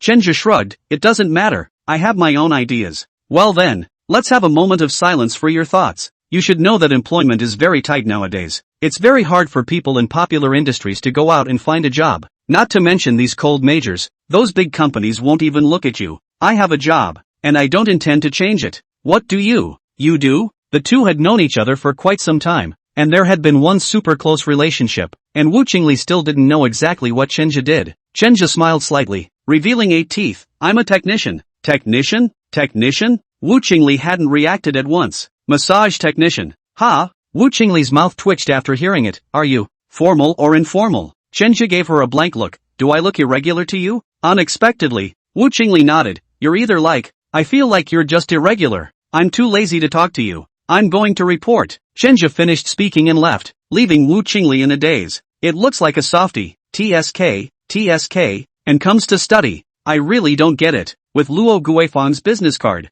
the principal was extraordinarily courteous and caring to Chenja, taking the initiative to help him with all the formalities, telling him that he didn't have to come to school every day, as long as he completed the required studies. From the principal's office, Chenja looked at the faces of those college students coming and going in front of him and remembered when he used to go to college. It takes a lot of effort to find a teacher to do the job, not to mention the principal. Now a foiled business card takes care of everything. Money is good, power is better. He finally realized that now. I just came by today to sign up, not to officially start the course. The daily start time is 5 p.m. Have to get back to the office before. Lin Meiyu came over tonight, and when she heard that Chenja had gone to Donghai University to enroll in the philosophy major, she acted quite surprised, but there was no mockery. Instead, there was a bit of admiration. That's a step I did not expect from you. I thought you'd go to one of those medical schools to further your education or something even if you wanted to learn. Chenja laughed as he massaged Sister Lin. I want to live a more transparent life. I was living too confused before.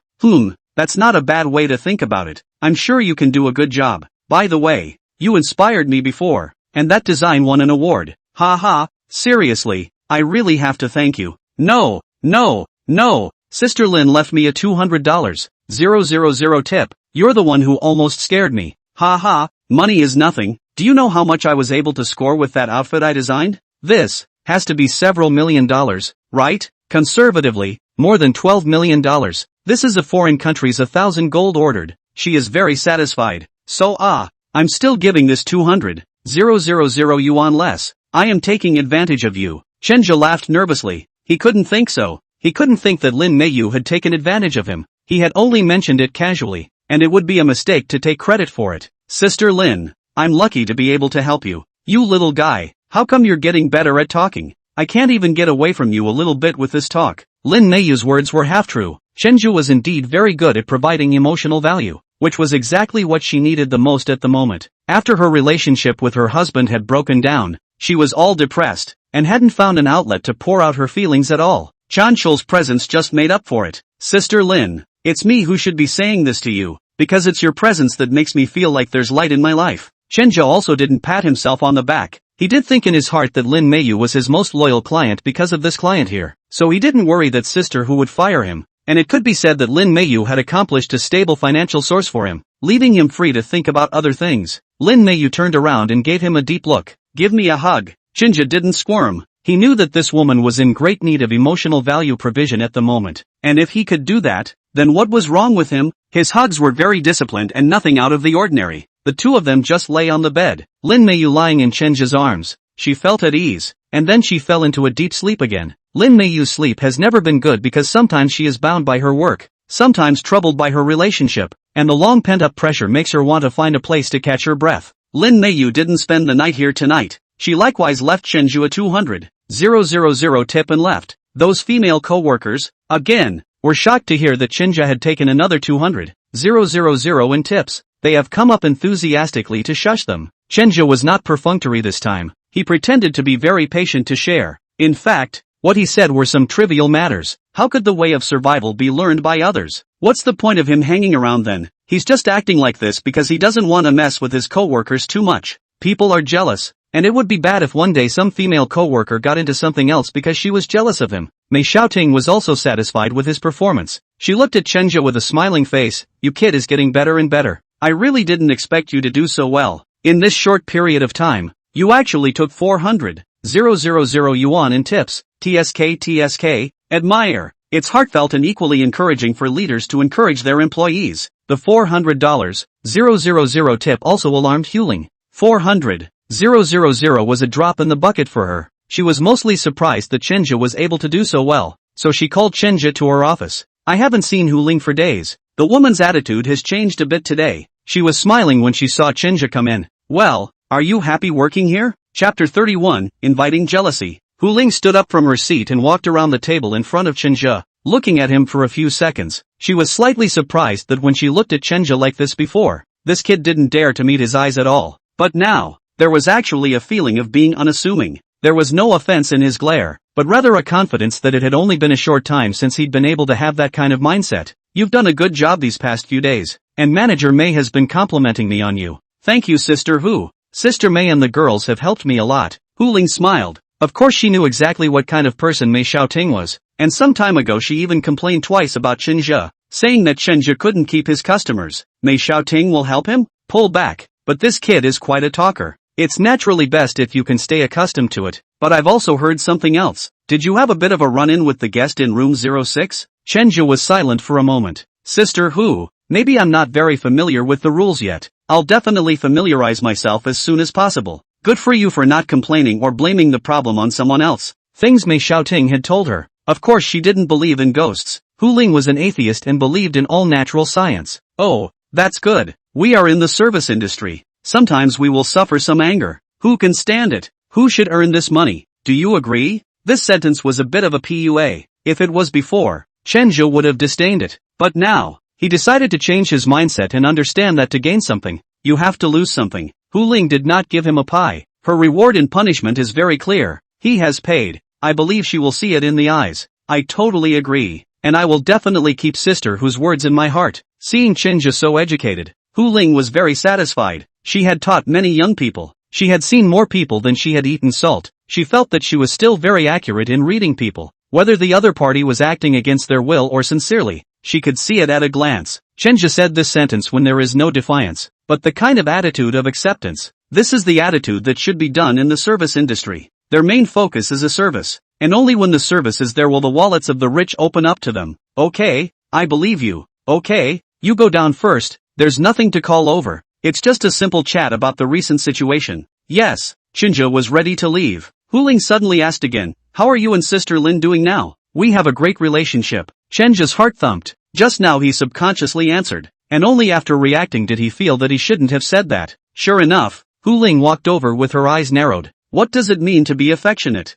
Chenja adjusted. I've decided to convey my attitude towards Sister Lin's service to the other customers, so I feel that I should make Sister Lin as happy as possible. Hu Ling again was looking at him for a few seconds. Just now she was on purpose. Subconscious questions will make people reveal their inner answers. Technicians can be emotionally close to the guests, but not too good. This must be clear. After all, the guests are not ordinary guests. The power behind them, even their own sometimes cannot be controlled. Got it. Go down first. Yes. Chenja left. Hu Ling picked up her cell phone and went to Mei shouting, in these few days, help no. 09 arrange more other guests. Okay, Sister Hu. What if it's Sister Lin who comes and names him? Let's hang her out for a while, or the feelings will heat up too quickly and we'll be in trouble. Understood. After Chenja came out, he was still thinking about that look in Hu Ling's eyes just now. It was obvious that that sentence just now made Hu Ling a bit unhappy. From her micro-expression, it could be seen that she didn't want to hear that kind of answer. Perhaps what she wanted to hear was the sentence that came after it.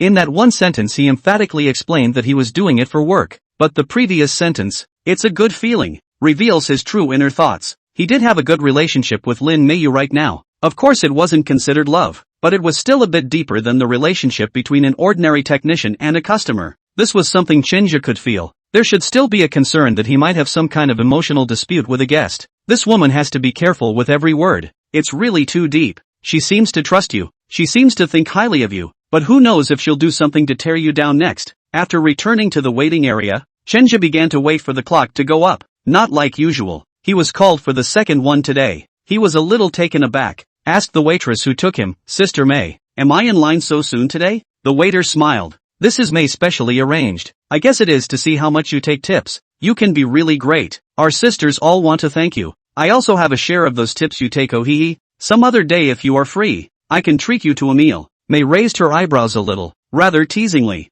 Chenja smiled. It's good that the sisters are happy. Then I'll go work on the clock. Aha, come on. I hope you get a little more tip this time. Ha ha ha. May-san, you think too highly of me. Chenja walked in. That's when the other female technician came over. May, why did you put him in? This guest is notoriously difficult to deal with. She's changed several people. She's very demanding. It was arranged by May. I was just following orders. Maybe he can get another tip? The female technician shook her head. Holding his arms, he laughed, pulled back. He took both tips in room 03. He didn't produce in any other room. He's just on good terms with that guest. And hit the fan for him. Sissy, why do I get the feeling you're being a little sour with that statement? It is. Think about it. He has had a good time with the other guests? Still not rely on that 03 guests. I think it. Maybe those two people have adultery. This kid is a white boy. May hurriedly covered her mouth. You mustn't let manager May hear this. Otherwise it's a breach of unity. She's emphasized again and again before that sisters mustn't chew on each other or be jealous of others. I'm just saying. Besides he's not a sister. He's a guy.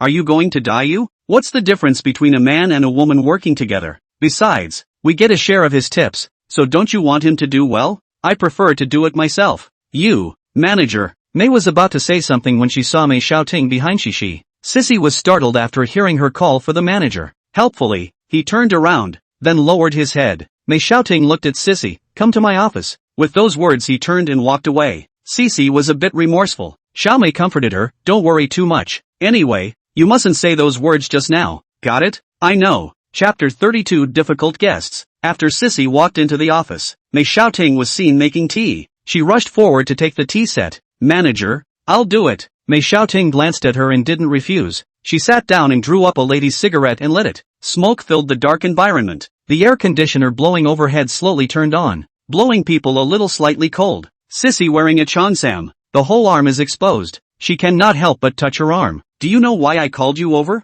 Sissy lowered her head. I'm sorry, manager. I didn't mean to speak ill of my co-workers. I promise I won't dare next time. That's one. What else? And, SSI couldn't think of anything else. Taking a deep drag on her cigarette, Mei Xiaoting looked at her coldly. Last night, the guest in room 05 complained to me about you. Sissy was startled. Manager, why is this? Getting a complaint is a serious matter. Try on the 5th floor and be very deferential in your service. There can't be a single deviation. A complaint here would mean a possible dismissal. Why? Don't you know it in your heart? I'm not sure. Sissy Wang, how long have you been here? 6 months. Manager, I really don't know why. It's been 6 months. You should have learned everything you needed to learn, and you're not even sure why now. Do you think there's still room for you here? Wang Sisi was stunned. Here the salary is high. It is very painful to be dismissed, and she is now in great need of money. She has to pay for her brother to go to college. Her father, because of a car accident, broke his leg, are still convalescent in the home,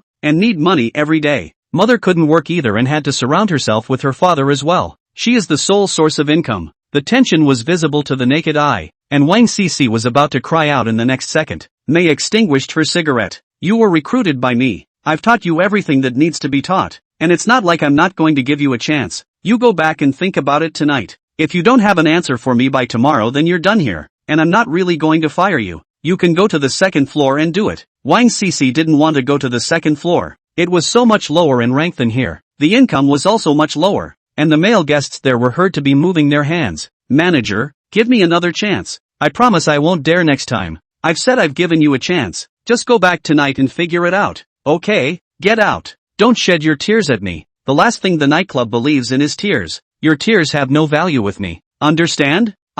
Well, Wang Sisi walked out disoriented. Mei Xiaoting sighed slightly. Wang Sisi body appearance is very good. Even in this group of people, the conditions are also very outstanding. When it was her own recruitment, if really because of the service attitude problems to dismiss her, the heart is also some intolerance. So just now she gave Wang Sisi a chance, not refusing her to pour tea for herself just now, and also gave her an evening to think about it. Hello, guest. 09 is happy to serve you. The guest in room 05 was a woman wearing glasses and probably around 40 years old. Her appearance was kind of okay, but she was a bit unkempt. Her hair was messy and felt a bit oily, and the clothes she was wearing were the kind of knitwear that was very plain and ordinary, and it felt like it was the kind of thing that cost more than $100. Chenja was slightly surprised. The guests that appeared here, none of them were gorgeously dressed. Even if their appearance was ordinary, they were also wearing gold and silver, well-dressed, giving people a feeling of being either rich or noble. But the woman in front of her looked like the kind you would encounter on the street in normal times. However,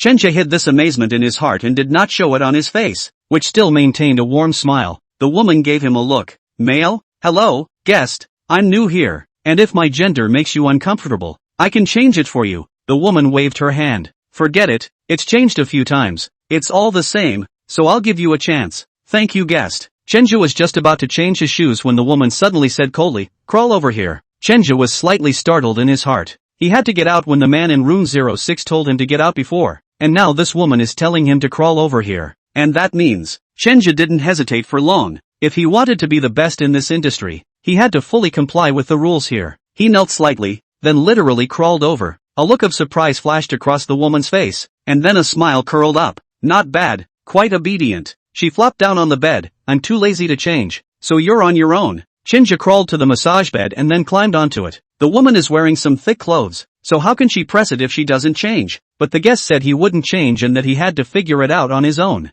It's a little hard to make it work. Difficulties exist, so figure it out. Guest, may I have permission to carry you over? I'll carry you to the bathroom to change? The woman looked up, her eyes flashing. Do you dislike me? Think I'm dressed dirty? I only want to give my guests the best experience possible, and your satisfaction is what we strive for. The woman smiled and seemed to accept the answer. Then you hold it. The woman weighed about 120 pounds, and as a male, Chenja was still able to easily pick her up in a princess carry. After coming to the bathroom, Chenja inquired a very polite sentence, guest, would you mind taking a bath first? A displeased expression reappeared on the woman's face. Think I'm dirty? Chenja thought to himself, don't you talk nonsense? Just how many days has it been since you took a bath? Your body is all sore. It's not easy to earn you this much money. In his heart he thought so, but he couldn't say so with his mouth. He even had to control himself not to think so. Guest, you may not have ordered me before. I'm a top-notch soak and massage. Of course, I'll wait until you're fully in the tub before I come over. I can be blindfolded if needed.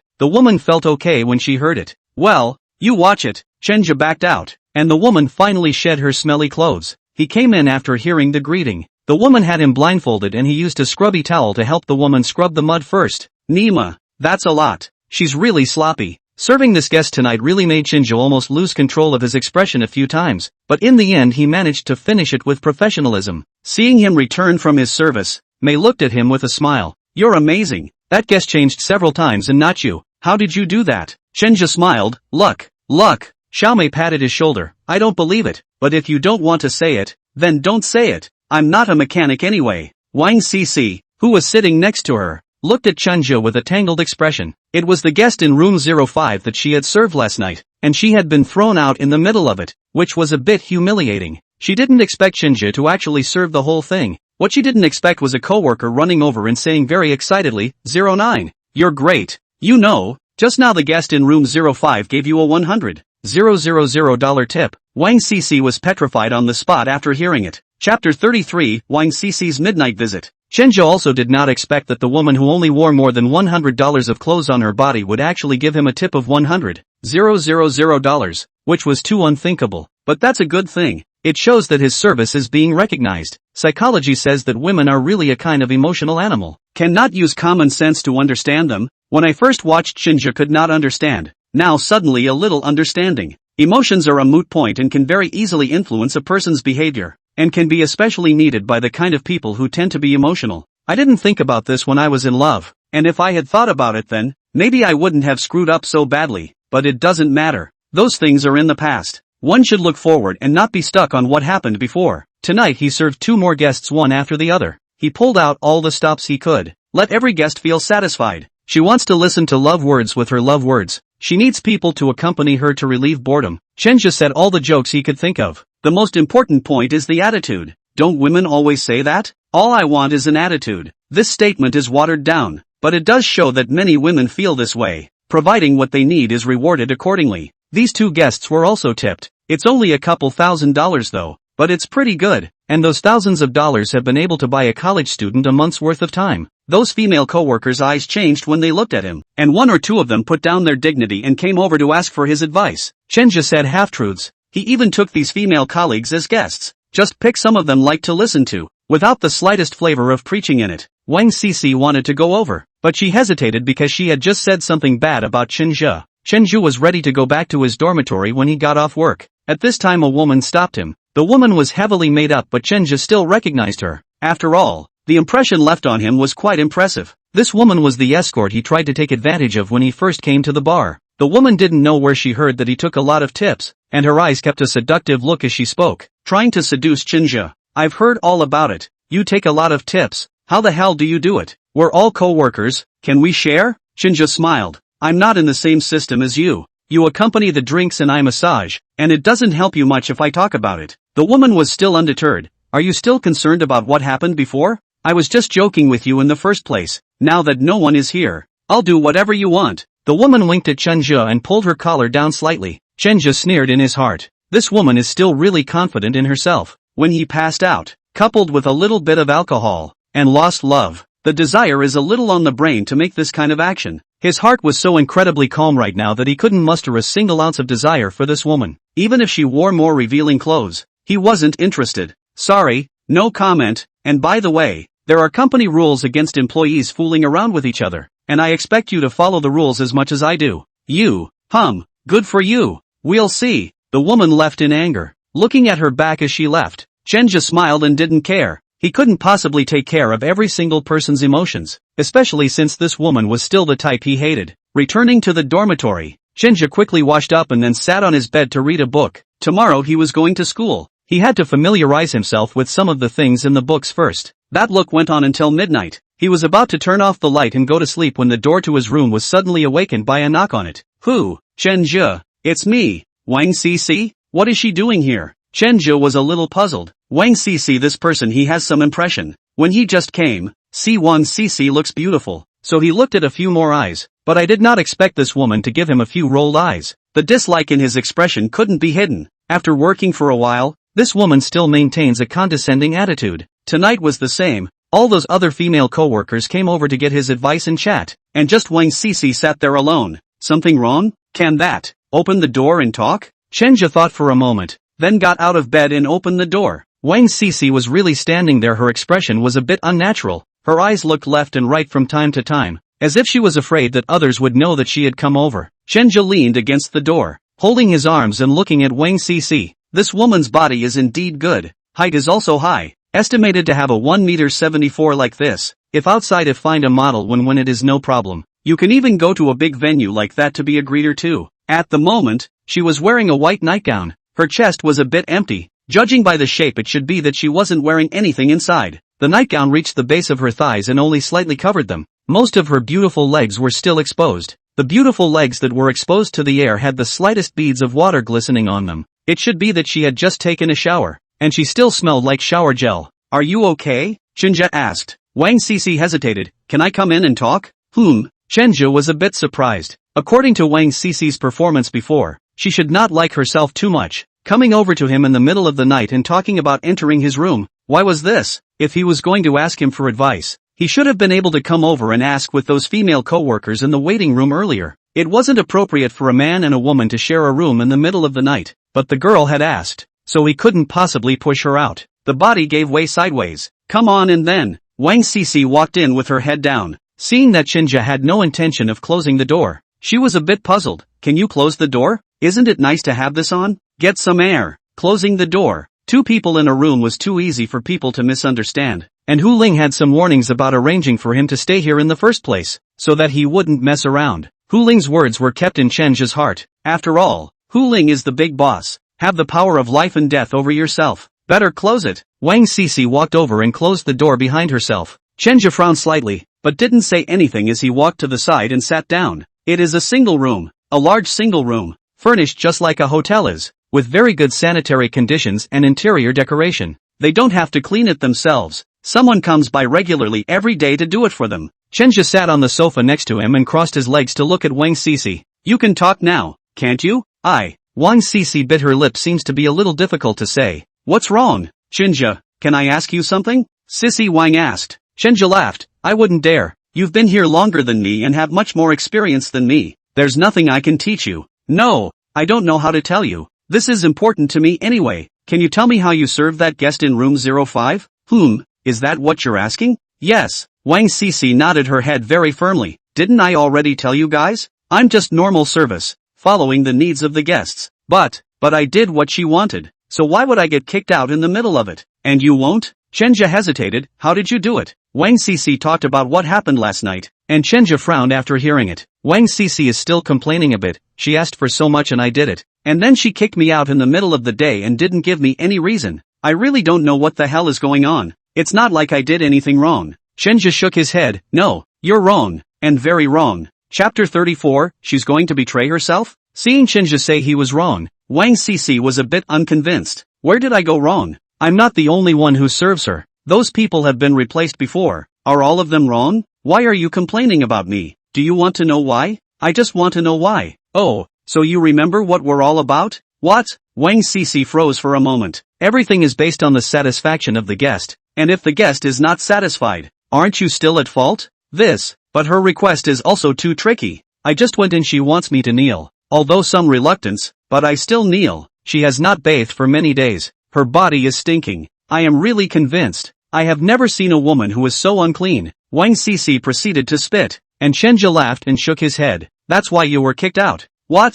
You're smacking the customers. Wang Cece couldn't refute that she was indeed disliking the customer. After all, she hadn't seen this kind of customer for as long as she had been here. The guests in room 05 were recently changed. The guests here didn't used to look like this. People come here now to spend money. Since they spend money, they have to enjoy it. Your service makes her dissatisfied. She naturally doesn't want to talk to you much. Chenja is sort of deeply touched by this point. When he first came to the bar, he wanted to take advantage of a cheap shot, and was slapped by that escort girl. I was wrong, but I was angry at first. So if I came to spend money, why couldn't I get good service? What's more, People have spent so much money, $2 million a year in annual fees, not to mention kneeling. Even if you are told to strip naked and lie on your back, you have to lie on your back. But I did what she asked me to. As you women always say, attitude is everything. And I'm guessing you finished your service to her with a frown on your face when you did it? She just stinks so bad. I'm afraid of the odor. Oh, stink is not stink is the guest's thing. Service is not good is our thing. The guest's thing we cannot control. We only need to put their own share of things to do well on the line. You can think about it in another way. If you are here to consume, but that person a look of disgust to look down on you, how do you think about it? So, what am I supposed to do? Sister May said she's going to fire me. And even if she doesn't, she'll probably transfer me to the second floor. And I don't want to go to the second floor. Chenja shrugged. It's none of my business. Wang Cici frowned. Can't you help me out for the sake of a colleague? I don't think I'm obligated to. And I feel like I've done my duty as a coworker by letting you in and talking to you about this today. You can't be overly nice to your coworkers, at least not unconditionally, so that others will stomp their noses and think you're a bully. Wang Cici is this kind of person. When you are not good, she will look down on you, and when you are good, she will be jealous of you. This kind of person. It is just by having a pretty face. It is very difficult to go a little bit further up. Sissy Wang has been picking at his hands. This job paid well. And if she got out of here, there was no way she could get a second job like this unless she went to sell. But she didn't want to sell. And even that was risky, wasn't it? Well, I've already said what needs to be said. You can go back and think about how to answer May yourself. I can't care about anything else. Chenja's meaning was very clear. That is, he was going to kick people out. But Wang Cici stood there and wouldn't go. Tell me, what do you need to do to help me? I know you can help me. May told me that you were recruited by Sister Hu. If you go and talk to Sister May or Sister Hu, I don't have to leave. Ha, so she came here with this kind of idea. Ha, wanting my help, and with this kind of tone and attitude? Oh, it's true that people don't change easily. After Wang Cici came in, her tone was still the same as before without much change, as if she felt that she had already given face by putting her face down to beg Chenja. What are you laughing at? You're just casually saying that you've gotten so many tips in the last few days? They must really value you. So do me a favor and at most, I'll give you some money. How much to give? That's the attitude to negotiate. How about a week's pay? Oh, you're a funny one. How much do you get paid in a week? Is there 10,000? It's a couple $1,000 if not 10,000. Is it still too little for you? Wang Cici was a bit unconvinced. Taking out that much money, she thought it was already needy. I think you'd better go out. Think of something yourself. Think of how you should answer May. If you can't, you should beg her. May is not an unreasonable person. Wang Cici was anxious. Then name a number. Forget it. You can't give a damn if I tell you. Mainly because I don't want to get into this kind of mess. I don't want to give them a bad impression. Get out. Chenja stood up and wanted to pull her out. In his opinion, Wang Cici has no sincerity, are going to lose their jobs. Begging for help is this kind of attitude, not to mention, but also very stingy. He does not want to help. Eyes were about to pull up to the door. Wang Cici was in a hurry again. 1 month. How about I give you a month's pay? Do you think I lack money? I've taken over $100,000 in tips today. That's more than your month's paycheck, right? Chenja, just help me this once. Wang Cici was on the verge of tears in her anxiety. Sorry, tears don't work on me. Wang Cici gritted her teeth and pulled down that sling on her shoulder. For a moment, the whole air was quiet. Chenja froze as he looked at her and couldn't help but swallow. Wang Cici blushed red. Tighten your teeth. Help me this once and I'll give you one. Transactions. Another deal. Chenja didn't make a move. He let go of his hand and looked at her. You get out. Wang Cici was surprised. This was her last card. She looked so beautiful. She was willing to give a person like Chenja once. That was grace. He actually refused? She couldn't figure it out. Why? Do you still resent me? Oh, can't I? If you can dislike me, why can't I dislike you? To put it bluntly, I'm taking so much money right now. Let's say I take over 100,000 tonight. I'll smash over 100,000 out. A lot of pretty girls will be willing to spend the night with me. And they'll serve me well. You're wearing a smelly face. Why should I help you? Wang Cici was insulted by these words. She wanted to turn around and leave in exasperation, but she really wasn't sure about keeping her job after she left. She needed the money too much. Thinking about her family's condition and her current situation, she crouched down and cried. Don't cry. I told you, tears don't work on me. You go out. It wasn't that Chenja wasn't attracted to her body. On the contrary, that action she had just taken made him very moved, and he really kind of couldn't help but want to pounce on her at that time. But he suppressed the urges and desires within him. If Sister Hu and Sister May found out that he was messing around with men and women here, I guess he wouldn't be able to do it for long. The job was just as important to him. between his job and someone else's, he definitely chose his job. Sissy Wang stood up and left. Seeing her forlorn back, Chenja sighed slightly before closing the door behind him, went back to bed and lay down. Turn the light off, close your eyes and go to sleep. Slept for I don't know how long. Suddenly there was another knock on the room door. Woken up by the noise, Chenja was somewhat speechless. Who is it? Chapter 35 is back. Chenja turned the lights on. Xiaomei's voice sounded outside. She lowered her volume as if she was afraid someone else would hear. Chenja, it's me. Mei-san? Yeah, open the door. Chenja walked over to open the door and found Xiaomei standing there with Wang Sisi, who had some shifty eyes and seemed to have cried just now,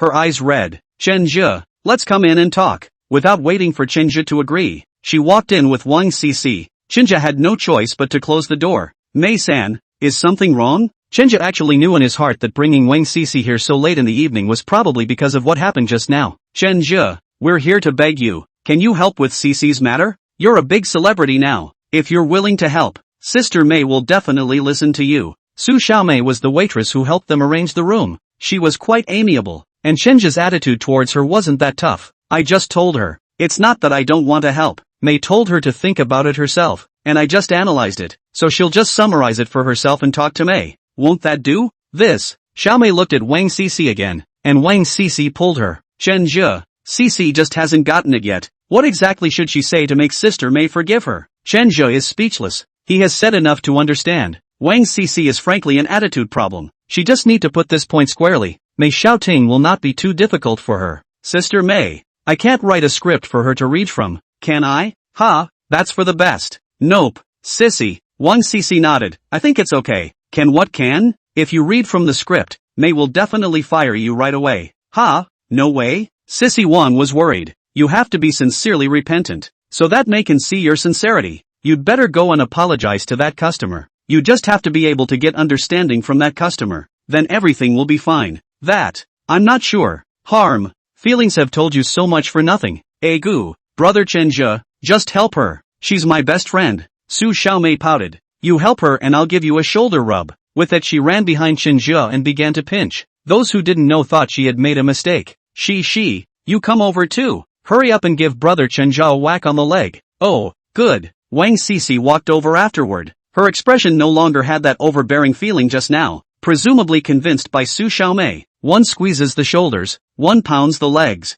This left Chenja, who was sitting on the bed, somewhat speechless. Do I, a mechanic, need you to press? Hey, what goes around comes around, and serving others requires them to serve, right? Sissy, right. Wang Sisi was not too willing, but not too willing to follow Su Xiaomei's words, because before they came in they had agreed that they wouldn't go out until Chenja agreed. Chenja was a bit of a soft but not hard type, and he could have rationally refused, but Su Xiaomei is too good at pampering this person. A mouth a brother. Honestly, Su Xiaomei is more suitable for a technician than Wang Sisi, not to mention how the massage skills. Just this attitude makes people very comfortable. Sometimes when you go to a venue like this, it's all about attitude. Alright, I'm really convinced. The most I can promise you is that if Mei wants to fire him, I'll put in a word for you. But what's the final result? I couldn't care less. Hearing him say this, Wang Sisi's heart was delighted. Really? Chenja nodded. Is this alright? Aha, thanks. Alright, get out. I want to sleep.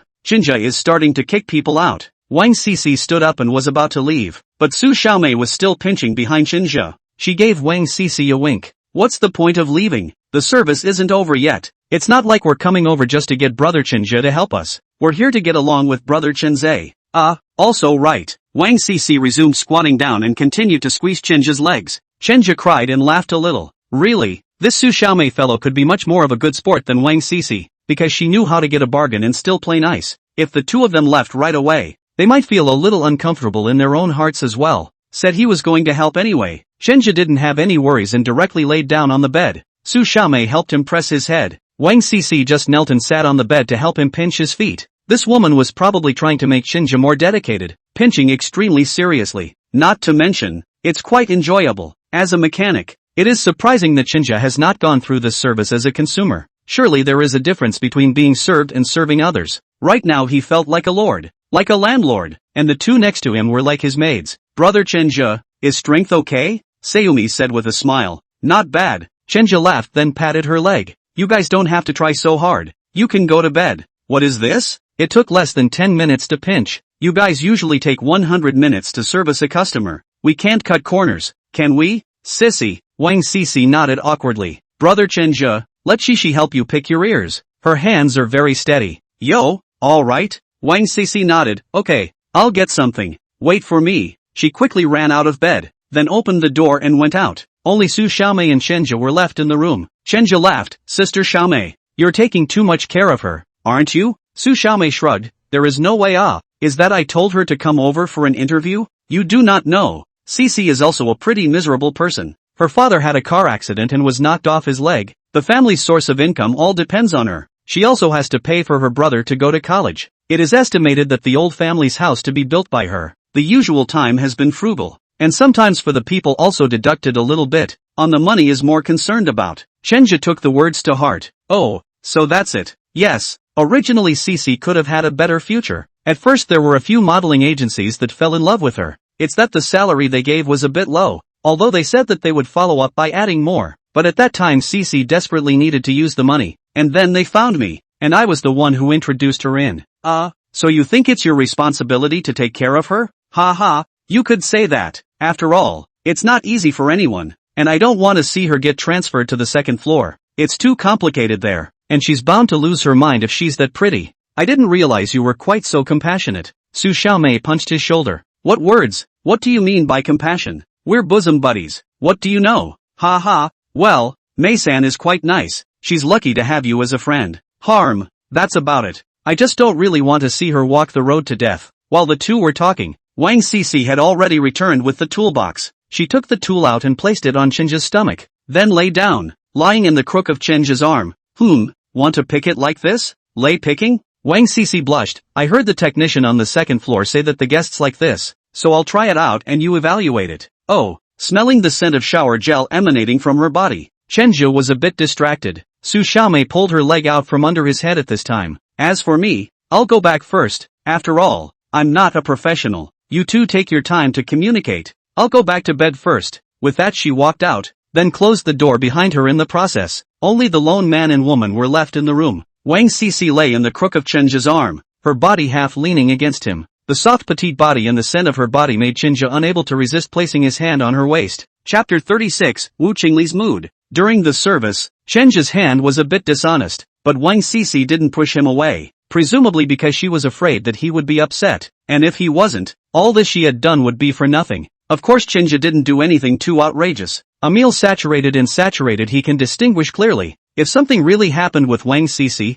this matter certainly cannot be hidden. Sister Hu and Sister Mei's side would definitely have a problem with him, and he couldn't let these two leaders have a problem with him now. He endured the hard time and drove Wang Sisi back. Wang Sisi went back again and again to confirm that he would not help himself, and only after getting an affirmative reply did she leave with peace of mind. What's the matter with this? Ugh. After closing the door behind him, Chenja sighed. A lot of things will have a lot of trouble once they get involved with women. Nowadays he only wants to focus on his career. If he is too entangled in this kind of male and female matters, he might fall very badly. In the morning Chenja woke up early. Today was his first day at school. Although the principal did not require him to be on time, he nonetheless imposed strict requirements on himself. There weren't many people in the philosophy class. Scattered seats. The teacher was talking on the stage and some students were still sleeping underneath. Chenja wondered what their original intention was in choosing this specialty. Was it just convenient to come over and sleep? The teacher also seems to be not surprised. Still on the stage of the lecture of the class. After the lecture to the point to withdraw,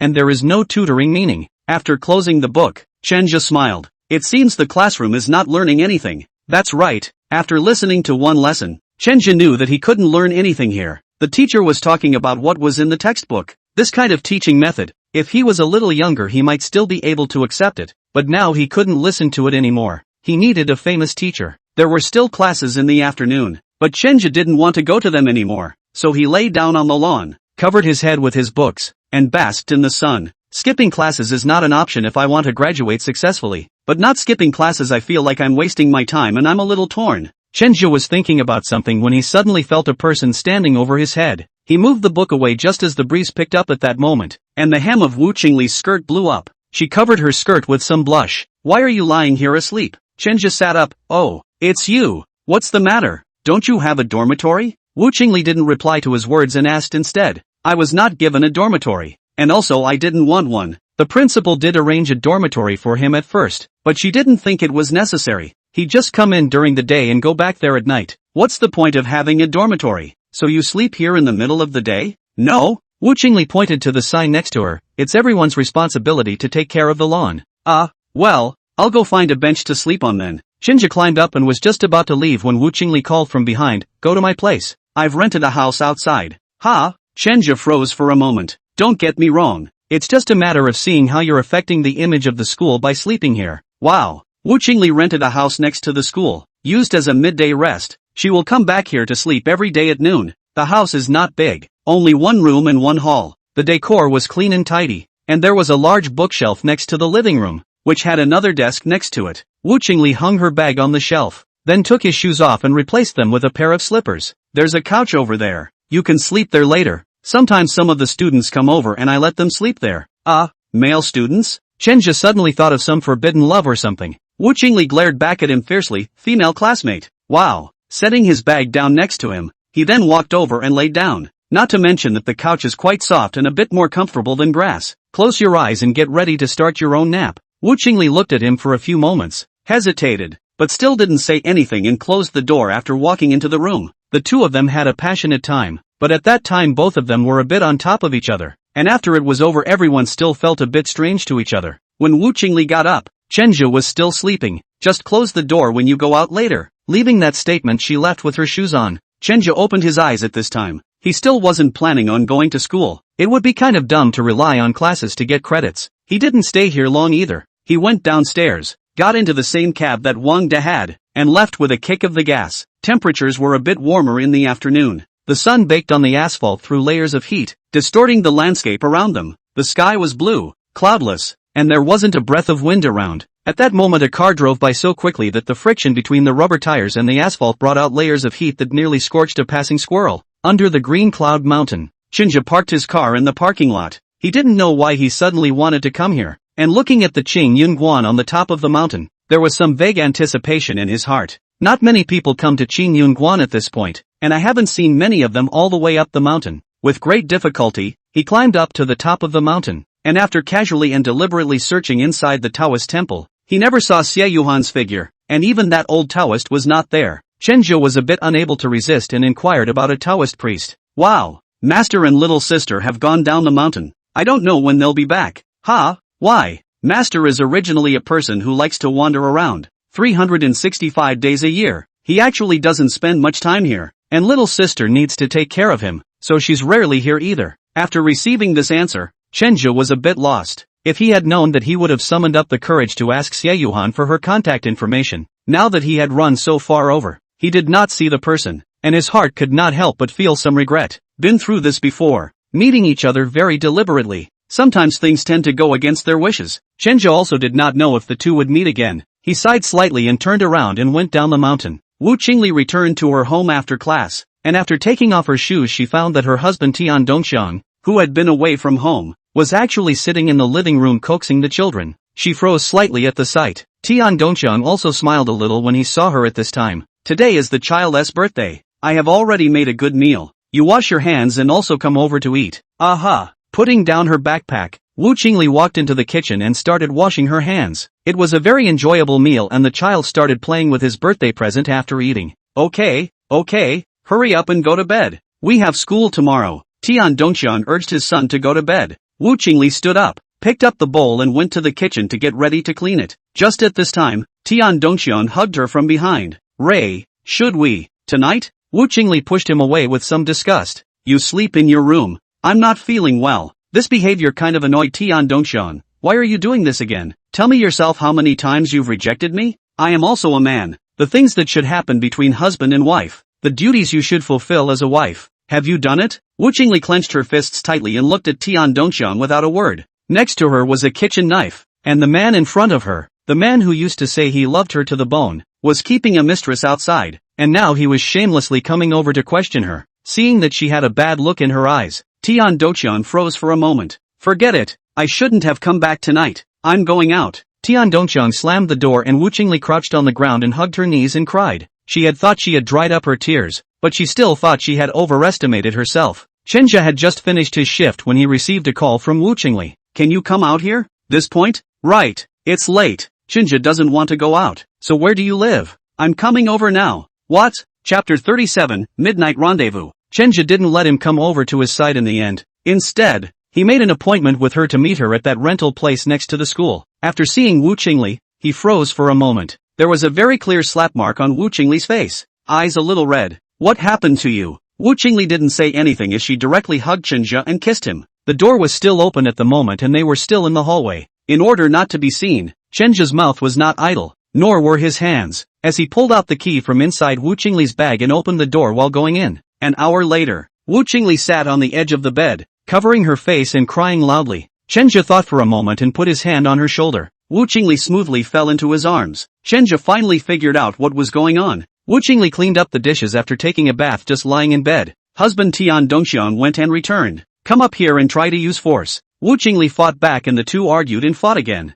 Extremely angry, Tian Dongxian threw a slap on her face. Wu Qingli covered her face and slammed the door. A few months ago I smelled the scent of another woman on him, and since then I haven't wanted to give him my touch, and the two of us have gotten worse and worse, and tonight he didn't know what had gotten into his head and tried to force himself on me, and I'm not going to lie, that knife was right next to me at the time, and I really wanted to kill him for all I cared. Chenja froze for a moment and patted her shoulder. Get a divorce if you don't want to live with it. Wu Qingli suddenly sat up and picked up a tissue to wipe her tears. Divorce? It's not that simple. I've put up with this for so long. There's no way a divorce will get rid of me. So, what do you want? Have you forgotten what I said before? You want them to be ruined, but I want more than that. Chinja swallowed. You're not thinking of killing them, are you? In criminal cases, love killings account for a large part. Chinja is a little worried that this woman will not be able to control her emotions and will make this extreme behavior. And I'm not that stupid. Kill him and I'm done. I won't do such a stupid thing. I want him to dump his family. What are you going to do about this?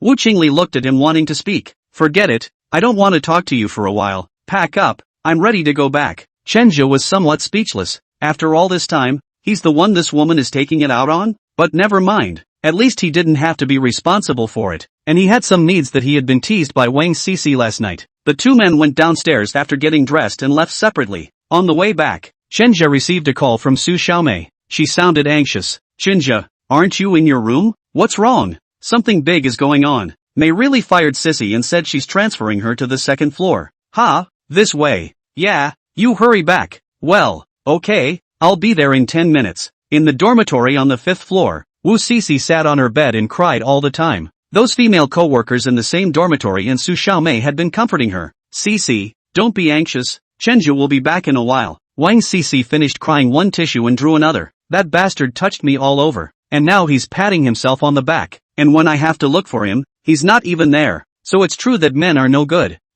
Sissy, don't say that yet. He said he'd be back in 10 minutes. You just said 10 minutes, and now half an hour has passed. Su Xiaomei looked at her watch, also frowned. He picked up his cell phone and was about to call Chinja again, but the other party was off. Wang Sisi cried even harder. Am I right? This asshole doesn't want to care. Oh, those female colleagues in the same dormitory, knowing what happened to Wang Sisi, also began to join her in condemning Chinja. They feel that Chinja did too unethical, touched the person clean, and now do not care about anything. At least come out to say something.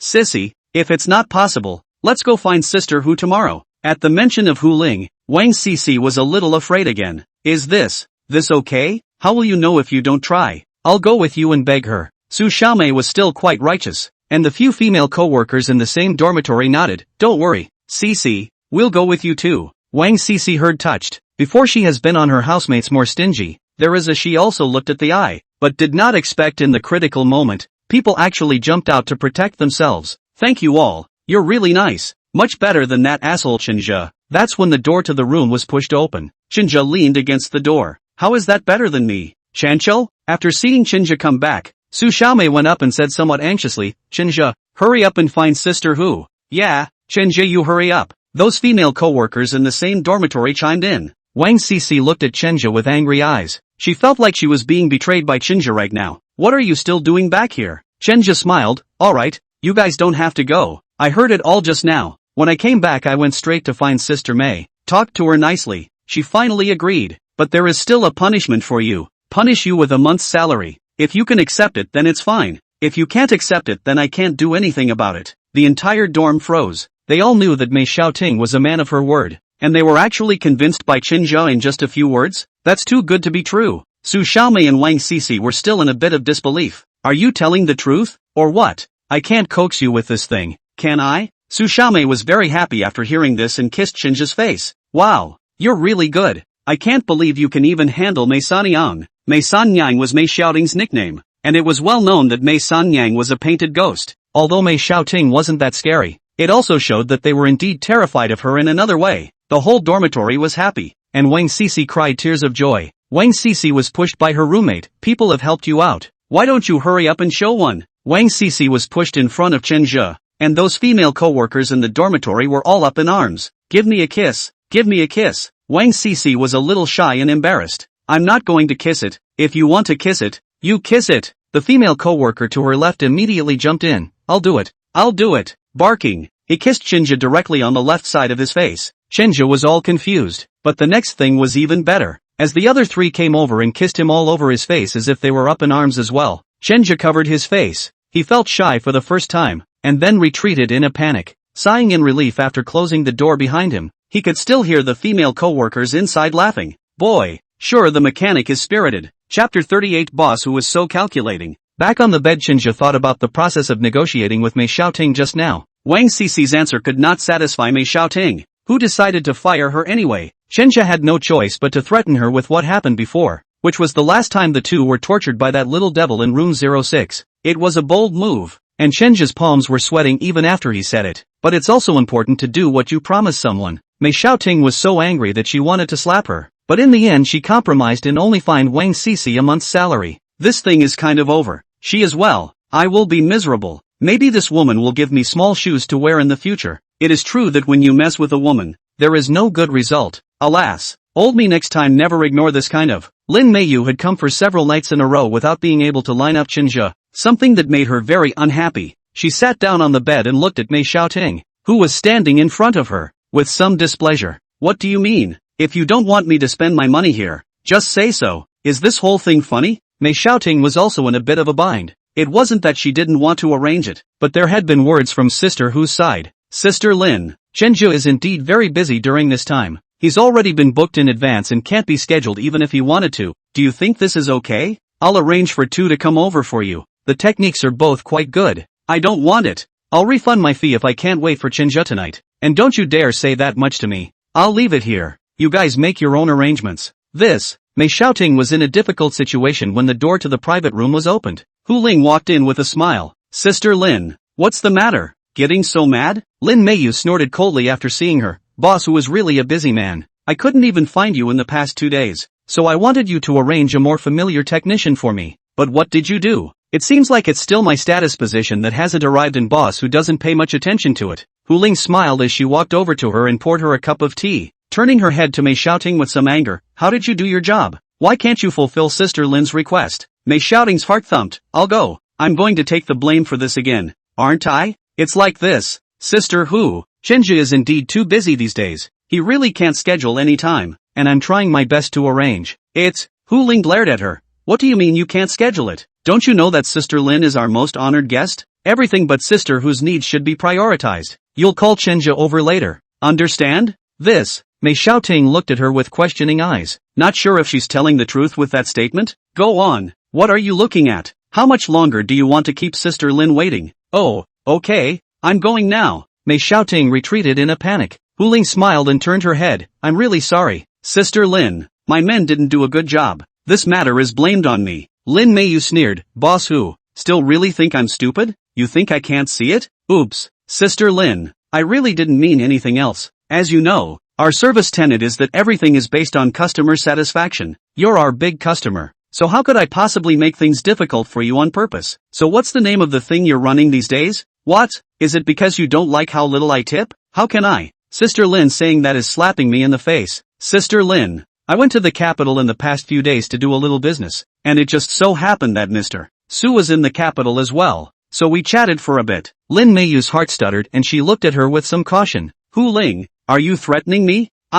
Sister Lin, you still can't trust your sister? Hu Ling placed her hand on the back of Lin Meiyu's hand. I have a business in the northwest, so I wanted to invite Mr. Su to work together for a bit. Mr. Sue is very nice. He agreed. Lin Meiyu looked at Hu Ling with some surprise. No wonder her own husband told her today that he was going to the northwest and would be staying there for a while. So it is. The two of them exchanged unspoken glances. And Hu Ling picked up her teacup and took a sip. We're open for business. The privacy of our guests is important. And safety is even more important. And you think so too, don't you, Sister Lin? Lin Meiyu understood the meaning of her words. Those anger in her heart disappeared by a large margin. She did not expect Hu Ling to be so cautious. Actually took this matter into consideration. She's been a little on top of things for the past few days, and her feelings for Chinja are a little elusive, just wanting to see him every day. Now calm down. An analysis. Hu Ling, this woman is estimated to be afraid that the two will get into something, but she cannot say it explicitly, and cannot offend themselves,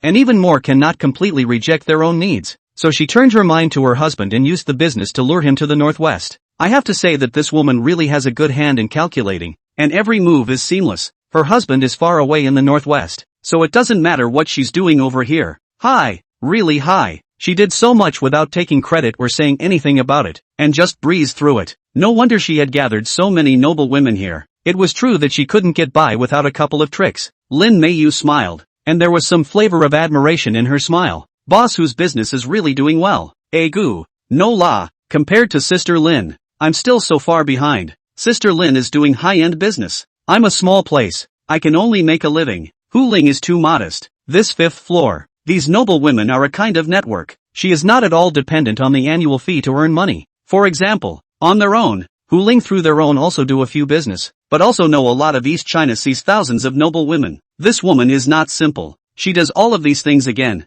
and helps you without taking advantage of you at all, and you have to be grateful to her afterward. Lin Meiyu asked herself that she couldn't do that. Boss Hu, I'm lucky to know you. Ouch. Sister saying that is slapping sister in the face. As long as sister is having fun, you can do whatever you want sister to do. Anything? Lin Meiyu suddenly hooked a bad smile. Hu Ling's heart stuttered. Oops, I'm getting ahead of myself. Chinja came in. He found out something extraordinary. The person lying on the bed was not Lin Meiyu, who was standing next to him with her legs crossed and drinking tea. She looked at Chenja with a smiling face. You've come just in time. Boss Hu is a bit tired these days. I'm in sisterly love with her. You don't have to serve me tonight. You serve Boss Hu well. Remember, take out your one-of-a-kind, masterful skills. Chenja's eyes swept into Hu Ling's eyes that wanted to kill. His legs almost went weak. It's over. I'm going to lose my job. Chapter 39 Threshold. Last night Chenja didn't know how he had gotten through it. When his hand was placed on his boss, Hu Ling, his entire body was trembling. With great difficulty, he insisted on pressing the end.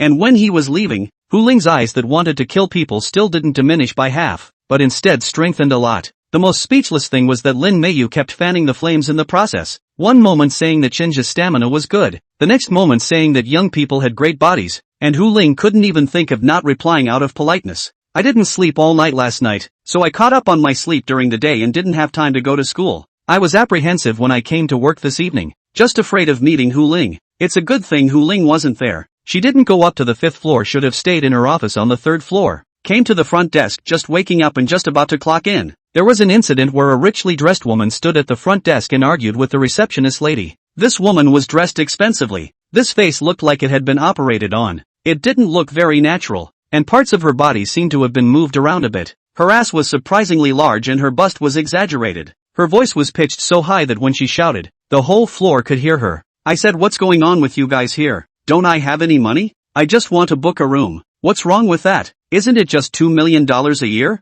I can afford it. The lady at the front desk keeps a polite smile on her face. Hello, honored guest. Our rooms are fully booked and there are no vacancies at the moment. It's a euphemism, though, but the woman still wouldn't relent. Fully booked? Then you have one person return it to me. She offered $2 million. She offered $3 million. I just don't believe it. What can't be bought with money? Chenja glanced sideways for a few moments before being pulled over by Su Xiaomei. What are you looking at? Stop looking. Chenja was a bit curious. Sister Xiaomei. What's wrong? Harm. Just one guest wanted to come and book our room. That's the woman. But manager Mei gave the word that he couldn't book it for her. So that woman is making a scene there. Ha! I just heard the front desk say there was no room. But I think we still have a room, right? Shu, keep your voice down. Don't let her hear you. That woman has good ears. He froze for a moment, then immediately walked towards Chenja. There's room? Chenja paused for a moment. No. The woman stared at him dead in the face. I clearly heard you say yes just now. Now you're telling me that there isn't? What's wrong with this store? Is the store bullying customers?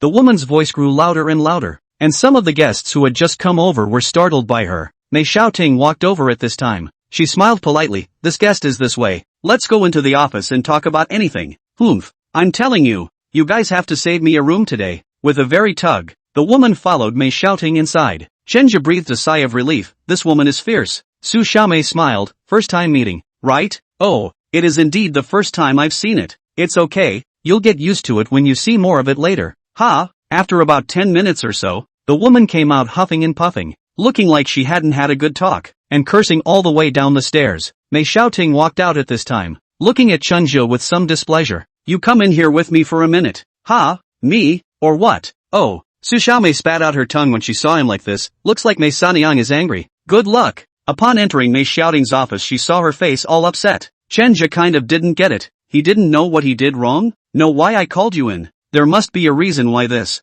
manager called me in. Ha! Of course there's a reason. Snap. Mei Xiaoting lit up a lady's cigarette, and every time she saw her do that, it was bound to be bad. Mei Xiaoting crossed her legs and looked at him. Do you know why I didn't book that woman a room just now? I do wonder. Chenja replied thus. That woman looks like she has a lot of money. She shouldn't look like she can't afford to pay the annual fee. There's no such thing as not making money when you're open for business. Mei Xiaoting took a deep drag on her cigarette. You have to know that the guests who come to our place have specifications. It's not just about having money. Like that woman just now. Do you know what she does? I can't tell. She's in the e-commerce business, with a couple of live streaming companies under her name and several $100 million in sales a year. Chenja was slightly taken aback. Isn't that quite good? Ha, pretty good? You're still too young to understand the doorway here. Forget it, I'll spend some time with you today. Our customers here are all either rich or noble, but rich and noble is just the basic condition, not the highest standard. Do you still remember the guest in No.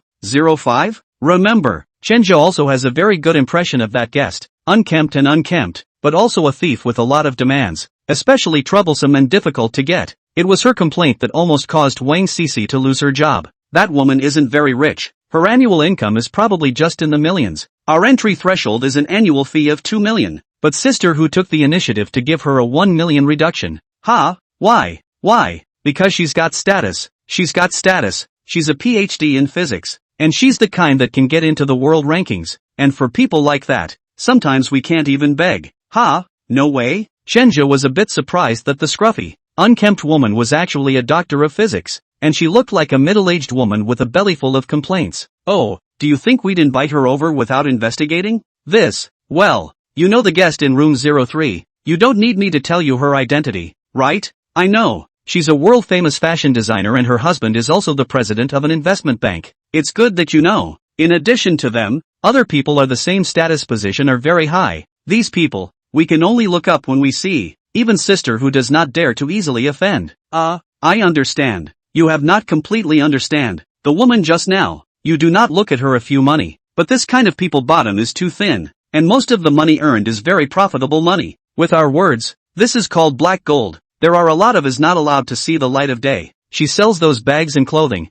or other products. A lot of them are 3 products, to take to the quality inspection. Then estimated that half of the are unqualified, and even take some very harmful things to sell. She earns this kind of money. Chenja froze slightly. It seems that Mei Xiaoting had investigated her clearly a long time ago. This woman's eyes are too poisonous, right? It's irresponsible to our other clients to put this kind of person in as our valued customer. And this kind of woman is too high profile. It's not good for us. If the other guests know that we put her in, they will surely be very disappointed with us, because we pulled down their style. Aha, I see. Chenja, in the future you have to remember, can come in here guests we cannot afford to offend? The company can have today. They played a big role. In the future, if you encounter this situation again, less look less talk. Should not say words do not say. Understand? Okay, May, I'm clear. Okay, get out. You have an appointment tonight. Okay, by the way, I was wondering which room it was. Mei Xiaoting suddenly hooked a bad smile. Room 06. Hearing that it was from room 06, Chenja's heart wowed. It's over. That little devil is at it again. Chapter 40 Luo Guifeng's suggestion. What made Chenja very surprised was that this little devil didn't engage in anything else today. She really just came over for a massage tonight. She was very quiet the whole time. And during the massage, Chenja looked left and right, afraid that another hand would reach out from under the bed. But there's no sign of it tonight. Ha, What a strange thing to say. Was I really blind last time? After the service was completed, Chenja was ready to leave. The imp asked, "Are you a part-time student?" "Ha, oh, no. I'm full-time." "Wow. Well, there you go." Chenja slowly retreated, not thinking to understand why she would ask that. Could it be that she's a student from East Ocean University who has seen me? Chenja thought it was possible, but did not look deeper. The privacy of the guests are not allowed to ask, just need to do their own work on the line. Except for room 06. There's another important guest tonight. Luo Guifang is here again. And she's not just here, she's brought a friend with her. It seems that this friend has not been here before and is now registering inside the VIP room. Chenja put his hand on Luo Guifang's shoulder, serving with enthusiasm, but not particularly condescending. Then Luo Guifang took the initiative to ask, "I heard from the principal that you went over behind you." "Yes, Sister Lo, I am very grateful to you for this opportunity." Luo Guifang smiled. "Opportunities are earned. I just saw that you were motivated in the first place, so I casually did you a favor. But I heard that you chose to major in philosophy. It's a cold major. Sister Luo, I am trying to do my job well while studying philosophy to become a better person. As for my job, I have no plans to change it for now." "Wow, are you going to do massage for the rest of your life?" Chenja suddenly had a strange feeling in his heart. They say that men who go to clubs are very fond of persuading the technicians to join the profession or go to college or something like that. I didn't realize women were like that. This woman should have felt that she was now under the sea, so there was a sense of urging people to head for the shore. I certainly hope to have some great achievements. May not be able to do as big as sister, but I also hope to mix out a person. But now, seems to have this condition for the time being. If you don't have the conditions, then create the conditions. Many people's money is not born. I used to have a very hard life at home. I can have today's achievements, but also rely on my own hands to fight little by little. Wow, sis, you're amazing. Can you tell me about your experience? Luo Guifang hesitated, then narrated. I was born in a backward mountain village in the southwest, where we were surrounded by mountains. And when I was in elementary school, every time I went to school, I had to go over 2 mountains, and the road we took to school was very rugged, and when it happened to be bad weather, death was a possibility. Ha, is it that scary? And what did you think? I remember in my 3rd grade, after school with 2 classmates to go home, when it was raining heavily, and then there was a landslide. The 3 of us were washed away. Maybe I am a little bit more life. I grabbed a tree branch, so I survived. My 2 little sisters are not as lucky as me. As she said this, Luo Guifang sighed slightly. I was once too scared to go to school, but my father is a very strict person. He is not from that village. He is from the city to come here to work in the countryside. He is particularly attached to learning. Many people advise her that I am a girl child. Let me go to work early, marry someone else. But my father did not listen. Take the whip to force me to study. Chenja suddenly had a little feeling in his heart. When he was a child, he was also forced by his father to get up and practice kung fu. It's important to have a strict father. At least it was very important to me. Many of my classmates at the time, especially the female classmates, some of them married after finishing elementary school, some married after finishing secondary school. Just me. I was forced all the way through university by my father, and then went abroad to study. And by the time I finished my studies and returned to my home country, I found out that he had been dead for 2 years. He died in the first year I went abroad, and when he died he wouldn't let anyone tell me, saying it would affect my studies. Speaking here, Chenja was able to hear that her shoulders were a little loose and her voice was a little shaky. Chenja put his hands on her shoulders and gently helped her relax. Luo Guifang adjusted herself and took a deep breath. Not being able to fulfill my filial duties in front of my father is the biggest regret in my life. So I swear that I will become the pride of my family and show all those who mocked our family before that my father's decision was right. Who says girls can't study and go to college? I didn't believe it. After I returned to China, I joined a factory, and because of my high education, I became a small leader as soon as I got in, but I wasn't satisfied with that. I spent 3 months to understand all the situation of the factory, including technology. I also learned from zero. I am familiar with every process in the factory. Others go home from work. I still live in the factory. At that time, the factory's economic performance is very poor. At that time, the factory is not air conditioning, just some fans, but the competition cannot compete with those big brands. I stayed there for 2 years. 2 years later, the factory cannot stand it to be disbanded. I took all the money I saved and went around the bank to borrow money. My degree helped me a lot, so I got my first money. After 2 years, the factory couldn't stand it anymore and had to be disbanded. I took all the money I had saved and went around to the banks to borrow money. My education helped me a lot. There were very few college students at that time, and even fewer international students. So I got my first money. and that's how I became the helmsman of the company. And then step by step, I came here. Chenja was very admiring after hearing this. He could imagine how hard Luo Guifang had worked at that time. Everyone didn't succeed casually. Luo Guifang's goals are clear and she is so determined that her success is, well, inevitable. So don't get ahead of yourself. Don't feel like you're getting by here. And of course, if all you want to do is earn a paycheck, you can forget I said those words. No, Sister Luo. I want to be a person like you. Your words have touched me a lot. I'm very grateful to have met you. You've made me figure out what to do with my life in the future. Oh, it's naturally best if it helps you. So you can say what you want to do in the future? I want to make a career. Whatever it is, it has to be big. I may not have as clear a goal as you do, but I think I'll find it. And right now, I'm just trying to save up some money, and have money, so I can say what I'm going to do in the future. This sentence Luo Guifang was quite recognized. It's best if you can think like this. If money is concerned, I do have a small suggestion. You can buy my company's stock. Of course, I'm just suggesting. The stock market has risks. It's up to you. Chenja's heart thumped. Want me to buy stock in her company? Is this a trap for me? But she's such a big boss that she wouldn't want to screw me out of this much money, right? But it's hard to say. But if I turn her down, then I'm a bit ungrateful. After hesitating for a few seconds, Chenja still decided to listen to Luo Guifang's advice. For nothing else, even if he had to drop this money inside to keep this client, he would do it. There's a very good point made by Xiaoting Mei. The guests here are all rich and famous, and you're not likely to run into them out in the open. Now that he had the opportunity to communicate with Luo Guifang, even if he lost this money, so what? At present, he is also more than 300,000 yuan of savings. This money to stay on their own at most only able to buy a small car. A small car is obviously not their own goals. He wants to do something bigger. Okay, Sister Luo, I will definitely get it. For Chenja to be able to listen to her words and carry them out, Luo Guifang was a bit accomplished,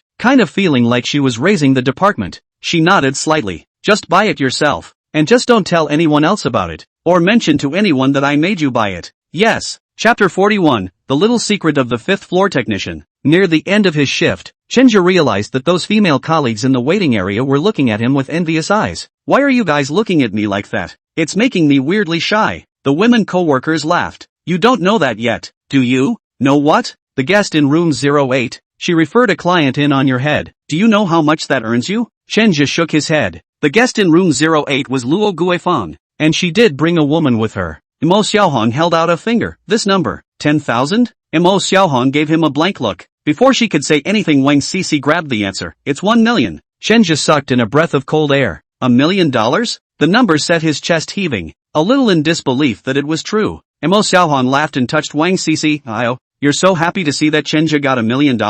Are you two up to something? Other female co-workers were up in arms. Wang Cici made a big red face, lowered her head, and picked her fingers. Which is not. We're all co-workers. Chenja didn't notice her look. He kept thinking in his mind, how much money is $1 million?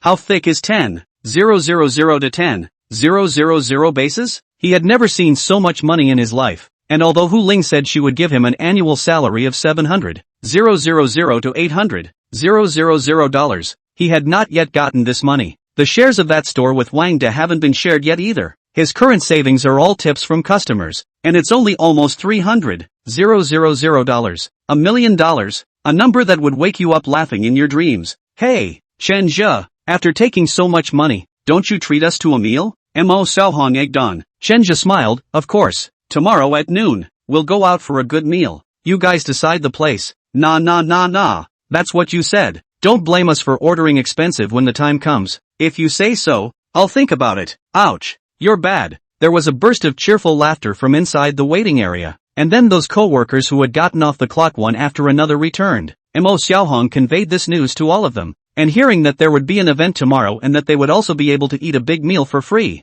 all of their fatigue from this night disappeared. These girls have been cheering. At this time, Mei Xiaoting walked over, and the crowd immediately covered their mouths. Mei Xiaoting glanced at them. Finally, he landed his eyes on Chenja, laughing. You're pretty good indeed, kid. I guess they all told you that just now, didn't they? Chenja nodded, still a little uncertain, and asked, Sister Mei, is there really $1 million? Mei Xiaoting nodded, yes, and this doesn't have to be turned in at 20%. You alone take all of it. Chenja inwardly jumped for joy, almost to the point of jumping up. What was the difference between this feeling and getting rich? Luo Guifang is really his own precious person. Just a little bit can give himself so much, before he suspected that people will count his little money. Now it seems that it is really a small man's heart to the gentleman's heart. It's almost time to get off work. Go back and get some rest tonight. I just heard that you guys have plans for tomorrow. Let me make it clear to you first. Don't around or cause any trouble. Got it? They both nodded. Okay, May, we're planning on going to dinner tomorrow. Do you want to come along? May shouting shook her head. I won't go. You guys go by yourselves. Leaving that statement she left. These mechanics started cheering again. They work here for a lot of money, but they can't go out and around. They're forbidden to go downstairs to the bar and around. It's almost as pure as a girls' school. Why, you ask? That's naturally to ensure a purity of these mechanics. The guests here are all honored, and the technicians here have to check their bodies every week, and once any infectious diseases are found, they are immediately dismissed. They were even disciplined about their grooming and behavior, and for a while before that it was even harder. Before that they were forbidden to have boyfriends, in order to keep them from catching any problems from those weird boyfriends of theirs. They are working as technicians. They have to be in physical contact with the customers, and the hygiene part of the job absolutely has to be qualified. Each of the technicians on their floor had been selected through a hierarchy, interviewed personally by Sister May or Sister Who. Even the identity and background should be investigated. They have a special cook in their dormitory, and sheets and bedding are handled by a special person, so you can say that every aspect of it must be clean and dry.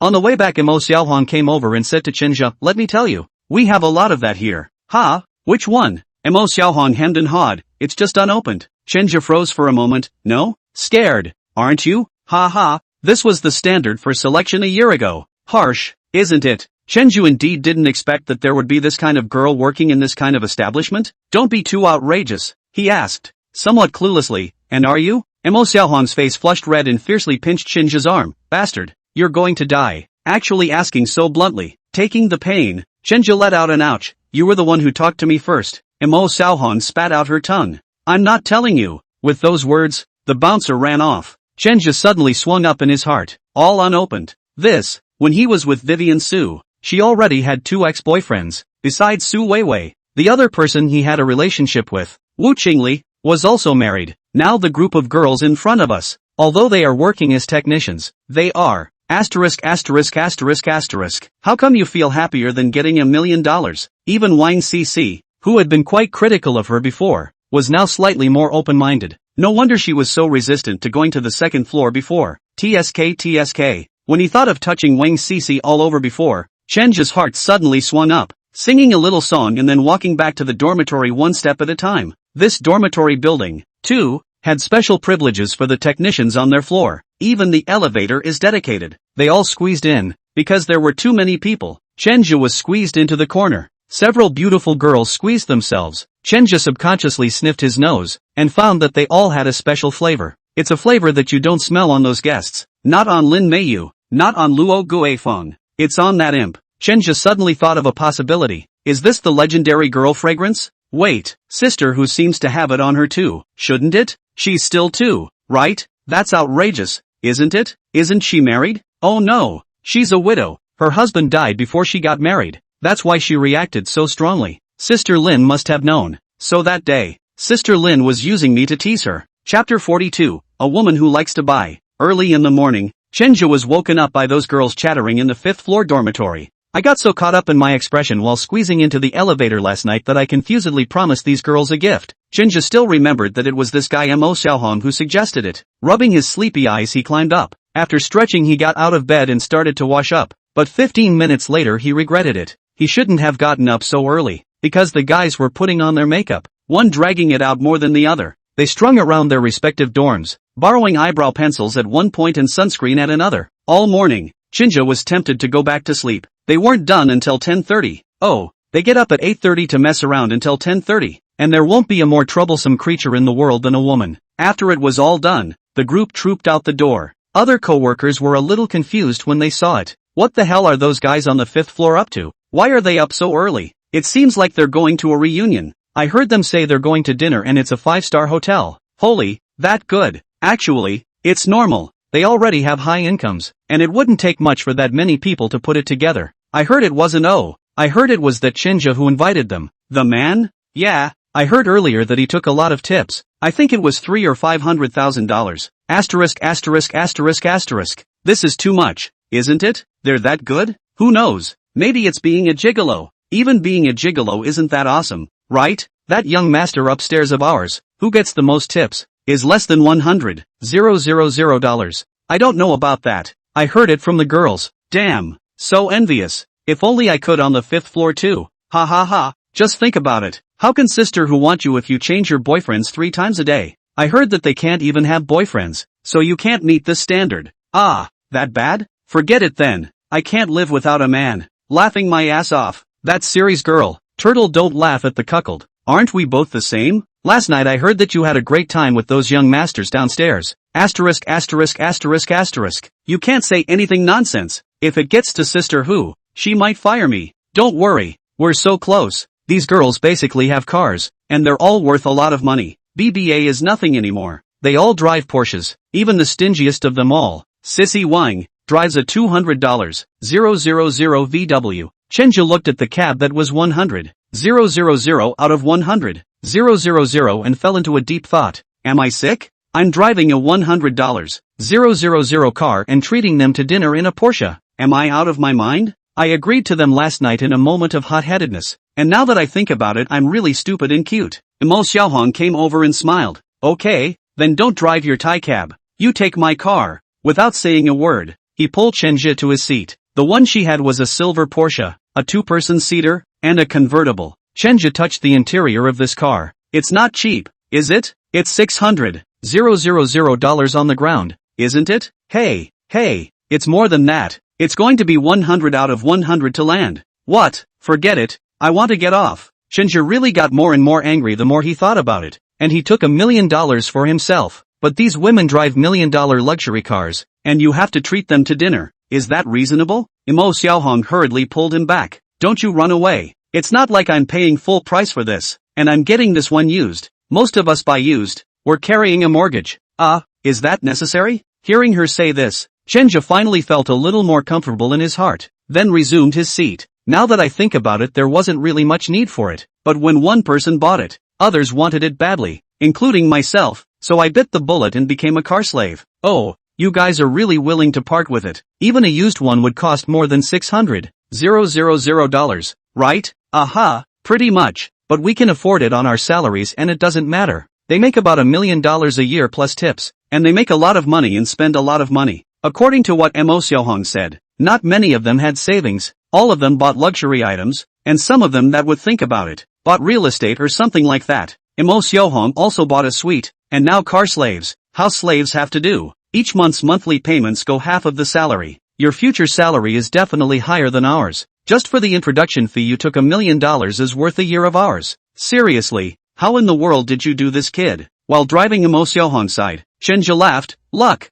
For this introduction fee, he indeed did not expect. Before Luo Guifang did not give him a tip. He thought that this woman is more stingy, but did not expect a shot as 1 million. Directly shocked him. This is the pattern of the rich? Never mind. I can understand if you don't say anything, but later you have to buy us some gifts to soothe my broken heart. I'm so jealous. The corner of Chenja's mouth twitched, put his hand in his pocket to grip his cell phone for a moment. Looks like this blood is out. They went to a hotel for dinner first, and the gang, for one meal, spent $80,000. Flesh hurts. Chenja really felt the pain, but he knew there was blood to be spilled next. Sure enough, as soon as the women arrived at the mall, they couldn't wait to head towards the gold store. Yet. Chenja turned around and was about to leave, but he was pulled back by a couple of girls and racked him in like he was dragging a walking criminal to the execution ground. This bunch of girls had high face values and very good bodies, and those passers-by came over with sideways glances. Su Weiwei and her classmate Huang Xiuli are shopping for jewelry inside Zhengdafu.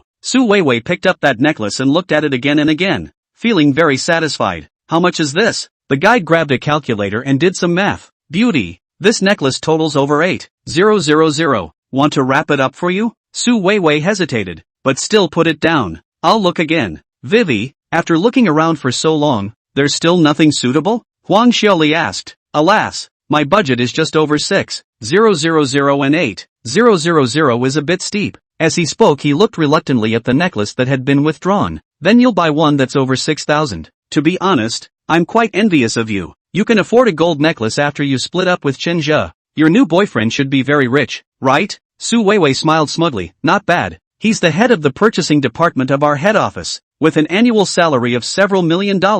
Huang Xiaoli's eyes lit up after hearing this. Wow, Wei Wei, how come your life is so good? When you were studying, it seems like Chinja gave you all the money to spend, and now you found a boyfriend who's so rich. Gosh, I'm so jealous. Don't mention that Chinja. It's bad luck. He's taken $4,000 in his life. I hate it when I mention him. Ha ha, okay, but isn't he sad that you broke up with him? After all, he loved you so miserably before. I've heard before that he only ate one steamed bun a day in order to save money to buy you a cell phone. At that time those girls of ours were touched by him. Oh, he's definitely sad. He's so sad he wants to jump off a building. But what does it have to do with me? Nowadays society is all about reality. If it were you, would you be willing to find a boyfriend with a salary of only $4,000 for the rest of your life? Huang Xiaoli thought about it. No. Then not on the line? So men can make money is the hard truth. What love is not love are false. A talk about money or running away. Ha ha, so now you've found this or something. He's really giving you money to spend. He's the one who gave you this $6,000, right? That's right. Su Weiwei proudly picked out another necklace. Xiaoli, do you think this looks good on me? Su Weiwei placed the necklace around her neck, but Huang Xiaoli didn't look at her. Instead her eyes looked into the distance in a dazed manner. What are you looking at? Wei, I think I saw Chinja. Ha, where? Huang Xiaoli pointed over with her finger. Following her finger, Su Weiwei froze, the necklace in her hand falling to the ground. Chapter 43, The Gold Shop Fiasco. Not far from them, Chenja was surrounded by a bunch of girls with good looks and temperament. Su Weiwei and Huang Xiaoli were dumbfounded when they saw it. Weiwei, they look like they're picking out jewelry, and Chenja is still in the middle of them. What's going on? When did he meet so many pretty girls? Su Weiwei frowned heavily as she realized that every single one of those girls looked prettier than her, and when they took out their jewelry to try it on, they would come over and ask Chinja if it looked good. It's obviously an unusual relationship. In Su Weiwei's heart, she can find a better man, but Chinja can't find a better woman. And if Chinja finds a better woman, it means that he has the backbone to say that he was the one who dumped him. Sure enough, Huang Xiaoli pointed at Mo Xiaohong and said, "Is that woman who sticks to him so hard his new girlfriend?" Su Weiwei grunted as she hugged her arms. How should I know? Don't worry about them. I'll pick my own. Well, you can pick it out here first. I'll go over there and check it out. Hello, Xiaoli. Huang Xiaoli was a very gossipy woman when she was studying, and she was very interested in anything gossipy, which is why her current job is FC Shock Department Soul Writer. Chenja stood in the center being asked by those women and his head got a little dizzy. It looks good. It looks good. It all looks good. No need to ask. You guys just like it. Just don't make it too expensive. Too expensive for the meat. Sending them aside, Chenja squeezed out and took a breath of air. Hey, Chanchil. A slap on the back from Huang Xiaoli. Chenja turned his head. Some surprises. Ha, what are you doing here? Huang Xiaoli? Ha ha, I accompanied Weiwei over to buy jewelry. Do you think it's a coincidence?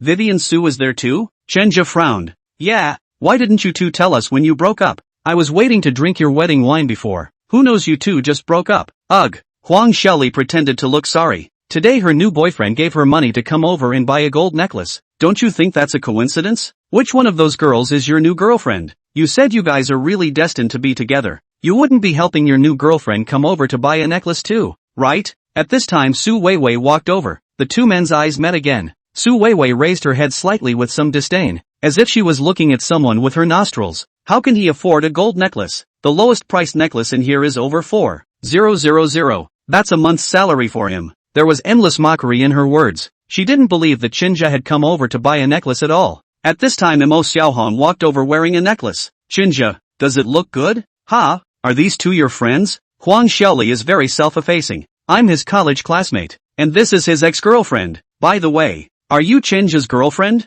Mo Xiaohong smiled and shook her head. We're co-workers. Oh, a co-worker. Su Weiwei hugged her arms with a very strange tone, revealing a feeling that it was true. Ah, a co-worker? Ha ha, I was overthinking it then. I thought you were his girlfriend when I saw it just now. Huang Xiaoli laughed. Huang Xiaoli was a bit of a strange person. She loved to see people embarrassed, and just now she kind of intentionally came over to confirm it. In fact, she inwardly didn't believe that Chenja could find such a beautiful girlfriend. Knowing that Chenja didn't bring his girlfriend over to buy something, Su Weiwei felt much more comfortable in her heart. Come on, Xiaoli, let's go over there. My boyfriend says he'll blame me if I don't spend this money today. Ouch. Knowing you're happy, I can't stand you. Let's go. The two men laughed and walked over to the other counter. Mo Xiaohong finally sensed something was wrong. She came over to Chenja's side. Is your ex-girlfriend jealous? Chenja coldly snorted, jealous my ass. This woman put a green hat on me. I guess she wants to see me make a fool of myself. Forget it, you guys don't care,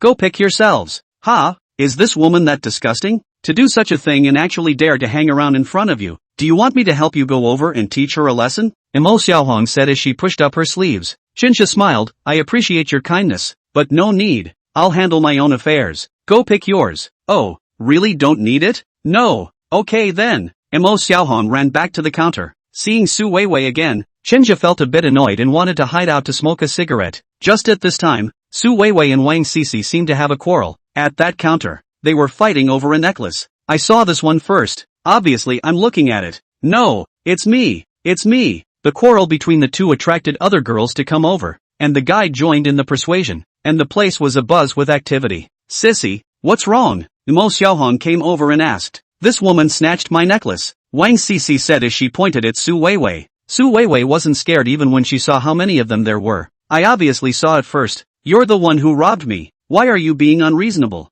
I took it out first, but look at me hit. I just walked right over. Didn't you see? The two people said that the public is reasonable. The mother-in-law said that the mother-in-law is reasonable. The guy did not know who to give it to for a while. This necklace is only one. She is also very difficult. Ladies, why don't you take a look at the other models? No, the two said in unison. They are both of those stubborn people who don't want to suffer. Huang Xiaoli said, this beauty, why don't you let Weiwei have this necklace? She's Chenja's ex-girlfriend. And you guys are co-workers with Chenja, right? Wang Cici froze after hearing this and prepared to let go. But at this time Imo Xiaohong went up and snatched it. On what basis? What we got first is ours. You want to buy it, go look elsewhere. Do you? You know who my boyfriend is? Su Weiwei said angrily. Imo Xiaohong had a very beaten look on her face. Ouch. Who is it? Could he be the Jade Emperor? You. Tell you scared to death you. My boyfriend is the Victory Group Procurement Department Minister. Victory Group, you have heard of it? That is the top 500 enterprises. You and Chenja is a colleague, estimate is not good. A month will take a few $1,000s, right? How long have you been saving for this necklace? How dare you try to steal it from me? What a joke. Hearing her speak in such a mocking manner, those girls had a look of displeasure on their faces. Seeing that these girls were exasperated by her, Su Weiwei thought that she had bluffed them. You know you're scared yet? If you're scared, get the necklace back now. With that she was about to go up and grab it. Imo Xiaohong pulled her hand back with a quick eye. Some of them said in a conspiratorial manner, Io, it's marvelous. Are you in love with a big shot? How much money did the rich man give you to buy the necklace? 6,000. Huang Xiaoli said with a quick mouth. Hearing that it was $6,000. Those girls covered their stomachs and laughed maniacally. Even Wang Cici, who was so angry just now, laughed her stomach off. Seeing them laughing like this, Su Weiwei and Huang Xiaoli were a bit puzzled. What are you guys laughing at? My boyfriend gives me 6,000. Can your boyfriend give you 6,000? Imo Xiaohong laughed so hard that she almost lay on the ground. Goo. $6,000 is a lot. I'm afraid I won't be able to earn that much money in my life. What should I do? A female coworker teased, if you can't earn it, go sell it, and a few more times you'll have 6,000. Like this beauty. Point taken. Ha ha ha. Su Weiwei's face reddened with anger. You guys are actually mocking me. A bunch of lowly people whose salary is only a few $1,000s. How dare you mock me? You guys will never get a boyfriend that rich in your life. Hearing that the salary was only a few $1,000s being called an inferior, the guide standing next to him turned green in the face. Her salary is a couple $1,000s. Is she inferior? I can't. I'm laughing my ass off. I don't even know what to tell you. We didn't come over here today to buy gold out of our own pockets. Natch, the gold owner is over there. Imo Xiaohong pointed her finger at Chenja, who was standing in the doorway. Chenja was really lazy to get involved in their kind of thing. He didn't want to care at all. But I didn't expect that when Su Weiwei and Huang Xiaoli heard that it was Chenja who gave the money, they also laughed like crazy.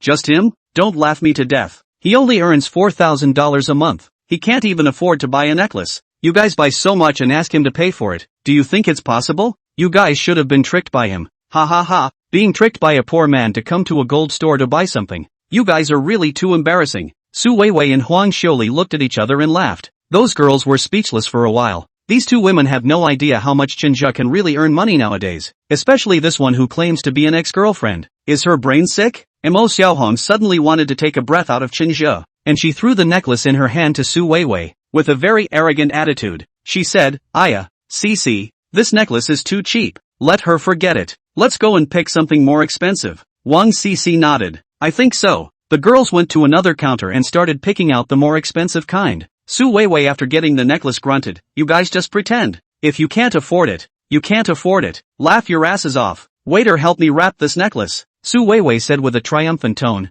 This guide had an irritated look on her face. It was out of professional requirement and she had to start packing. At this time, Huang Xiaoli suddenly felt something was wrong. She tugged Su Weiwei's arm. "Weiwei, look at the bags on those women. And the clothes. Seem like they're all big brands." Su Weiwei glanced at it and her heart stuttered. But still not convinced, "They're all A goods, right?" Huang Xiaoli shook her head. "I feel it's true." Chapter 44, War Between Women. The two were still discussing the authenticity of the clothes and bags when Mo Xiaohong shouted out, "Pretty sister, help us with the bill." This guide standing next to him immediately dropped Su Weiwei and the girls and ran over with a smile. "Okay, I'm coming." This woman next to her called her an inferior waitress. The group of beautiful women called her a beautiful sister. And still so many people buy. This guy did not bother to pay attention to Su Weiwei. Vivian Su saw that she was treated differently and got angry. "I was the one who bought it first, and they can't always afford it. There's a first come, first served and everything. How do you do business? Call your store manager."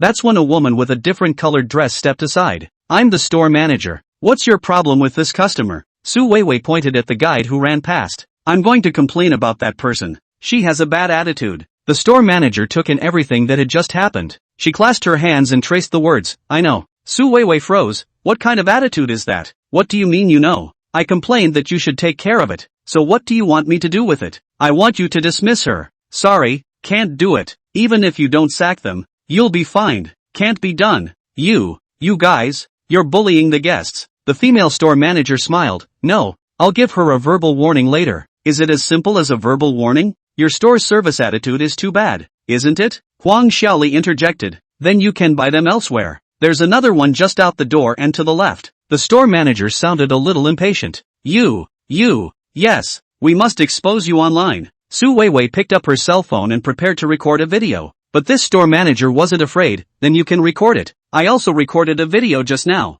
Let's compare them after you're done." "What do you mean?" Su Weiwei asked with some confusion. The store manager took out his cell phone. "All you lowlifes earning thousands of dollars a month." Vivian Su's sentence was recorded. Su Weiwei and Huang Xiaoli both froze. The store manager slipped his cell phone back into his pocket. "If you guys record a video and upload it, I'll post this as well. And then the public will naturally comment on who's right and who's wrong." Huang Xiaoli tugged Su Weiwei. "Weiwei, that sentence you just said is too extreme. If it gets posted online, you'll definitely be net bombed. Those who are online right now are beggars and poor people. They definitely won't let you off the hook." Su Weiwei frowned. "After weighing it up in my heart, forget it. You guys have bad attitude service in this place. I'll go to the next one. Xiaoli, let's go." Su Weiwei pulled Huang Xiaoli and was just about to go out. But at this time, Mo Xiaohong's eerie voice came over. "Oh hey, what's wrong? Not buying?" Su Weiwei snorted coldly. "The service attitude of this store is bad. Only people like you are willing to buy here. I won't be that cheap." Mo Xiaohong sneered. "I think you can't afford it, right? It's too expensive, right? Oh,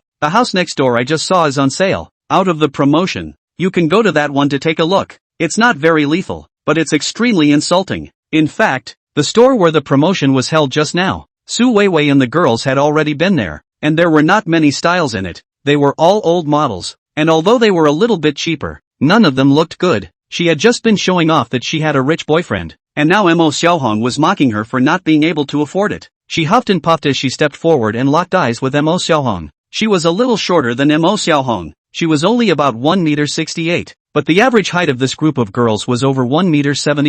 Mo Xiaohong looked at her with a slightly downcast look. "What do you mean by glaring at me? Didn't you just say we're poor and can't afford it? Then I'll compete with you. You can pick any jewelry here. We'll each buy one and see who buys the expensive one. How about it?" Mo Xiaohong's eyes were full of provocation, and Su Weiwei, who was furious, gritted her teeth. Chen Zhe, who was standing on the side, suddenly felt a little happy. He could rarely see Su Weiwei being infuriated like this. What was with the inexplicable relief? "Just compare. You're all covered in A goods. You think I'm afraid of you?" "Yes, Vivi, compare her. But first things first, we have to call Vivi's boyfriend." Mo Xiaohong hugged her arms and laughed. Whatever. Just now she heard that her boyfriend earns $3 to $5 million a year, which looks pretty impressive. But which one of their group of people doesn't earn $1 million a year? It adds up to tens of millions of dollars a year. And just now they discussed how they would ruthlessly humiliate this woman once. The extra money doesn't have to come out of Chinja's pocket. They just can't see past it. Chinja kindly brought them here to buy gifts. But I did not expect to run into this oddball ex-girlfriend. This oddball green Shinja not to mention, but also in front of the flaunting, all kinds of humiliation. Do not give her a little color to see. They are angry mammary glands do not pass.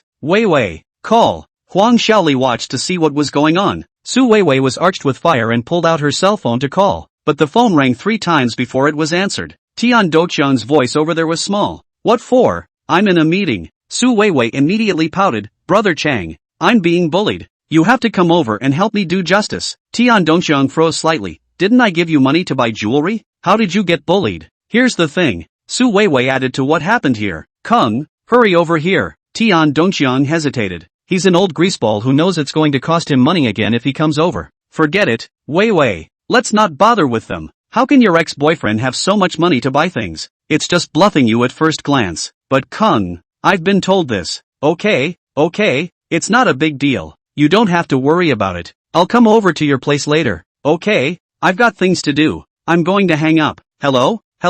Tian Dongxiang actually hung up the phone. Mo Xiaohong and the girls who heard it from the side couldn't even straighten their backs from laughing. Even Chenja didn't hold back. He knew in his heart that Tian Dongxiang was just playing casually. How could he really ask him to spend so much money? Gu, that boyfriend of yours doesn't dare to come? He also said that he earns $3 to $5 million a year. Laughing my ass off. Even if he really has that much money, there's no way he'd give it to someone like you to spend. Mo Xiaohong's words were endlessly mocking, being ridiculed by the crowd. Su Weiwei couldn't get off the stage, and that's when the dog-headed military counselor Huang Xiaoli made a move. Vivi, hit me again. That's all you have to say. Huang Xiaoli came together and said a few words in Su Weiwei's ear. Su Weiwei's face turned pale after hearing it, but still nodded. And again, he dialed Tian Doqian's number again. It rang 3 times before being picked up. Okay, why are you still fighting? Look at it this way. I'll transfer you another $1,000, okay? Tian Doqian's tone was a bit impatient. Kung, I want you to come over. If you come over, I can promise you. In the latter few words, Su Weiwei spoke so quietly that no one else could hear. Tian Dongxiang over there really had a different attitude after hearing that. Dare to bully my girlfriend. Just wait. I'm coming over. I'm not far from you. Tell them to stay put. Okay John, love you the most. After hanging up the phone Su Weiwei looked at Mo Xiaohong and the girl smugly. Don't leave if you guys have the guts. My boyfriend is coming over right now. Mo Xiaohong let out a cut. Whoever goes is a grandson. Chapter 45, they're going out on a limb. Tian Dongxiang really didn't lie. He rushed over in less than 10 minutes. When he came in and saw so many beautiful women standing here, he froze for a moment and his eyes kept glancing at them. It's like you've entered a modeling show. Where do you normally see so many beautiful women on the street? His eyes went straight. Su Weiwei seemed to hug his arm in a petulant manner, her eyes looking provocatively at Mo Xiaohong and the girls. Kung, it's them. She said you don't spend money and that you're stingy. Tian Dongxiang coughed. It's not good to leave a stingy impression in front of a beautiful woman. Who said that? I can be too good at spending money, too willing to spend money for women. As long as it's my woman. How much money I am willing to spend for her. Beauties, don't misunderstand me. As he spoke his eyes kept glancing at Mo Xiaohong and Wang Cici. These girls, these two are the standout looking ones. In order to show his generosity, Tian Dongxiang almost smiled as he seemed to really want to leave a deep impression in front of these girls. Su Weiwei saw that his eyes were not right and tugged on his arm. Brother Chang, what's wrong? I asked you to come over here to do me justice. Why are you being so polite to them? Ooh-hoo. Tian Dongxiang slightly closed his eyes. These beauties in front of him for the time being he cannot eat. Just now Su Weiwei promised him some excessive requirements inside the phone. Tonight we'll be able to eat. It seems that this money does have to come out a little. Don't worry, baby, I've got you. You'll buy boldly today. Thanks Kung. Barking. Su Weiwei kissed Tian Dongxiang in public. The expression was so smug. After Mo Xiaohong and the girls saw it, 1 and 2 of them made vomit-like expressions. You're really down with it. Convinced? What do you mean? Oh, this old man is 50 years old, isn't he? What do you think I mean? Mo Xiaohong's mouth was not merciless at all. Hearing those girls laugh, some of the guides couldn't help but cover their mouths. Chenja heart comfort he did not expect Mo Xiaohong's mouth is so powerful. In fact, Tian Dongxiang does not look so old. It looks about 40 years old. Mo Xiaohong was hardwired to add 10 years to his life. As expected, Tian Dongxiang was also a bit exasperated after hearing those words. What do you know, little girl? It's called manly charm. Mo Xiaohong snorted coldly, then walking over to Chenja and pulling him over, she whispered in Chenja's ear, later on. You hold back. Ha? What? Before Chenja could understand the meaning of her sentence, Mo Xiaoting kissed her on the face with a single bite, and he froze. But it's not over. Wang Cici and the girls came over one by two. A dozen or 20 girls. A dozen or 20 girls who were over 1 meter 72 in height, with beautiful looks and standard figures, all kissed Chenja on the face one after another. The spectacle stunned everyone present. Su Weiwei and Tian Dongxiang were even more open-mouthed, unable to close their mouths for half a day. Chenja's face was imprinted with lipstick, and his entire body was flaccid, feeling that his soul had flown nowhere. More than 20 girls kissed him at the same time. This kind of lustful fortune, novels don't even dare to write like this, right? It came out right today. This gift is a must. Mo Xiaohong picked up a small mirror to touch up her lipstick, then smiled at Su Weiwei. Young and handsome boys like our brother Chenja have manly charms. If I were you and I had to wake up every day to face this kind of old man, I'd probably be so scared that I wouldn't be able to sleep. Ha ha ha ha ha. Those girls laughed again. Tian Dongxiang clenched his fists in anger. Su Weiwei also bit her lips tightly. She had never seen a woman with such a poisonous mouth like Mo Xiaohong. Tian Dongxiang grunted. What's the use of being young? Who hasn't been young before? What men compare is experience and strength. Boy, do you dare to compare with me? Compare who spent more money today? Tian Dongxiang directly targeted Chenja. Facing his provocation, Chenja took it without hesitation. He's also giving it a go today. People live a life without fighting for buns. He was ready to take out this 1 million of his own. He just couldn't believe it. Tian Dongxiang would be willing to spend 1/3 of his annual income on Su Weiwei's body. Whoever dares not is a grandson. Oh, brat. What a big mouth. Don't be so eager to agree first. I have a bet here. If anyone loses, they must promise the other party a request. You say. Tian Dongxiang laughed a little, thinking that Chenja was still too young, and he felt that he was going to win this round. He pointed a finger at Mo Xiaohong. If I win, I want this woman to stay with me for a month. What? Upon hearing this unreasonable request, Chenja's brows furrowed badly. There was no way he could agree for Mo Xiaohong, even though he didn't think he would lose. Vivian Su jumped. Django, Tian Dongxiang has been on the head. Just now Mo Xiaohong humiliated him one after another. He no longer cared about the face. He just want to ruthlessly hope to humiliate this woman who does not know the sky and the earth. You shut the up. If you want to get your present, you'll stand aside and keep quiet. Su Weiwei wanted to say something, but she gritted her teeth and kept her mouth shut. Tian Dongxiang looked at Chenja smugly. How about it? Do you dare? If you don't dare, then you'll obediently kneel down and get under my pants, and I'll pretend that this matter never happened. Chenja clenched his fists tightly, wanting to punch Tian Dongxiang. At this time Mo Xiaohong spoke out. Dare? What's there to dare? I promise. Chiol, don't be afraid. Compare yourself to him. Mo Xiaohong's promise made Tian Dongxiang somewhat surprised. He didn't think the woman was that rigid. Oh, little sister. I see you're impatient for company, aren't you? Mo Xiaohong snorted coldly. Fine. If you win over my brother Zhe, old lady will accompany you for a month. Hearing these words, Tian Dongxiang inwardly leapt for joy, already grinding away. Good. That's what you said. No backing out. Do you think I'm you? A mouthful of spit and a mouthful of nails from my old lady. Chenja pulled her a bit, whispering in her ear. She said, Little Red, don't be capricious. Let's not bet on this matter. Mo Xiaohong also whispered, don't be afraid. Before I discussed with them, today this money does not need all you to pay. We are to help you out today. You just wait and see. This is still not good. Asking these girls to help him out, and still having to use their bodies as a bet. Chenja was a little too impatient. If I'm not afraid, what are you afraid of? Don't worry. We're not poor. Can we still be afraid of him? Thinking that each of these girls earned millions of dollars a year, Chenja nodded. Yes, thank you. Mo Xiaohong smiled at him, then looked at Tian Dongxiang again and said, then what if we win? Oh, you can't win. How do you know we can't win? What's the point of comparing? Okay, if you win, you can ask for whatever you want. Good. I'm waiting for you to say this. If we win, all the gold you bought will belong to us,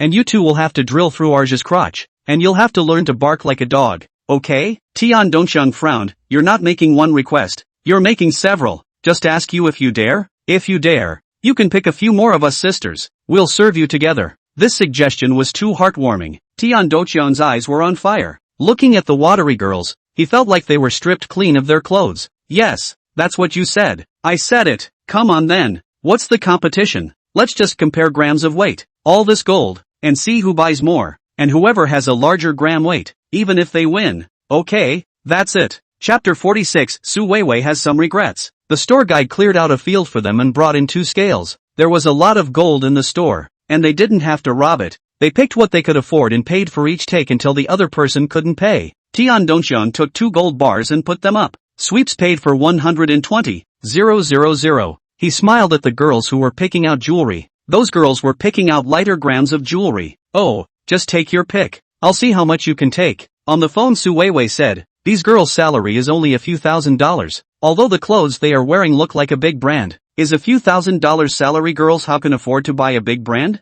It should be a goods. Chenja had long ago picked up his cell phone and waited on the sidelines. When the guide had finished his calculations, he swiped the code and made his first payment. 100,000. The girls put the trinkets on. The grams were a little lighter than those of Tian Dongxiang, but they weren't in a big hurry. Su Weiwei was thrilled when she saw Tian Dongxiang take 2 gold bars at the beginning. And even if all this gold wasn't given to her, giving her half of it would be a lot. When she saw that Chenja was actually paying, her face changed a bit. How does that guy Chenja have so much money? Huang Xiaoli stood next to her. Do you think Chenja won the lottery? How could he take out $100,000 at once to buy jewelry for these women? Su Weiwei nodded. It's possible. Chenja's salary how much she knows better than anyone else. Just 4,000 yuan per month. And used to call himself 3,000 yuan per month. He kept 1,000 yuan to spend. How can he have money? He has no savings. But so what? How much can you win a lottery? I guess he's swollen to the limit. Su Weiwei said with some scorn. He's not even in the same class as Brother Chang. And he actually has the face to compare himself to others. I've never seen someone who doesn't know the heights of heaven. Ha ha. Also, Chenja, this person is too much face. You say he bowed his head and admit a mistake is not on the line? Now pull those women down. Right. If your boyfriend really wins, he wants those women to accompany him. What do you think? Su Weiwei's heart stuttered. How can that be? Kung was just saying that. He just wanted to insult them. He loves me so much. Huang Xiaoli skimmed her lips. In her heart she was not quite convinced. She could see that Tian Dongxiang was serious just now. Your boyfriend is taking it again. This time he's still taking gold bars. Why doesn't he take a little jewelry for you? Look at all those girls taking jewelry. Su Weiwei's face was also a bit unsettled. They said they were giving themselves gifts this time. So why did they take all the gold bars? She couldn't help but go over and pull Tian Dongxiang's hand. Brother Chang, why are they all gold bars? Let's take some jewelry. I like that bracelet, and that necklace, and that pendant. Don't take those. Tian Dongxiang refused without thinking. Why? Su Weiwei is very incomprehensible. Both to take the gold, both to spend money, why not take their favorite? Mo Xiaohan laughed a bit as she passed by her. Don't you get it? Gold bars don't need so much processing fee, while jewelry is a bit more expensive. He just wants to spend less and do more. He just wants to win us. He didn't even think about buying you a gift. Unlike Arja. Arja is the one who is really generous, right? Oh, she's the only one who's too stupid to see it. Ha ha ha. Su Weiwei's face turned red as they laughed. Turning his head, he looked at Tian Dongxiang with some displeasure. Brother Chang, is what they said true? Tian Dongxiang's face changed. What they said was certainly true, but he couldn't admit it now. If he did, this woman Su Weiwei would definitely make a scene. Didn't say I wouldn't buy you one. Okay, go pick one out for yourself. Only after hearing these words did Su Weiwei's face ease up a bit. Happily, I went to the counter and picked out a $20,000 plus pendant. Kung, I want this one. Tian Dongxiang took over a look. 50 yuan 1G processing fee, almost 30G. Processing fees will have to be 1500, which 1500 can buy, almost 3G. This woman is really defeated. Change it. Why? I like this one. Will you buy it for me? That's when the guide who had just served her spoke. Beauty, this processing fee is a bit expensive. Not quite worth it if you guys are competing. You can go for the ones with no processing fee, or less processing fee. The beautiful guide was smiling though, but it sounded very harsh to Su Weiwei. What did you say? You don't think we can afford it, do you? The guide shrugged. Beauty, I didn't say that. I just saw that this gentleman wanted to win so much that I made a good suggestion. This comment made Tian Dongxiang a bit upset as well. This is not laughing at him for being poor. Just kidding. Vivi, go pick out the jewelry. We'll pick whichever one costs more to process. Su Weiwei almost jumped up in joy after hearing this. Kung, you're so handsome. She pulled Huang Xiaoli aside and picked it out. The beautiful guide smiled, then stepped aside. Cricket with a coworker next to me. Those two can't stand it when I get excited. Ha ha, you're a bad girl. You're tricking them into getting the kind that's expensive to process and then grams lighter. That's because they're stupid. They'll be angered so easily. That woman is so disgusting. Just now, she actually mocked us as inferior people. I see her as if she's out for sale. What a person. That's when the store manager passed by them. Don't talk so loud, all of you, and pay attention. Got it, sis. The beautiful guide from earlier spat out her tongue. The store manager shook her head. This sister was getting on her nerves a bit. I'm going out to make a phone call. You can watch here. Yes. Su Weiwei didn't seem to come to the gold store much. She picked all those bite-sized jewelry. Things sold expensive, not to mention. The grams are still light. Tian Doqian's face turned green when he paid. Then they saw that Chinja's side of the gram weight had surpassed them. Can you guys pick something nice? We picked the prettiest ones. I want value for money. Minister Tian. Are you talking about grams of weight for a small price? Huang Xiaoli asked. Tian Doqian's face changed. If he admitted it, it would show that he was the kind of person who was really petty. He could only say, somewhat against his will, I didn't mean that. Su Weiwei and the girls were dumbfounded. They have already spent more than $500,000 on their side, but the other side has no intention of stopping and is still buying and buying. Tian Doqian's heart was dripping blood. He also thought at first that Chenja had won a little lottery or something like that. A big lottery is impossible. That ordinary people can't win. He guessed it was $200,000. But I didn't realize that I had bought $500,000 and Chenja across the street was still paying. He saw that surprise in Su Weiwei's eyes, and even a vague hint of regret, and he felt very unhappy. Su Weiwei looked at Chenja in shock. If she hadn't broken up with Chenja, the $500,000 of gold would probably all be her own, because Chenja is this kind of person. On Tian Doqian's side, it is impossible to give her all of the $500,000 of gold, or even just a small portion of it. She really regretted a little bit, not regretting that she did not leave Chenja, but regretting that she left too early, and if she hid it until now, it is estimated that she spent it. Her heart ached, feeling like she'd lost without having gained. But what made her even more heartbroken was yet to come. As the time of the game increased, both sides took more than $800,000 gold, and both were paid off. Su Weiwei all went a little soft. Does that mean Chenja won not $200,000, but $1 million? Jesus, what did you miss? Chapter 47, the bet is unfair. I want to change it. When the gold gram weight came to 1 million, Tian Doqian was a bit flustered, because he saw those girls are still taking jewelry. Cheeky and smiling looked more not a little nervous feeling.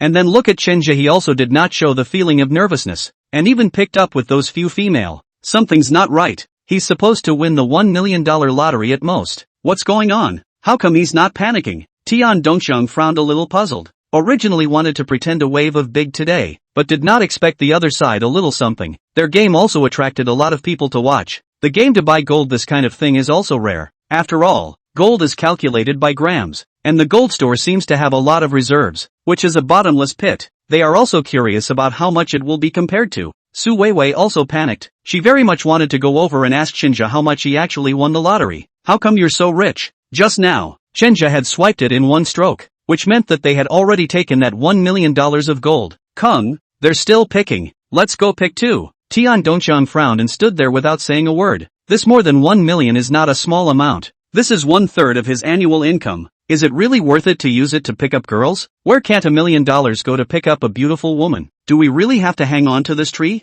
He didn't really want to go on. Was and couldn't wipe the slate clean. Mo Xiaohong walked over with the gold and gave them a mocking look. What's going on here? Mr. Boss, you can't buy anything? The two words Moncler outlet store deeply stung Tian Doqian. Without fighting for buns, looking at the beautiful and hateful Mo Xiaohong in front of him, he very much wanted to strip her of her clothes and throw her on the bed to ruthlessly insult her. The bet just now was unfair, Tian Doqian said. Mo Xiaohong froze for a moment. How do you call the bet unfair when it was you who proposed it? You guys are going to take all this gold from me when you win. But when I win, it's only going to be for you guys to stay with me for a month. Over $1 million. Do you know how many guys like you I can get? What do you mean? Think we're for sale? Mo Xiaohong looked at Su Weiwei as she spoke. What are you looking at me for? Su Weiwei was a little angry. At this time, Chen Zhao and those girls also came over. Red, what's going on? Mo Xiaohong hugged her arms and said somewhat breathlessly, someone's words don't count. Now that he thinks the bet is unfair. What did he do earlier? Tian Doqian grunted, I'm going to make the same bet as you guys. If I win, all this gold of yours will also belong to me. And you guys will have to stay with me for a month. And Chenja will have to drill through my crotch as well. You're nuts, aren't you? We asked for 2. You've asked for 3. Wang Cici shouted. Those other girls were also expressing their displeasure. Chenja was also displeased. Honestly, are you trying to admit defeat? Admit defeat? Do you think it's possible? I won't take advantage of you guys either. I made 3 demands, and I'll allow you to make 1 more. How about this? If I lose, I'll let this woman accompany you for a month. That's fair, right? Tian Doqian pushed Su Weiwei out. Su Weiwei once looked back at Tian Doqian in disbelief. Kung, how could you do this to me? Tian Doqian grunted. What did I do to you? Do you think I will lose? even in case I lose. So what if you accompany him? Isn't he your ex-boyfriend? Have the two of you slept together less? At these words, Tian Dongxiang had a somewhat contemptuous look. Su Weiwei directly cried out, Tian Dongxiang, you actually did this to me. Tian Dongxiang grabbed her arm and scolded fiercely, don't drop these few drops of cat urine for me. Today this matter is made by you. I have spent more than 1 million now. If I don't change the bet and continue to spend, I will lose my money and die. I am rich, not sick. If you dare to disagree, you know the consequences. Threats, naked threats. Su Weiwei knew that he had some connections in society, and was immediately scared by Tian Dongxiang and did not dare to speak. One can only bow one's head in humiliation. Okay, I'll stay with. Is it okay now? Tian Dongxiang looked at them. Chenja frowned. Tian Dongxiang's meaning wants to throw his money away. Just now Mo Xiaohong and the girls put together $2 million for themselves, and now they have this little bit of them left in their hands. If he lost, it would end badly, and he didn't dare to make a decision easily. Ha ha, what's the matter? Don't dare to continue? Well then, if you want to continue, then count me as the winner. Tian Dongxiang laughed. Mo Xiaohong was aroused. Who said they don't dare to continue? Go on. Who's afraid of who? Chenja tugged at her. Let's discuss this. Pulling them aside, I think it's better to forget about it. I don't want to drag you guys into this. This guy is probably a bit of an underhanded card if he wants to continue. Let's tell him later that we won't agree to the demands he's made.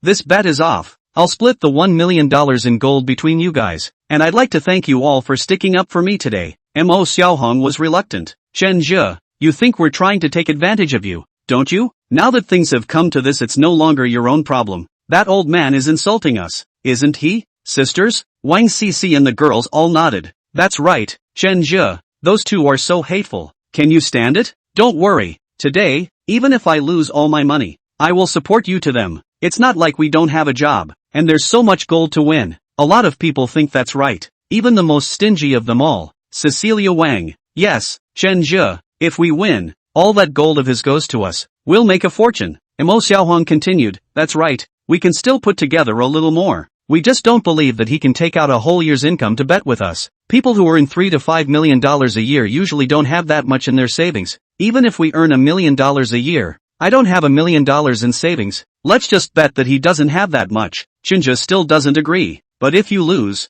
your bet is on your own bodies. And if that's the case, I'm the one who did you in. Mo Xiaohong smiled. You fools really believe that? We are Sister Who's people. He wants to possess us. We promised Sister Who not yet. Sisters, don't you think so? Those girls nodded with the same smile again. Chenja suddenly realized. It turned out that they had already had this plan for a long time. And if they had Sister Who's backing, it would indeed be possible, causing themselves to worry for half a day. Okay, let's do him. After seeing them come back, Tian Dongxiang said mockingly, what's wrong? Scared? Do you want to admit defeat now? You can still lose less if you recognize defeat now. Chenja coldly snorted, admit defeat? My dictionary does not have the word admit defeat, but I want to change a condition. I don't want that woman to accompany me. I want that to return the money to me. She spent more than $200,000 of my money before and after being with me. The interest I have to. I want her to return the money. Su Weiwei's heart seemed to have been hit hard after hearing this. She had hesitated for a long time just now before slowly persuading herself to accept it. But Chenja's words insulted her severely again.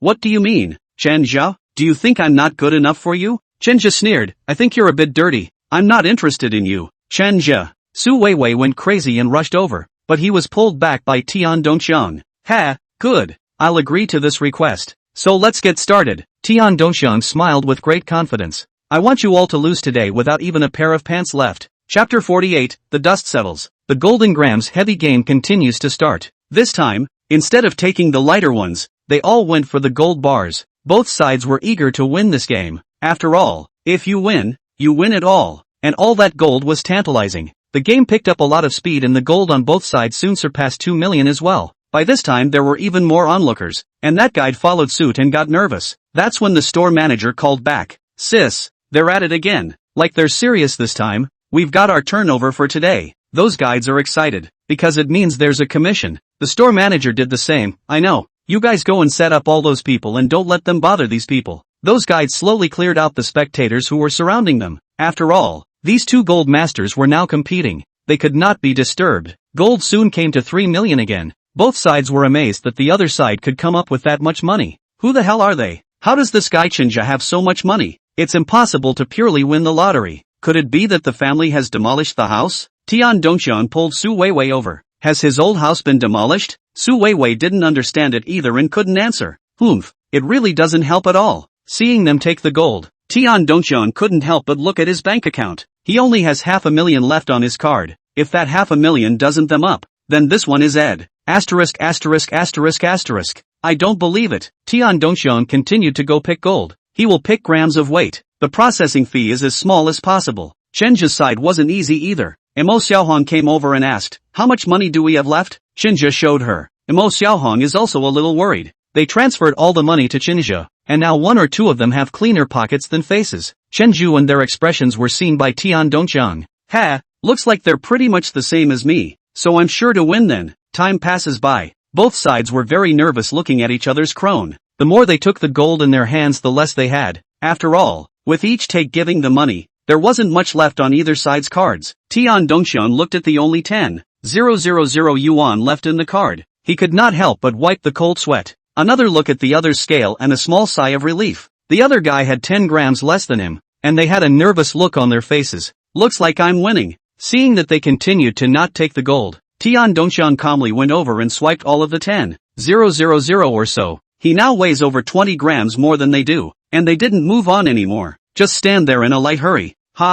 Looks like I'm winning. Tian Dongxian let out a victory cheer. The people around him were surprised, and Su Weiwei and Huang Xiaoli were happy, especially Vivian Su. She walked over to Mo Xiaohong them in a conspiratorial manner. Looking at their dead faces made her feel very good inside. You guys scream. Weren't you great just now? Scream for me. Bunch of cheap bastards. Wang Sisi wanted to go up and hit someone, but she was stopped by Mo Xiaohong. Sissy, don't be impulsive. I'll call Mei. She took out her cell phone, ready to call Mei Xiaoting to borrow money. It was their only chance at the moment, but the call didn't go through several times. Mo Xiaohong also panicked. Why don't I call Sister Hu? Don't. We're dead if Sister Hu finds out. Those girls have a very disheveled expression on their faces. Mei cannot borrow here. This time they will lose. They do not dare to ask Hu to borrow money at all. Tian Dongxian laughed. Call. Why don't you call? What? No one lent you money? He was also nervous when he saw them on the phone just now because he had no money on his card, and he would be in deep if they did borrow money.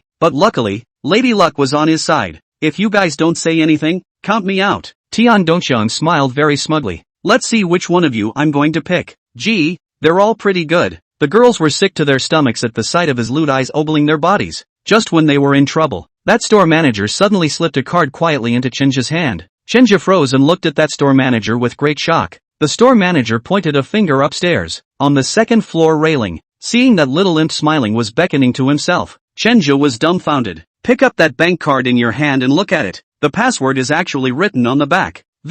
Could she be helping me? Chenja couldn't believe it and looked at the second floor again, but there was no longer any figure of that little devil on the second floor. Never mind. Couldn't care less. Chenja felt like he was in danger of being tricked by that little devil once more, but now he was going to take a gamble as well. Picked up my bank card and went to the counter and took 30 of gold. Seeing that Chenja brought the gold over again and swiped his card, it was Tian Dongxian's turn to be surprised for the first time. Similarly, Mo Xiaohong and the girls were surprised. They had just seen the store manager give the card to Chenja. After seeing that he was able to brush out normally, Chenja breathed a sigh of relief. 30 pounds put on the scale. Who said we lost? Now it's your turn. Tian Dongxian's face was gloomy. He had no money left in his card. He was going to lose at this rate. What's the matter? Look at your face. Are you out of money?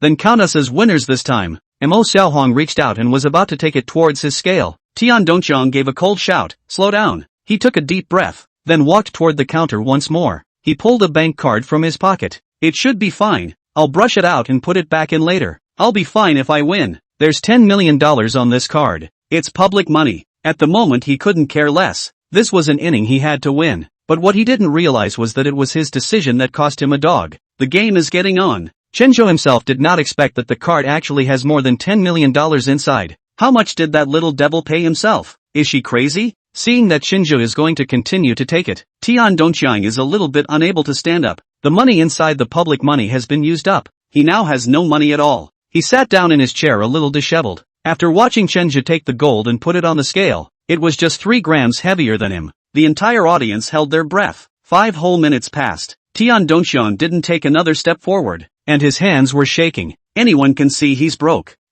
Did we win? Wang Cici suddenly pinched herself and felt some pain. She cheered, and the other girls followed her lead. 13. 5 million. Thinking that all this money is going to be taken by themselves, they couldn't stop themselves from being excited. Even Chenja was dumbfounded. He felt like he was just dreaming. He didn't wake up until Mo Xiaohong and the girls kissed up one by two. Chenja, we won! We won! Su Weiwei sat down on the ground limply. She was so aggrieved that she was about to cry. Chenja is actually so rich. He lied to me. Maybe he is a rich second generation. He lied to me. The dust settles on the race. Tian Dongxiang can't spare a penny. Looking at Mo Xiaohong to come over and take his gold. His eyes reddened at the thought that he had lost more than $13 million.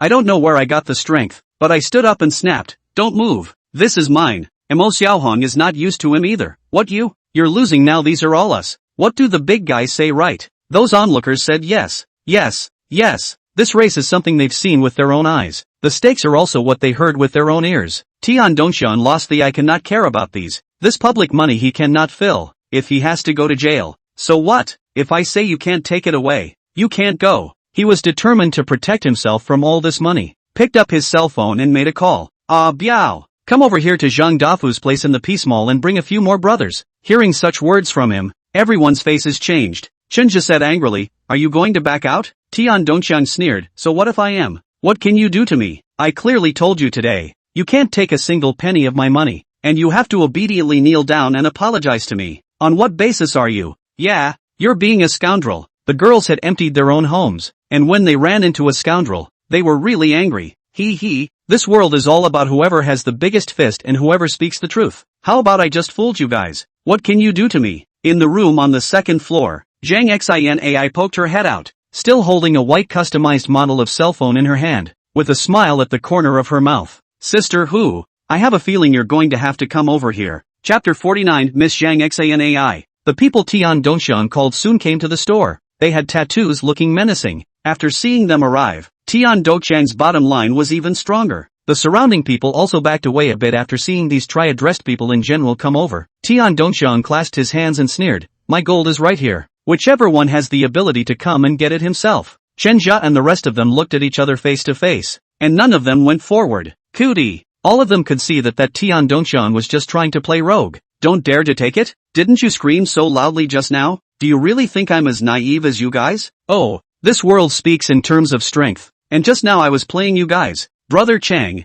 the brothers have come. We can't go back empty-handed, can we? The man next to him, who looked like he was leading, said. Tian Dongxiang grinned. Of course not. These people just pissed me off. And as compensation to me, those gold brothers of theirs can split it. Ha ha, thanks Kung. This bandit-like behavior doesn't seem to be the first time they've done it. Two lunged like hungry wolves toward the pile of gold that held them up. Mo Xiaohong and Wang Cici were anxious and went forward to try to protect them, but they were slapped to the ground by those people. So then Chenja also went up and fought them as well. As the only man in the bunch of them, it would have been impossible not to make a move at this moment, but Chenja was no match for them. Those punks often fight. A few of them still practiced sparring boxing and the like. 3 punches and 2 kicks. Chenja knocked to the ground, about to go up and make up punches. The scene became chaotic all of a sudden. Stop. Zhang Xinai walked down from the second floor, looking at everything in front of her with an angry face. Hearing someone dare to make a sound, Tian Dongxian looked over and saw that it was a beautiful young girl with excellent appearance and temperament. His eyes lit up.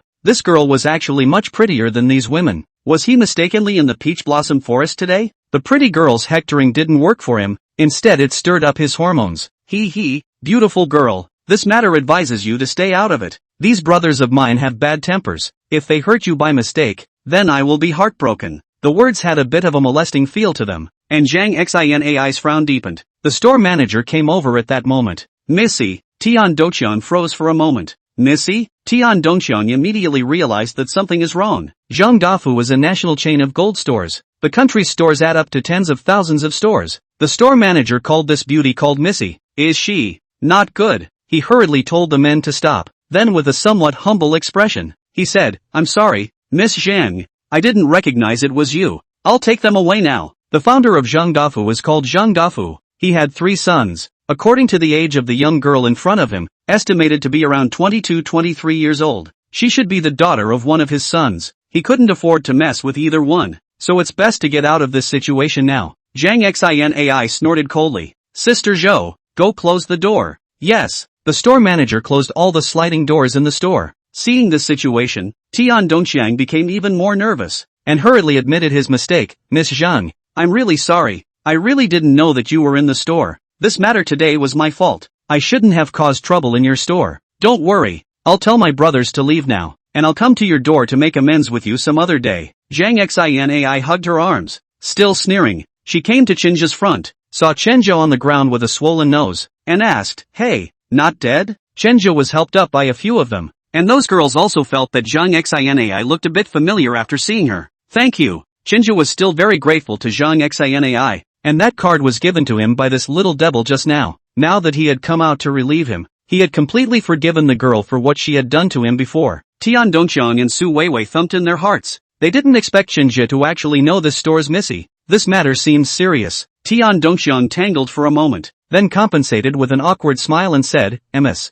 Zhang, I am a person from Mr. Wei of the Victory Group. Dongxiang Tian is looking for some connections. Victory Group, one of the 10 listed companies in Donghai City. Although Zhang Defu Gold Shop is powerful, but also have to give them a few points of face as a local enterprise. After all, they were big taxpayers, and compared to them, Zhang Dafu Gold Shop was more of an outsider. Ms. Zhang, if you step forward in this matter today, I think we can totally sit down and have a chat. Just now I was just fooling around with them. This matter, just like this to pass, do you think it's okay? Zhang Xinai hugged her arms and looked at him. Chatting about it is certainly no problem. But well, this matter is between you and them, and I'm just a spectator. Hearing her say this, Tian Dongxiang breathed a sigh of relief, while Chen Jia and the others were nervous again. Ms. Zhang is really sensible. Turning his head, he looked at Chen Zhu again. Today Miss Zhang is here. I won't make things difficult for you. Let's just forget about the bet just now. You take your gold. I'll take mine. Let's each leave. How about it? It sounded like a discussion,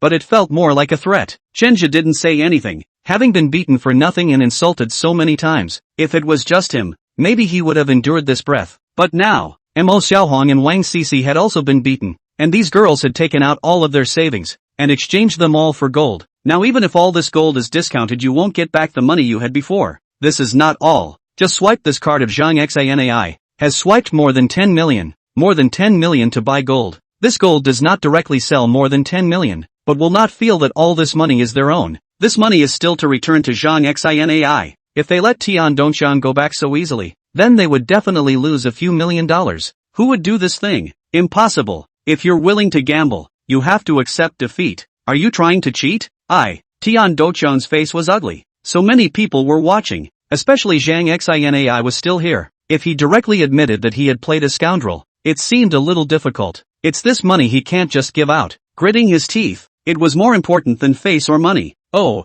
gambling is illegal. We're all good citizens. Just kidding. Why are you taking it seriously? So shameless. Those who were present, even including Su Weiwei and Huang Xiaoli, felt that this sentence was very shameless. Just now Tian Dongxiang said with conviction, more serious than anyone else, and now he has this attitude when he loses. It's just so embarrassing. Tian Dongxiang could feel the fiery gazes thrown over by the crowd, and he knew that with these words, he had completely lost face. But it was better to have no face than no money, right? He swiped over $10 million of public money and sold all that gold and folded it over, probably just enough to make up that amount only, and he's still going to lose money. He was already heartbroken. Ms. Zhang, do you think this is okay? I'll fold all this gold of mine back to you. I'm not asking for more. Just give me $10 million. Tian Dongxiang knows. Now only need to please Zhang Xinai on the line. His more than 13.5 million gold. Get the second-hand market recycling may be a loss of more than 1 million. The better ones might only lose a couple $100,000. He was now selling Zhang Xinai a good deal, as long as there was no Zhang Xinai to back him up. Chen Zhou and these people couldn't make any big waves. This suggestion of his also worried Chen Zhou and the others. Everyone looked at Zhang Xinai. Zhang Xinai touched her chin and seemed to hesitate. Well, it does seem like a pretty good deal, seeing that she looked like she was heartbroken. Tian Dongxiang smiled while Chen Zhou and the others sighed and lowered their heads. But I didn't expect Zhang Xinai to suddenly hook up a wicked smile and turn her words around. But like I said, this is none of my business. And what about me keeping you because someone wants me to? Who is it? Tian Dongxiang was a bit confused. And likewise Chen Zhou and the others were also a bit confused. That's when the door snapped open. Zhang Xinai laughed. She should be here. Chapter 50, Wei Ming. Many people in the square. Seeing a group of black-clothed people crowing into Zhang Dafu Gold Shop, have picked up their cell phones to take pictures, but then a couple of men in black came over and blocked their cell phone cameras, ordering them with their eyes to delete what was in them. Seeing the men's ferocious appearance, those crowds had no choice but to obey. The door to the gold store closed again. Tian Dongqiang, including those he called, one by two, were lying on the ground with bruises and swollen faces, and some of the hands and feet of those who resisted fiercely were broken. Su Weiwei and Huang Xiuli didn't end up well either. Their pretty faces were slapped red and swollen. Hu Ling and Zhang Xinai were laughing and talking about other things. Tian Dongqiang crawled over like a dog. He didn't have his old swagger, and his eyes were full of fear. Sister Hu, spare my life. I didn't know that they were your people. If I knew that, even if you gave me 100 guts, I wouldn't dare to make a move on them. I'm willing to gamble and accept defeat. I'm willing to give them all the gold, just for the sake of Mr. Wei's face. Spare my life this time. A grown man in his 40s crying like a baby. Just now when Hu Ling came in he panicked. He has also been to Hu Ling's bar. I should say that the East China Sea City, a little status of people have been to her club. Others do not know Hu Ling's energy, but he is very clear. That is the black and white. Is the existence of a million cannot afford to mess with? If he knew that the person behind Shinju and the others was Hu Ling, he would have run out of sight long ago. Hu Ling looked at him with slightly lowered eyes. Oh, Mr. Wei, you don't have to rush first. He'll be over later. Mr. Wei is coming too. Hearing these words, Tian Dongqiang felt like the sky was falling. If Mr. Wei came, it would be impossible to hide his embezzlement. Tian Dongqiang sat down on the ground like a deflated leather ball with a look of despair. After 5 minutes or so, a man wearing a high-grade customized suit, wearing a gold-rimmed glasses, about 40 years old, walked in. He slightly looked down at the ground. Tian Dongqiang a glance. His eyes flashed a trace of viciousness, and then quickly masked the past, smilingly reached out towards Hu Ling. Hu Ling also smiled and shook his hand. Sister Hu, there was a traffic jam on the road just now. Sorry for being late. Mr. Wei is a busy man, and I'm really sorry to call you over because of this small matter. He said he was embarrassed, but there was absolutely no embarrassment on Hu Ling's face. Victory Group is a local listed company in Donghai City, with a very deep local heritage. The president of Victory Group is called Shin Xingong, and the Shin family is the family behind Victory Group. Wei Ming is Shin Xingong's brother-in-law, now the vice president of the Victory Group. Face is to be given, but only a little. Sister Hu, look at what you're saying. The people under me made a mistake. It's only right that I should be the one to make amends, and I have to ask Sister Hu to wait for me. I really have a guilty conscience inside. Wei Ming is 40 years old this year. Then the 35-year-old Hu Ling is also 5 years older, but the same call her Sister Hu, because the more he understands the more he knows that the woman Hu Ling, he simply cannot afford to mess with. Sister Hu, on behalf of the title of honor. Mr. Wei, now that you're here as well, we should talk about this matter, right? No problem. I'll do whatever Sister Hu says. I'll listen to you completely. Hu Ling smiled as if joking and said, wow, if I want him to double his payout, will you listen to me too? Heard it was going to be doubled. Tian Dongqiang cried and said, Sister Hu, just spare me this time. I won't dare next time. The sound of his crying was hard to hear. Wei Ming was already upset. He couldn't help but give him a kick. You also have to straighten your pants after the kick. Do you have a right to interrupt when we're talking? Tian Dongqiang didn't dare to speak. After slightly thinking for 2 seconds, Wei Ming agreed with a smile. No problem. Just follow what Sister Hu said. Chen Zhu and the others' eyes went wide after hearing this. 5 million doubled. Wouldn't that be 27 million? Jesus, Sister Hu is too good, isn't she? One light sentence, and you can double it. Hu Ling smiled, not seeming much surprised. If you find it difficult, Mr. Wei, just take it as a joke. Wei Ming hurriedly shook his head. No. Sister Hu has already given me face. This matter was originally done wrong by this bastard. Don't worry, I'll make sure he spits out the money to you. If it's not enough, I'll make it up from my side. Hu Ling nodded. Then I'll trouble Mr. Wei. It should be. The two of them talked and laughed again, as if they were friends meeting, chatting casually about the matter and then about something else. Wei Ming brought those people out to a nearby hotel and opened a room. He looked at Tian Dongqiang with a gloomy face. Say, where did you get all that money? Tian Dongqiang knew that he could not hide it, and cried and explained everything. Wei Ming took a deep drag on his cigarette, then burned the tip of the cigarette hard on the back of his hand. That drilling pain caused Tian Dongqiang to agonize, but he didn't dare to avoid it. Normally when you steal a little, I don't say anything. After all, you're doing things for me. But today, you made me lose face. You actually messed with that woman Hu Ling. If I hadn't appeared just now, you and you stinking fish and shrimp would have long since been thrown into the river and fed to the fish. Tian Dongqiang cried and nodded his head. Thank you for saving Mr. Wei's life. Thank you, Mr. Wei. This money, you find your own way to make up for it. I can temporarily help you press the matter of public money. But Hu Ling sighed. You don't give me delinquency. At that time, if people look for the door, I can't help you. Thank you, Mr. Wei. Thank you, Mr. Wei. Alright, stop sniveling and get up. Seeing you in this lousy state makes me want to kill you. If it wasn't for the fact that it was so hard for me to push you into this purchasing department head position, I would want to get you killed right now. Mr. Wei, I know I'm wrong. Please give me another chance. Tell me, what the hell is today about? Su Weiwei, who was waiting in the room outside, hurried forward after seeing Tian Dongxiang come out. Django, can we go back? Seeing Su Weiwei's appearance,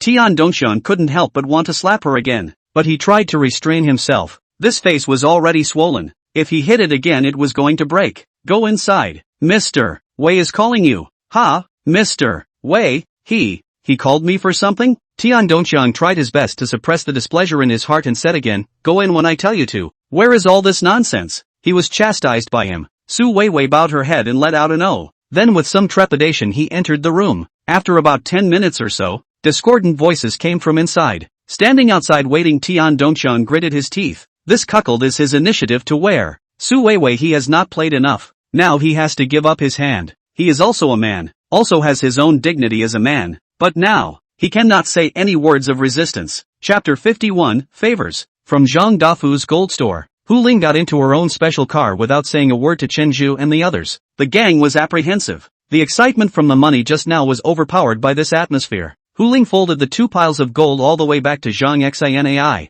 It was folded to her at the second-hand market price. Subtracting the money that Zhang Xinai gave them just now, there's still 15 million now. Sister who didn't take a penny. Chenja felt that this bank card in his hand was heavy. The $15 million was all credited to his card. Mo Xiaohuang came up and asked with some worry, Chenja, do you think Sister Hu will open us? Her worry was also the worry of those girls, because Sister Hu had repeatedly emphasized many times not to cause trouble outside. And now that they had caused such a big incident, if Sister Hu had beaten them or scolded them, they would have been a bit happier. But now that Sister Hu had left without saying a word, it made them a bit terrified. I don't think so. She wouldn't have come just now if she wanted to fire us. Then why didn't Hu say anything? I feel like Hu is scarier when she doesn't talk than when she does. Why don't we give all this money to Sister Hu? The girls chirped their suggestions. Chenja also feels that it is best not to keep this money. This money is so hot to hold now. Chenja, you were recruited by Sister Hu. Will you go in our place and say yes? Mo Xiaohong said. Chenja nodded. He had to carry a great deal of responsibility for this matter because it was because of him. Okay, I'll talk. This evening Lin Meiyu came again. Seeing that Chenja was distracted while squeezing his shoulders, she was concerned. What's wrong? Something on your mind? Chenja didn't know how to open his mouth, and he had been thinking about Hu Ling all night at work today. Lin Meiyu seems to be in a pretty good mood today. Tell me what's going on. Maybe I can even give you an idea. Chenja thought of Hu Ling's relationship with Lin Meiyu. Hu Ling was respectful to Lin Meiyu, and Lin Meiyu dared to flirt with Hu Ling, so it would be good to listen to her advice. He went over all the events of the day. No wonder I saw your face green a purple piece. This thing, well, you do have a mistake. But this money Hu Ling should not want. Why? I know Hu Ling's character. I've never seen her take money from anyone under her hand, and if she doesn't mention it, then that means this money is for you guys. But why didn't Sister Hu say anything? She must be upset with us. It's normal to be disgruntled. Who made you guys cause such a big thing? I heard you just now. But the matter also concerns the Zhang Dafu family's daughter, right? Anan? Yeah, she helped us too. That's the problem. Exchanges between rich people are all back and forth. That MS. Zhang helped you guys out. Hu Ling owed her a favor, and that's what she's obsessed with.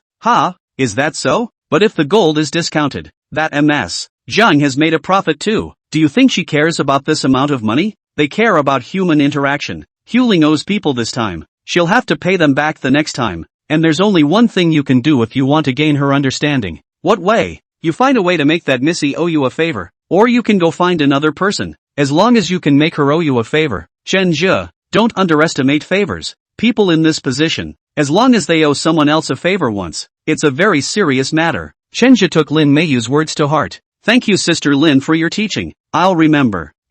Come over here and sleep with me. Don't think so much. Chen Zhe reacted in a big way. Lin Meiyu laughed. What are you thinking? Just coming over for a hug? Could it be that you brat still wants to do something? Dare not dare not dare. Lin Meiyu seemed to like his hug and fell asleep in his arms in less than 5 minutes. Holding Lin Meiyu's soft waist, Chenja was still thinking about her words just now. Where do I find a favor to return to Sister Hu? He hadn't thought about it until after Lin Meiyu left. With his current status and position, he would never be able to meet such high-status people anywhere else except in the clubhouse. But how could someone of this status owe him a favor? Chenja was a little troubled, and when he got off work, he still decided to go to Hu Ling first to apologize for his mistake. But Hu Ling wasn't there. Mei Xiaoting looked at him and couldn't help but ask, I heard that you guys made a little money today. Sister Mei, just don't laugh at us. I reckon Sister Hu is still angry right now. Ha ha, it's normal for Sister Hu to be angry. Who made you guys disobey me? Now realize the severity of the problem, right? Mei, can you give me an idea? Mei Xiaoting shook her head. I don't have much of an idea.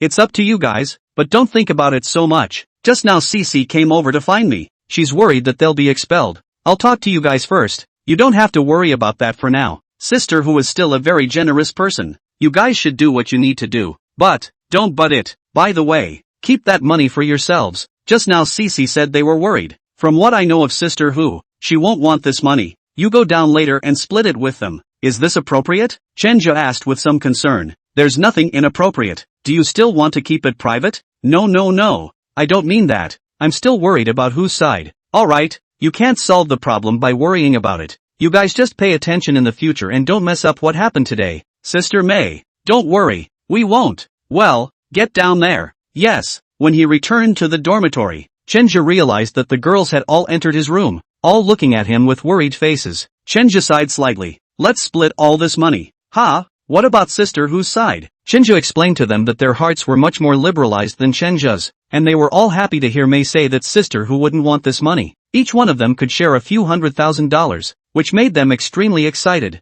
and a few bold girls even came over to tease Chenja, said something about it being the night's overnight fee. Of course Chenja would not think that this statement was true. With some difficulty he asked them all to leave, and while lying alone in bed, he was still thinking, this matter can't be left like this, or Sister Hu will definitely be very disappointed in me. Hu Ling is a nobleman to change the trajectory of his life. The more Chenja stay here the more he wants to understand. He wants to mix well. He must firmly grasp every opportunity. He thought about it and still felt that Lin Meiyu's words made perfect sense. Looks like I still need to think of a way to help Sister Hu get her favor back. Chapter 52 Zhong Xinrui. We have a guest in room 06 tonight, but she was a little quiet tonight, and even extra polite. She even said a thank you when Chenja served her. This was somewhat surprising to Chenja. Halfway through the massage press, Chenja somewhat couldn't help but say, thank you for that day. If it wasn't for you, I wouldn't have known what to do. Ha? What? It's about the money you gave me. I'm really sorry. I may have served you a bit poorly before, making you feel uncomfortable. Don't worry, I'll definitely serve you comfortably tonight. I'll help you soak your feet, right? My technique of pressing feet is also very good. Which? Hey hi. Wait, not to be outdone. Chenja brought over a foot-soaking tub, then put her tender little feet in it and rubbed them as he washed them. Is this water still the right temperature? She blushed. Fit. Chenja couldn't help but laugh. Why do you feel like you're different tonight? It feels like a different person. Zhang Xinrui was embarrassed in her heart. This guy must be treating me as a sister. Forget it, I'd better not break it down. He's quite comfortable to press. Oh ha. What? You're not used to being a little bit nice to you? You're really a criminal. Trying to imitate her sister Zhang Xinai's tone, Zhang Xinrui said this. Chenja froze for a moment. Well, then it seems I was overthinking it. Queen Sama. After the service was completed, Chenja politely retreated. Zhang Xinrui hurriedly went to call her sister. Hey, sis, did you do something in the past 2 days? Zhang Xinai over there was a bit confused. What thing? It's that Chenja. Did you do something for him? Ha? Oh, you mean the mechanic. You guys aren't going there again, are you? Zhang Xinrui blushed and said with some stuttering, I just have a little bit of dissertation pressure. So I came to relax. Don't lie to me. I noticed that you've been going a bit more often lately. It'd be a disaster if mom and dad found out. And when they do, you can't say that I took you there. No, you haven't answered me yet. Did you help that Chenja do something? Oh, things are like this. That day Sister Jo called me to say that the store may be a bit of a situation. Let me go over to see. I went to after I found that it was Chenja with that gang of technicians there. With his ex-girlfriend's current boyfriend Bard, I slightly out of the hand. To help him a little bit, but this thing we also know loss. I found that Sister Ling is really good at this. No wonder her relationship with her parents is so good. At first this membership card, is Hu Ling gave their mother? Their mother did not want. Aside Zhang Xinaic after quietly over to find Hu Ling didn't refuse and gave it to her in passing. Zhang Xanai and Zhang Xanrui are twins. But twins are a little different. Zhang Xinai had been a genius since she was a child, skipping grades to finish her studies, and she was now able to help her family with the family business. Sister Zhang Xinrui is still in college. The two sisters have a good relationship. Zhang Xinai got the card. He came over to experience it himself first. I heard my sister say that her dissertation was stressful.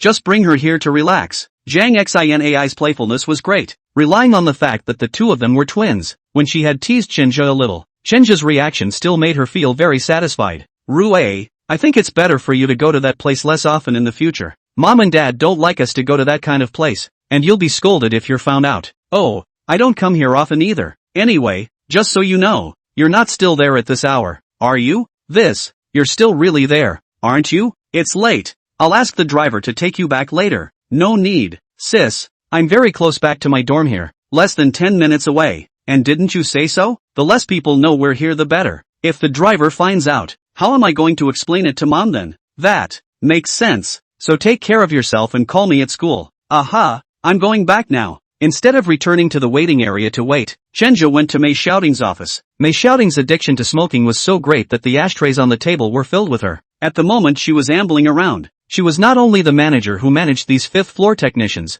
but at the same time, some of the affairs in the bar she was managing some of them as well. Chenja was very sensible and went over to clean his ashtray, then stood aside with a smile. Mei Xiaoting looked up at him. Nothing is for nothing. Nothing is for nothing. So tell me, what is it that you want from me? There's nothing really wrong, Sister Mei. Just wanted to ask you about the guest in room 06. Mei Xiaoting frowned. Why are you asking that? Don't you know that guests are not allowed to ask about their privacy? Sister Mei, of course I understand this, but the guest in room 06 helped me that day. I should at least be the one to thank her, right? Didn't you just go and serve her? Didn't you? It's not the same, since a thank you is definitely more formal, don't you think? Mei Xiaoting hesitated. What do you want to know? Sister Mei, I know that the guest in room 06 is the daughter of Zhang Dafu Gold Shop, and I'm a bit curious about how the other guests are all relatively older. Not that they're old, of course. I mean, how come the guest in room 06 is so young? I'm not sure about this, but I have to remind you, you can't hit on the guests. Don't try to take any shortcuts. If you screw up, Mei will definitely not be able to spare you. Mei, you misunderstood me. I mean, I don't care what you mean, but listen to me on this one anyway. Got it? Got it. Get out when you understand. Well, Chenja retreated from Mei Xiaoting's office, feeling a bit disappointed that he hadn't gotten any useful news from Mei Xiaoting. Never mind. Why don't I go and say thank you to her again? After all, she did me such a great favor. Chenja came to the door of room 06 and knocked. No one responded. At this time, Su Xiaomei walked over. What are you doing? Sister Mei, has the guest in room 06 left? Oh, I just saw him leave, and he left in quite a hurry. Oh, so, Chenja was a bit lost. The guests in room 06 actually rarely came over, and she didn't know when the next time she came over would be. What's the matter with you? Something on your mind? No, nothing. Mei-san, you go and get busy. Aha. Su Xiaomei twisted her waist and left. Chenja was also ready to go back to the waiting area, but at this time, the door to room 06 opened. As if it had not been closed properly, Chenja saw a sheet of something dropped on the floor by the door. Pick it up. It's actually a student ID card. Zhang Xinrui? Donghai University? Isn't that the same school as me? Chapter 53, Sudden Accidents. Chenja hesitated for a few seconds, then came to the front desk. How long has that young girl been gone just now? About 10 minutes or so. Why? Oh, nothing much, thanks. You can't ask for a guest's information at the front desk. Phone numbers like that are simply impossible. Chenja took a vacation from Mei Xiaoting. Mei, I'm going out for 20 minutes. What's wrong? There's something going on. An accommodation. Try to be quick. Mei Xiaoting didn't give him much of a hard time. Chenja changed into a set of clothes and went out the door. He was going to personally send this student ID back to this big lady. At this hour she should be back in her school dormitory. Donghai University has a 10:30 door closing and it's 10:20 now. It's very strictly run there and you can't get in without a student ID. Figured I should be able to see her in front of the school by dropping her off now. I should be able to win her over a little bit by sending it over specifically, right? It is Chenja's goal to serve every client as well as possible and then develop each client into his or her own loyal customer. Instead of driving his own cab, Chenja looked for Mo Xiaohong and borrowed her sports car, so that he could get there as quickly as possible. It was his first time driving a Porsche and he was a little excited when he first got in it, but that's all it feels like when you drive it. It doesn't feel much better to drive. I wonder what they paid so much for this car. Many of the new energy vehicles nowadays are very comfortable to sit in. Chenja didn't buy one, but he did go for a test drive. It feels no worse than this Porsche. Still, it was pretty fast, and he was there in 7 minutes for what had been a 10-minute trip. When I got out of the car I didn't see anyone waiting at the door. He stood and looked at the time. It's gated. Couldn't she have gotten in? With Zhang Xinrui's status, it wasn't impossible to get the security guards to accommodate. Never mind. I'll wait until tomorrow to give it to her. Chenja plans to go back, and tomorrow he plans to go to the school and ask again. He didn't get on the viaduct on the way back because it would be slow to return here to take the viaduct over there. After passing through a section of deserted highway, he suddenly received a message from Mo Xiaohong at this time, and he clicked on it. An inattentive person scraped a parked cab. Asterisk asterisk asterisk asterisk. Chenja got out of the car to check, and found that the cab did not even hit the lights. How did you park like that? There is no one on top of the cab. Chenja was about to call the traffic police, suddenly saw something flashing in the bushes next to him. He walked over to see. It is a cell phone. He looked around and realized there was no one there, then picked up the cell phone. After a few seconds of hesitation, he answered, "Hello? Who are you?" After the opposite party heard Chenja's voice, they questioned very harshly. Chenja thought it was the owner of this cell phone. "Oh, excuse me, I found this cell phone on the floor, is it yours?" The opposite side froze as well. "What?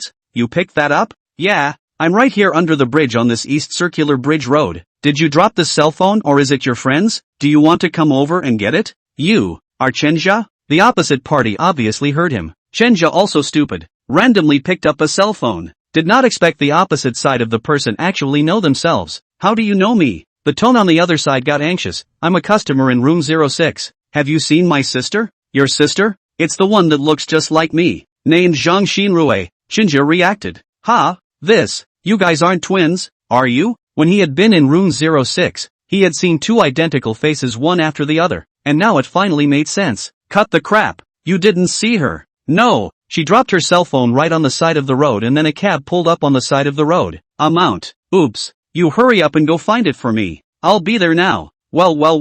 Chenja also knew that this matter was not simple anymore. Then looking around, he used the light of his cell phone to see that some of the grass on the side of the road was crushed, and he ran all the way after the crushed grass. An abandoned factory building was soon seen next to it, and there were screams of girls coming from the plant. "Don't you come any closer, don't you come any closer." The voice was Zhang Xinrui's voice, and without saying a word, Chenja ran towards that voice. Zhang Xinrui cowered in the corner, looking very helplessly and fearfully at the man in front of her who was approaching her step by step. The man had a lewd look, his hair was shaved short, and he had a bone-thin appearance. At the moment he licked his tongue, hands rubbed like flies. "Little sister, you're so pretty. TSK, it's been a long time since I've met a college girl as pretty as you. Looks like I'm in luck tonight." Zhang Xinrui touched on her body, did not find a cell phone. Fear and despair. She looked for a wooden stick next to her to confront this indecent man. Here's the thing. She took a cab on her way downstairs, but when the car was halfway there, the man suddenly turned around and drove the car here, in the middle of nowhere. It was then that she thumped in her heart,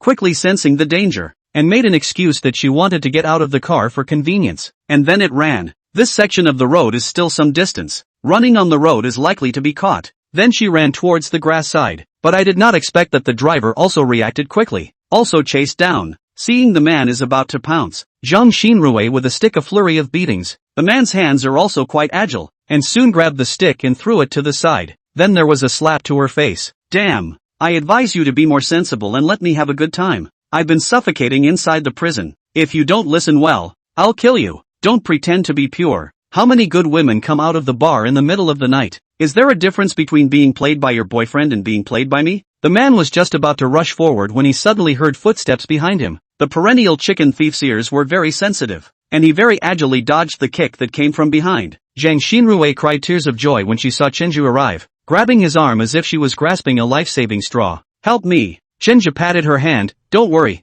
I won't let anything happen to you." Chenja's appearance made Zhang Xinrui feel safe, but the next second the lewd man pulled out a knife. "Brat, how dare you come and ruin my good deed? Then you won't be leaving today either. I'll tie you up later so you can see how I get off." The creepy guy stabbed him with a knife. Chenja hurriedly pushed Zhang Xinrui away. Zhang Xinrui was startled and screamed. She saw Chenja's stomach was stained red with blood. Chenja fought to kick the lewd man out, then covered his stomach and retreated to the side with some difficulty. The kick did little damage to the leering man, but instead made him angrier. He rushed up with a knife and stabbed Chenja in the stomach. Chenja dodged several times, but there was always one or two stabs that got hit. At this moment he realized that there is no such thing as an empty hand catching a white blade in the world, and when you encounter a thug with a knife, the best thing to do is to run. Run as far away as possible. Having been stabbed several times, Chenja also felt that he might not survive. He clutched the thug's hand as the last stab hit, the knife still in his stomach, his mouth full of blood, looking at Zhang Xinrui who was crying on the side. Roared, "Run! Run!" Chapter 54, served by Mei Xiaoting. Chenja smelled a smell of disinfectant. He opened his eyes in a daze, then felt pain like a tear in his body. It made him yelp uncontrollably. "Hiss, it hurts like hell." Mei Xiaoting's voice came through. "You're finally awake? Mei, I'm in a hospital?" Mei Xiaoting rolled her eyes. "What else? Do you want to be in hell?" Chenja struggled to sit up, and Mei Xiaoting came over to support him at this time. "Don't move. Be careful of moving the wound." "Thank you, Mei." "Thanks for what? It's all co-workers." "Sister Mei, did you send me here? Is the client okay? I don't know what to say about you. Sometimes I really want to praise you. It's this time of the day and you still think about the client. You don't think about yourself. Don't worry, the client is fine. It's you. You've been unconscious for 2 days and 2 nights. Ha, that long?" Chenja did not know when he passed out. When he closed his eyes at that time, he only heard Zhang Xinrui's cries, and he did not know what happened behind him clearly. "You kid also has a great life, being hit by 7 or 8 knives and still surviving." Mei Xiaoting rang the bell next to the bed. It didn't take long for the doctor to come over. The doctor came over and checked Chenja. "The recovery is not bad, but you have to recuperate for a while. During this period, don't touch the cold water. If you really can't stand it, then rub your body with a hot towel." "Thank you, doctor." After sending the doctor away, Mei Xiaoting made a phone call. The call was to Hu Ling. Chenja looked to the side, which was piled high with flowers. "Sister Mei, this is?" Mei Xiaoting hung up the phone. "Some are from your clients. Some are from co-workers. There are so many that they are filling up this spot. I just cleaned up a bunch yesterday." Chenja's lips turned white and he smiled somewhat weakly. "Thank you, Mei, for taking care of me." Mei Xiaoting also smiled. "I can't help it. Sister Hu personally explained it. You're a big celebrity now. Do you know who you saved?" Chenja nodded. "No. You, this kid is a great achievement this time. You saved Zhang Dafu's family's Qianjin. Now their family is very grateful to Sister Hu and also you. Originally that Missy wanted to stay here to accompany you, but Sister Hu considered the bad influence, so she let me stay. It's good that she's okay." In fact, Chenja did not think so much at that time. Just out of instinct want to help that girl. "Are you hungry? Would you like some kanji?" Mei asked. Chenja shook his head. He couldn't eat anything right now and felt a great pain in his stomach. "Some pain is normal. You had a lot of stitches in your stomach, and honestly it was pretty scary at the time. You were covered in blood and we thought you were all hungover when we got to the hospital." Chenja smiled. "I have a great life, and Hades has confiscated me." "You poor it. I found you, this kid is quite uncomplicated. You do not know the situation at that time. Our 5th floor of the gang of girls 1-2 cried like a tearful person. This is not over. Lin's sister No, directly from abroad, flew back. Off the plane, did not even have a drink of water. Came to the hospital to see you. The 06 room of the 2 customers look at you is also very nervous look. The 2 customers look at you. The 2 customers are also very nervous look. You kid, tell me, do you have any different feelings with them? You have to give me a precaution in advance.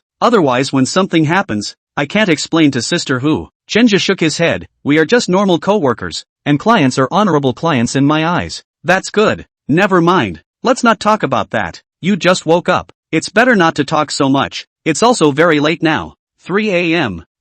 In order to take care of you, I haven't slept enough for the past 2 days to get 5 hours of sleep." When Chenja saw that Mei Xiaoting's eyes were bloodshot, he knew that she wasn't telling lies. Once again, a big thank you to Xiaoting Mei. Mei Xiaoting was ready to go to bed, and for the past 2 days she had slept in the companion bed next to her. Chenja was a bit tongue-tied. Mei Xiaoting is also an attentive person. "What's wrong? Want some water?" "No, Mei. I need to pee." Chenja couldn't even get out of bed in his current condition, and when he woke up just now, he was also woken up by the urge to urinate. Mei Xiaoting hesitated for a moment, but still got out of bed and came to Chenja's bedside. "You close your eyes." "Ha? Why? Shut up when I tell you to shut up. Where's the bowl? Asterisk asterisk asterisk asterisk." Oh, Chenja had just closed his eyes when he felt a hand reach under the covers, and then a catheter poked up. Asterisk asterisk asterisk asterisk. Chenja didn't expect it to be this one. "I'm going out for a bit. Take care of it yourself." Mei Xiaoting walked out. While standing in the corridor she wanted to smoke a cigarette,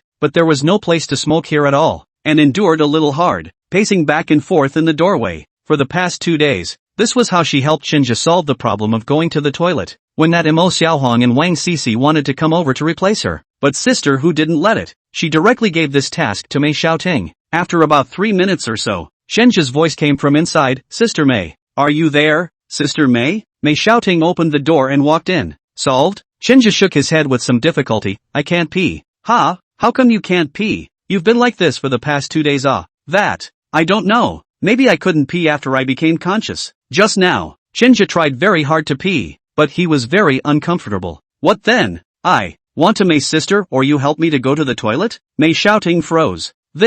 I do realize that this is a bit of a difficult request. How about this? Why don't you go get a male nurse? Mei Xiaoting hesitated and didn't say anything, walking directly to Chenja's side to help him up. After getting up, Chenja felt the pain of the wound tearing was very intense. It felt as if his stomach was on fire, and he felt as if his internal organs were going to explode. It hurt so much that he couldn't stand and directly leaned against Mei Xiaoting's body. Mei Xiaoting almost fell over. The weight of a grown man like Chenja was a bit too much for her to bear, and with some difficulty she helped Chenja into the restroom. But the bracing hurt too much. He was stabbed in the stomach several times, and he couldn't even sit in the toilet position because when he sat down it pressed on his stomach. Standing up was also difficult, even holding on to a side assist pole. It made him anxious. Mei Xiaoting gritted her teeth. You just pee. Chenja was bitter. Sister Mei, you're standing next to me. I can't pee. Being watched peeing is a bit much, even for a guy himself. Mei Xiaoting closed her eyes again. Is that always okay? Still not working. Why don't you go out?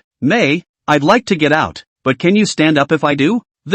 Without Mei Xiaoting's support, Chenju indeed couldn't stand up. Just as Chenja was agonizing, a whistling sound of déjà vu sounded beside him. He was dumbfounded and then felt a gush of urine. Chapter 55 Zhang Xinrui's Passion. If you say that to them, I'll kill you 100 times. Lying in bed, Chenja heard Mei Xiaoting in the next bed leisurely utter these words. Chenja swallowed his saliva. That scene just now killed him and he would not tell the outside world. Being held by a woman to pee is not an honorable thing. It was just after 7 a.m. when Chenja woke up from the pain of his wounds, babbling and screaming. Mei Xiaoting climbed up helplessly. My little ancestor, I've only been asleep for 3 hours. Do you want me to die? Chenja also felt embarrassed about waking up Mei Xiaoting. Sister Mei, why don't you go back today? I'll be fine on my own. Can what? You're having trouble peeing. Although she was complaining, Mei Xiaoting also climbed up. I'm going to get breakfast ready, and I'll call the nurse over to change your medication on the way. Mei Xiaoting went out the door. It didn't take long for the nurse to come over and change his medication. Just then there was a knock on the door.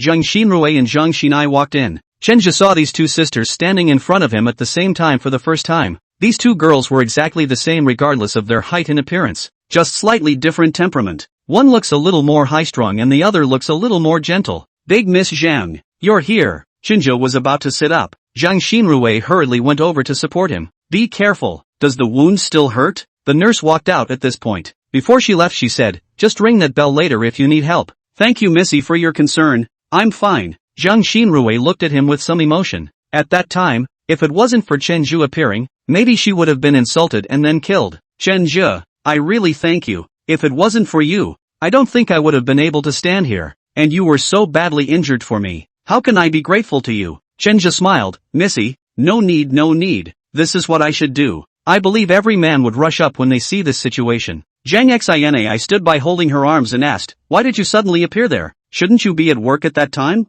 Although Chenja blocked the knife for his sister, is Zhang Xinai still a little suspicious of Chenja as not intentionally close? Her younger sister, Zhang Xinrui, heard the meaning of her words and turned her head back, giving her own sister a somewhat displeased look. Sis, Chenja is injured like this, does it matter why he's there? Zhang Xinai nodded, it's important. Sis, it's okay, it's like this. After I finished my service that day, I wanted to go to you to say thank you, the more formal kind. I was recognizing the two of you wrongly, because this one is you. Your sister's student ID card fell in the room, and I also attend classes at East China Sea University. I know that there is no student ID card there is not able to get in, so I wanted to take it to her. At that time, I went to the school. I didn't see she, then came back, when just scraped into the roadside of a cab, and then found that cell phone just then you called. Zhang Xinai froze for a moment. That coincidental? It's that coincidental. If you don't believe me you can call that janitor. He should still have some memory of me. Or if you can't, you can check the surveillance at the school entrance.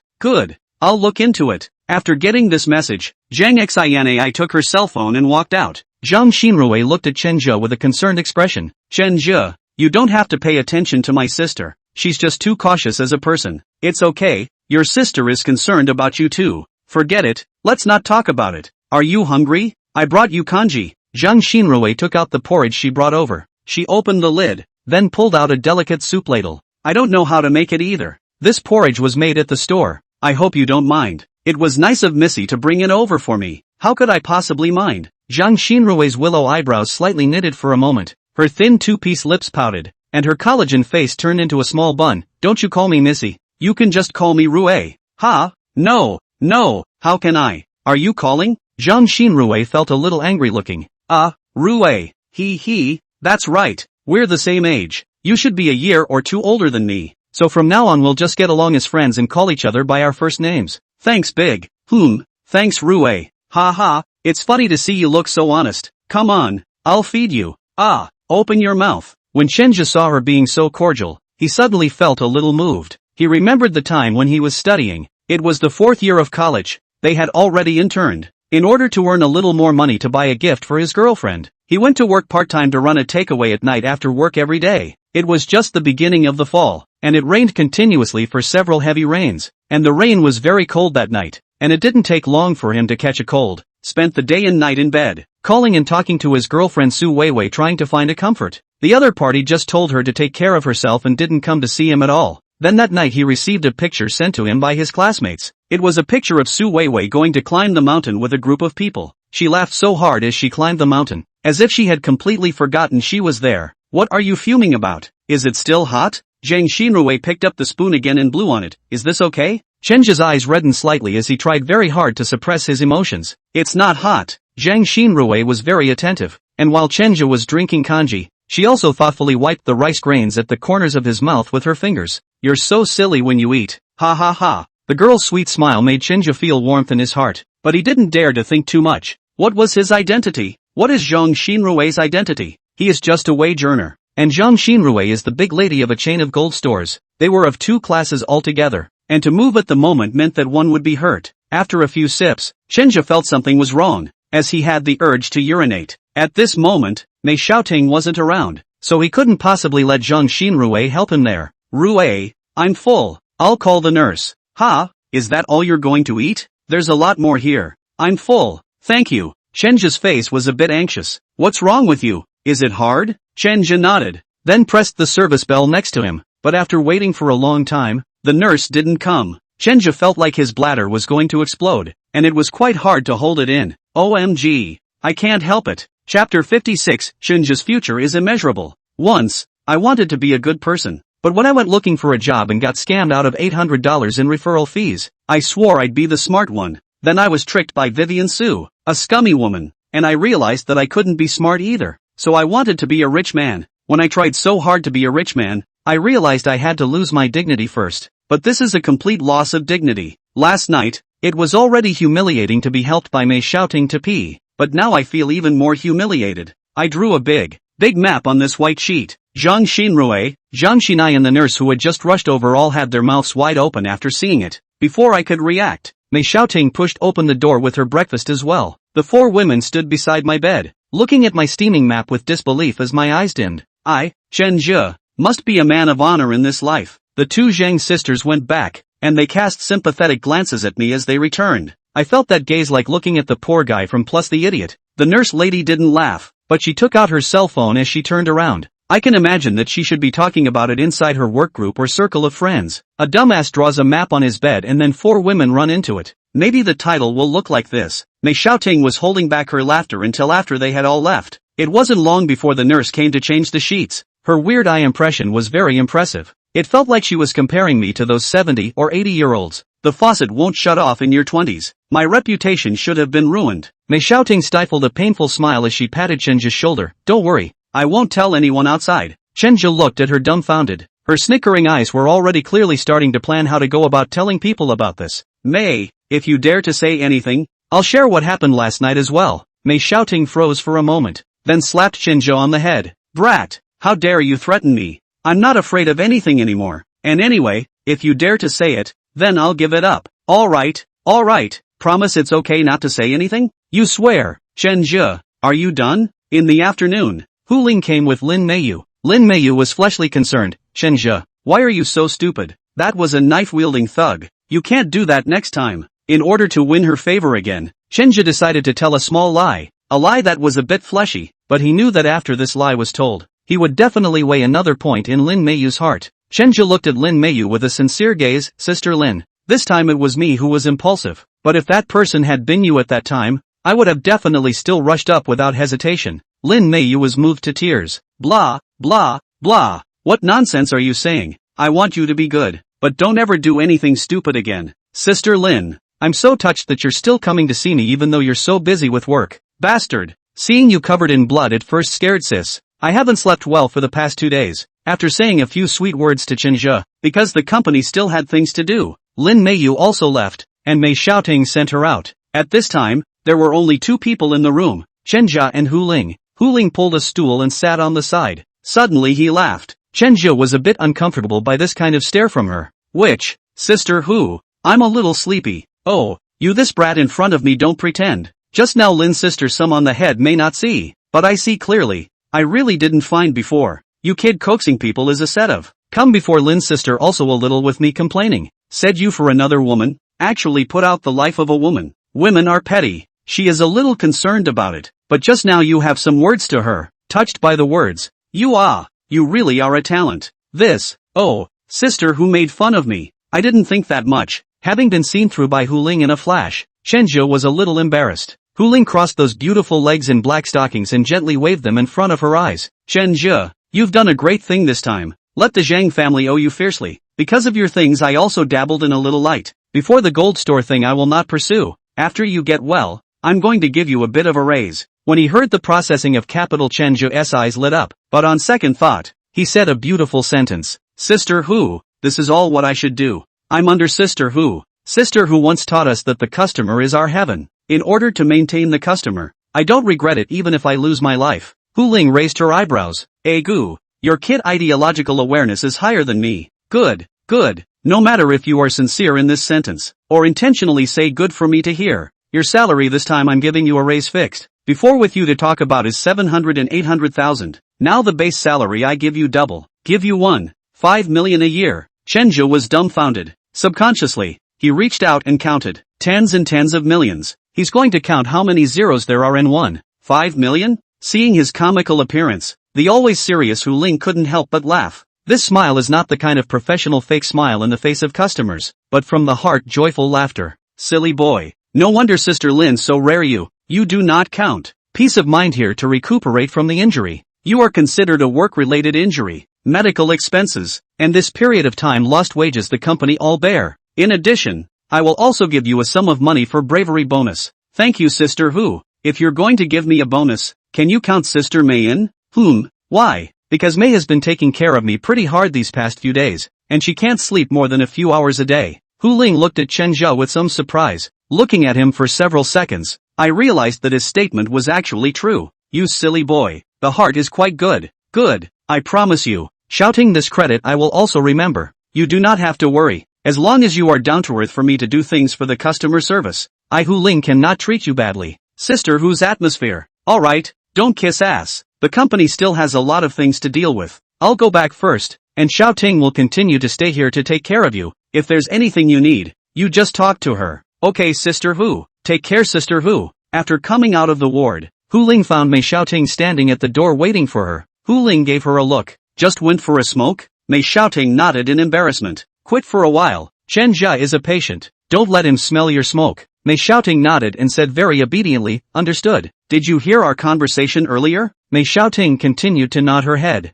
What do you think about this person? Shenjia? He's fine. How? Talkative. Good at what he does. And quite personable and personal. Your evaluation is quite high. What you said I basically recognize. But this kid may still be a bit naive. In the future you bring him more. It's a good seedling. You can cultivate it more. Mei Xiaoting heard this sentence after the heart a small shock. To know whose sister this kind of words will not be easy to say out. Now since it means that she will hold Shenjia, whose sister's industry is not only the bar, the club this point, she also has other companies. She said such words, which meant that in the future, Shenjia would go towards the leadership side. In the old days, the first entry requirement for leadership was to be loyal. then very highly educated, and then very experienced. Mei Xiaoting herself is a graduate of a prestigious university. After years of working at the grassroots level, sister who gave her this opportunity, and now Chenja has not even been here long, and has fully gained sister whose appreciation and trust. This man is not to be trifled with, and his future is incalculable.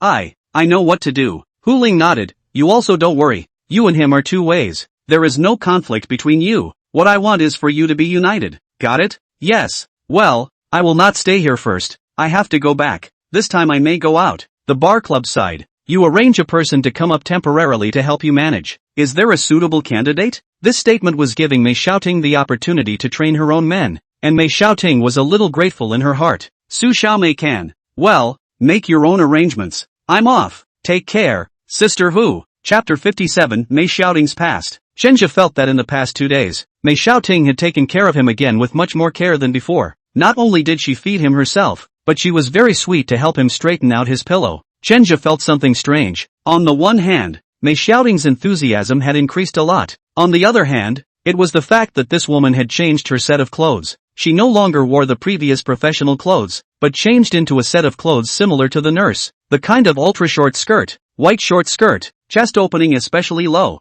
beautiful lines of thighs over a pair of white knee-high stockings also with lace edge. With a slight glance, Chenja felt that he could not stand it a bit. Mei leaned forward, her chest pressed against his to help him straighten the pillows. Whispering softly, he asked, "Is that better?" Chenja swallowed and pulled his gaze back. "Good. Better." Mei Xiaoting smiled, noticing his gaze. She did it on purpose. Ever since she heard Sister Hu's comments about Chenja, Mei Xiaoting's thinking had changed. As good as Chenja used to be, he was just a mechanic. But it will be different in the future. Chenja will move up and his position will not be lower in the future. She was eager to get a little closer to Chenja. The fastest way to heat up a relationship between a man and a woman is with a little bit of seduction. That's why she changed into this outfit. Do you want to go pee? I'll help you? Chenja blushed and nodded slightly. Mei Xiaoting was practically plastered to his bodies, and the woman opened her eyes midway through, smiling meaningfully. You're quite the man. These words made Chenja's face turn red and his mind wandered. I'm just average. Sister Mei has seen a lot of things. This is nothing for me. Mei Xiaoting knocked him slightly in annoyance. What are you talking about? Do you take me for one of those prodigal women?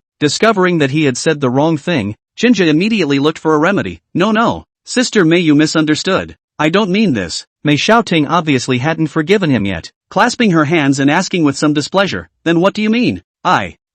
Chenja didn't know what to say. Mei Xiaoting snorted a laugh. Just kidding. I'm not angry, but I'll explain a little. I've only ever had one man, my husband, so yeah, I haven't seen many. I just think you're pretty much more powerful than my husband. He says he's a normal man, so you're just more powerful than most men. I'm right to think so, right? Ha. So, hearing Mei Xiaoting talk about herself for the first time, Chenja was also a bit curious. He'd been coming to work for a while, and knew that Mei Xiaoting lived in a dormitory herself. Sister Mei, aren't you going home then? I don't have a home. Ha, didn't you just say you were married? It's over. My husband died in a car accident last year. Ha, sorry to mention your sadness. It's okay, it's also in the past. People always have to look forward. Without dwelling on the past, people can live better. Saying that, but Chenja could still feel that sadness in Mei Xiaoting's eyes. She must love her husband very much. Mei, it's best if you can think about it. There are better men waiting for you in the future. Mei Xiaoting laughed. A better man? Forget it. Working in a bar, I've seen all kinds of people. Some people love their wives on the surface, but in reality, one thing at home, one thing outside. To put it bluntly, sometimes I wonder if my husband was like this in the first place. This shouldn't be. There was no fool who would speak ill of her late husband in front of Mei Xiaoting. Those words could only come from her. Mei Xiaoting, as if she opened a box of words lying on the bed and said to herself, I met him in college, but only after work to become boyfriend and girlfriend, and then successfully married. At first we like blue like paint, incomparable love, cannot wait to get tired of together every day, but after a few years, he gradually lost interest in me, touching or rarely touch me, and the whole night does not return home. Finally, one day, he had a car accident. Tears flowed from the corners of Mei Xiaoting's eyes as she said this. Actually, now that I think about it, I was so sad. I think it was because he died when I loved him the most, so it was my own share of love that I couldn't get over, and maybe it wasn't him either, and maybe he had cheated on me, too, which who knows. Mei, you're a very good woman. You'll definitely meet a man who treats you well in the future. Mei Xiaoting suddenly turned her head around and quietly looked at Chenja. Is that really how you feel? Chenja nodded. You're beautiful. You're capable of working, and you have a high income. It's the best age for a woman. That comment kind of touched Mei Xiaoting. In the months following her husband's death, she felt an overwhelming sense of emptiness and tried to relieve her loneliness by going online and chatting. Ran into a couple guys online. At first the other party was courteous. There were no exploding photos at the time, and we just talked for a week or two. They were all set to meet, and as soon as the other person heard she was over 30, her attitude immediately cooled off. There was even a hateful one that came right out and said something like, "You're 34. You've stopped the water and electricity and pulled the plugs, and you're still asking for so much?" At that time, Mei Xiaoting was really angry. She thinks she's no worse than one of those 20-somethings, and she's very obsessed with proving it. In order to find someone whose soul resonates with her, she doesn't pop pictures or talk about her income. I just hope that the other person can find her highlights through the talk. But she was disappointed that many people online are very shallow kind of people, and after chatting for a while, she got completely bored and then cancelled her account. From then on she always looked at men with a sense of hostility, because men were just not fully evolved contraptions yet. Chenjia's words just now had completely touched her. "Chenjia, I asked you a question. Can you answer me honestly?" "Sister Mei, you ask. If you never saw my face and never knew my income, and I said I was 34, would you want to get to know me?" Chenjia nodded without hesitation. "Will. Why? Everyone was once young. Young is not a capital, but a process. Superficial people care about appearance. People with a level focus on the mind, 20 to 30 years old. I think it is a very important time period for a person to experience in this life. Sister Mei, you can chat with a brat like me. It's a blessing for me." Chenjia's words hit Mei Xiaoting hard. Her emotions rose and fell a bit and she couldn't help but get out of bed. Then came over to Chenjia's side. The voice moved a bit as he whispered in his ear, "Chenjia, do you want to put on some lip balm?" Chapter 58, A Fateful Meeting. The thin lips were cold. The warm scent is as smooth as a water balloon to the touch. I'm supposed to be in heaven, not on earth. And just as I'm about to reach the top of the mountain, a small hand gently pulls me down. "Go to sleep. It's not good for your health to stay up late. It's only bad for your health if you do it halfway through." Chenjia cried out in his heart, but Mei Xiaoting had already returned to her bed with a light smile. She turned her head and looked at Chenjia with a smile. "This is a secret between the two of us. If you dare to tell." Chenjia let out a bitter smile. "Kill me 100 times, right? Ha ha ha, just so you know. Alright, I'm not talking to you anymore. I'm going to sleep." Mei Xiaoting turned around, tried to close my eyes, but my heart was thumping. She didn't know what kind of tendon she had just now. She actually took the initiative to go over and kiss Chenjia. Almost got distracted by this little guy. Thinking of Chenjia's hopeless appearance just now, the corners of his mouth hooked into another smile. "Little man, want to take advantage of my sister? Is it that simple?" Laid up in the hospital for almost half a month, Chenjia's body has recovered enough to get out of bed and walk normally. Mei Xiaoting, who had been taking care of him, had also left, and there were still many things to do inside the company. During the time lying in bed, there were many people who came over to see Chenjia, and Zhang Xinrui came almost every day, bringing herself a little food every time. Regarding Zhang Xinrui's passion, Mei Xiaoting had warned him, "I advise you not to think of climbing high. When your status doesn't reach a high enough level, it's a tragedy for you to fall for her." This was something Chenjia understood, so he was more grateful and respectful to Zhang Xinrui and did not dare to have any other strange thoughts. A month passed. The injuries on his body are also almost done. When Mei Xiaoting came over to help him get discharged, Chenjia suddenly wanted to take a trip away. "Where are you going?" "I want to go for a walk." "Don't worry, it's just for 2 days." Mei Xiaoting hesitated for a moment, then nodded. "Be careful yourself. If anything happens to you, I can't account for it on sister whose side." Now Chenjia is the red man in front of whose eyes, if he has any failures, it cannot afford. "Don't worry, I'm just walking around the city for a bit. My whole spirit is a little bored after being stuck here for so many days." Good. 10 a.m. Chenjia arrived at Qingyun Mountain. Don't know why? Whenever he thought of taking a break, he thought of this place and Xia Yuhan's innocent and cute smiling face. Can we see her again? Standing at the bottom of the mountain, looking at those people coming down one after another to offer incense. Chenjia did not have a bottom in his heart. There was once that saying,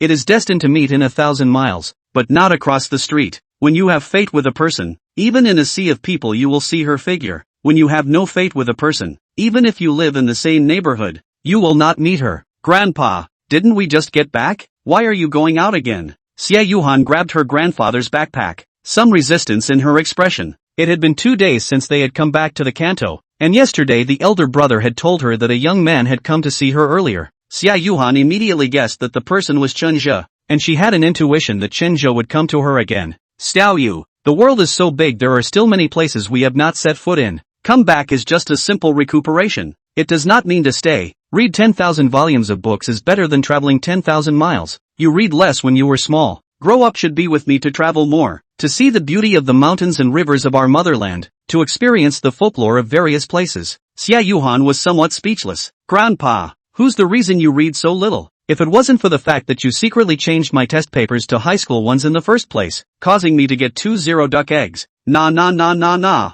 You're taking this up again. How many times have I told you? Your life is a path. You have nothing to do with academics. Only by taking this path will you reach the high point of your life. You're being feudalistic. Xia Yuhan hugged her arms and beamed. Old Taoist Xia stroked his beard and said smilingly, we study Taoism. What kind of feudal superstition are you talking to me about? Don't you think this is slapping the face of the ancestor master? This. Xia Yuhan looked back at the statue of the three pristine ones in the main hall. Then there was a small mumble. Didn't you say there are no immortals? Old Taoist Xia knocked her on the head with his cane. Little girl, you must not speak rashly. When did I ever say such a thing? Didn't you say it's better to ask for help than to ask for help? Those are just statues piled up with clay. I did say this kind of thing but I didn't say that God doesn't exist. Xiao Yu, God exists in each of our hearts. God is the Tao. The Tao is God. And when you witness the Tao one day, you can also be a god. Xia Yuhan was a bit confused. In a roundabout way you're still going to practice immortality.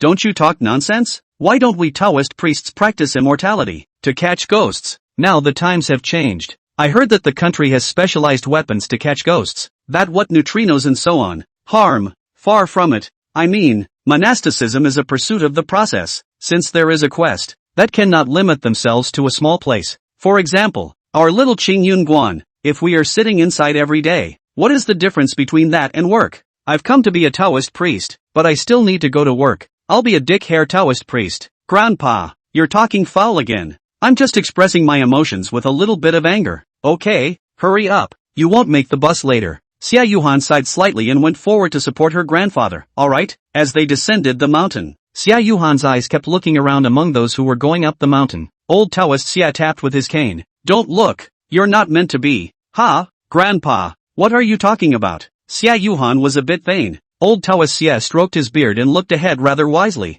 When fate arrives, even if you are in a foreign land, you will suddenly see him at some corner. When fate doesn't arrive, even if he is in this mountain right now, you still won't be able to see him. Xia Yuhan blushed. I don't even know what you're talking about. Ha ha, you little girl, can you still hide your little mind from me? You only need to remember one word from Grandpa, when it should be you. Fate will send him over from thousands of miles, when it shouldn't be you. Even if it's sent to you, you can't have it. Oops, Grandpa, you're so nagging. I'm not talking to you anymore. Xia Yuhan ran ahead with a blushing face. Chenja got down from the cable car. He was still a bit injured. It was still a bit of a struggle to climb the mountain, so he chose the fastest and least laborious way, which was to take the cable car. Taoist Master. Is Taoist Master Shao Xia in the temple today? The Taoist priest who was sweeping the floor looked at Chenja for a moment. It's you again. You're late. Little sister and master just went out, and this time I don't know when I can come back. Chenja's heart thumped. Late again? He was still a bit reluctant. Taoist,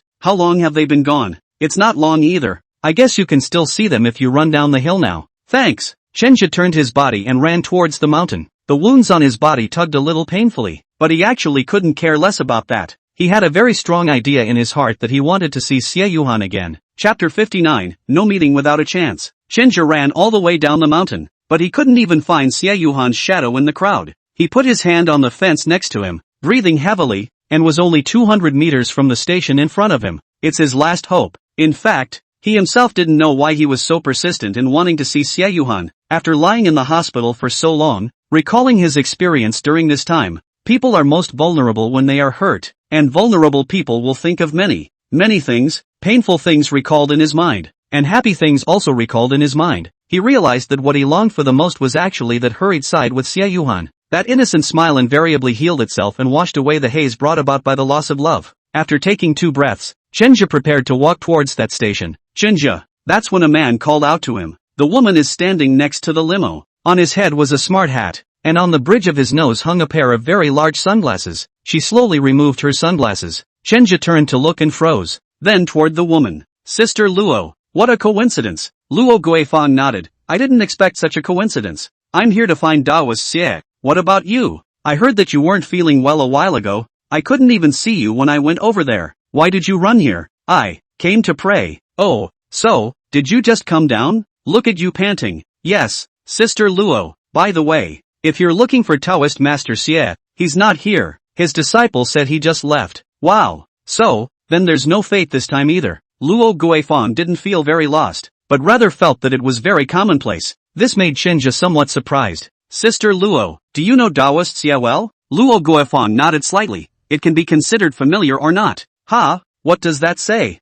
I know Taoist Xie also has 20 years. When my business encountered a bottleneck, some boredom, came to the Qingyun mountain this side of the walk. Just that time ran into the Xie Taoist. He explained to me, is considered to be half of my life mentor. Whenever I have some think about it when I love to come to find him to talk about it, but the Taoist is very love of freedom, and also have no contact information. He often hang on the lips of the sentences to follow fate. Sometimes I come 10 times or not necessarily able to see him once. Wow. So that's it. Oh, since we can't see it then let's go. Did you drive here? Do you want me to send you back? Sister Luo, the Taoist master is likely to be there at the station. Should we go there together to find him? Chenja asked. Luo Guifang hesitated for a moment, then nodded. Fine, then I'll force it again. The two walked together toward the station. Girl, stop looking. It's time to check the tickets. Old Taoist Xie urged Xie Yuhan. Xie Yuhan still turned back to look out, always feeling that something was waiting for her. Got it. But until it was time to get into the car, Xie Yuhan couldn't see that person. There was a slight loss of heart. Old Taoist Xie, who was sitting next to her, smiled. Fate can't be forced. When it's time for you to meet it will naturally happen. Understand? It's not like I'm waiting for anyone. And lying to Grandpa? Your disappointment is etched on your face. Anyone can see it. Yes? No, right? Xie Yuhan touched her face. Old Taoist Xie sighed slightly before looking out the window. After searching inside the station for quite some time without seeing them, Chenja was a bit lost. Luo Guifang acted as if she had expected this. Go! Aha! Chenja came here by taxi, and now he is back to the city to take Luo Guifang's hitchhiking car. Luo Guifang's special car is very spacious in the back, with a wine cooler, drinks next to it, and extremely luxurious decoration. Once came to Qingyun Mountain for 5 consecutive times, did not see Xie Daolong. I was a little reluctant, so I was in the hotel next to it, and waited for him for 5 consecutive days. What about back there? I saw it back there, but the first time the Taoist priest saw me he told me to go back, and I didn't say anything. This why you've been waiting for him for so long? Chenja was puzzled. I wasn't sure at the time, but when we met again later, he told me that it was a bad time for me to come. How? I was persistent in wanting to meet him because I knew he knew a lot of big shots, and I was having some problems with the factory. So I wanted to beg Taoist Xie to help me with an introduction. This makes sense. Chenja nodded. After I met Taoist Xie, he went back without letting me talk. After I went back I held my breath to prove that with my own ability alone I could solve these things, but I was still too naive. I had a lot of goods backlogged in the factory at that time. There was no sales at all, and if I continued to press on I might have to go bankrupt, and I was really anxious at that time and my hair was falling out. Just when I think things have no turnaround, I'm going to bankruptcy. The peak turnaround, the rise of the internet completely revitalized the factory. Really amazing. If he helped me at that time to introduce those people, I may be the same as those of my peers, to accept the conditions of those people and then the factory slowly decomposition. When I saw him again, my factory sales have stabilized. Taoist Master Xie then told me that whatever fate deserves will always be given in an unexpected way, and whatever fate doesn't have, no matter how much you try to force it, it's just a basket case. Chenja sounded a bit magical. Could it be that Taoist Xie can predict the future? He predicted the rise of the internet? Oh, it should not be so, God, but the Taoist priest is right. Do not be too forceful in everything. The goodness of the water. Water is like water. The water is all things but not to compete. It is a competition. Chenja, do you believe in destiny? Chenja thought for a moment, then nodded. Luo Guifang looked at him. I feel that you and I are very destined to meet. When I first saw you, I had a feeling that we might cross paths again, and the development of things later was just like what I thought. You had more to talk about between us because of your studies, and now, we meet together at the foot of the Qingyun mountain. Chenja's heart pounded in his chest when he heard these words. Sister Luo wouldn't want an old cow to eat young grass and eat me, would she? Sister Luo, I just fell out of love and I don't want to be in a relationship just yet. After saying this, Chenja lowered his head with a reddened face. Luo Guifang froze for a moment, then laughed out loud. What are you thinking about this kid? How old am I? How could I be in the mood to play this with you? Just put your heart in your stomach. Knowing that he had misunderstood, Chenja's face turned even redder. Luo Guifang hadn't meant it, So just now he was just making a fool of himself? So humiliating. Sorry, Sister Luo. I am not very good at talking. Luo Guifang slightly shook her head. I think you're quite good at talking. We are destined to be together. Maybe it's predestined in the underworld. Do you want to quit your current job to come to the company and help me? I can give you a marketing manager position. Chenja was dumbfounded after hearing this. He never expected the woman to try to dig herself up. Chapter 60 Luo Guifang's Surprise. In Luo Guifang's opinion, Chenja was able to face himself in a way that was humble without bending the knee, and also skillfully allowed himself to help him with a few things, like the school thing. Another example is when one offers to refer a client to him. Both things were done invisibly, and after Luo Guifang had some surprise, the smart one immediately reacted that Chenja should have a purpose to please himself. This was not something she was very disgusted with. Instead, she thought that Chenja was doing quite well. She was in the process. She felt a sense of accomplishment. She had fought for so many years. The people who kissed their asses could be lined up from here to Balia. There were very few people like Chenja, who did it so casually and couldn't be seen to be kissing any ass. If he was recruited to the marketing department and coached himself a bit, he would definitely be another one of his right-hand men. She'd been thinking about it since she'd met him today. It is even thought that this is the will of God, that this is destiny. Chenja hesitated. Then he spoke, Sister Luo, I'm very grateful that you can look up to me. I really mean it. But sister who is very kind to me, I'm afraid I can't help you much. Luo Guifang knew he wouldn't agree so quickly. Don't refuse so early. What Hu Ling's side can give you, my side can also give you, and my side's platform is wider. The position of marketing manager is better than a massage technician in any case, right? Our side contact customers. There are small rich big rich. There are men. There are women. All these people can become your network in the future. This marketing department is a fat job. You should be able to imagine if you are not stupid. Chenja could certainly imagine it. Of course he also knew that if he hung out with Luo Guifang,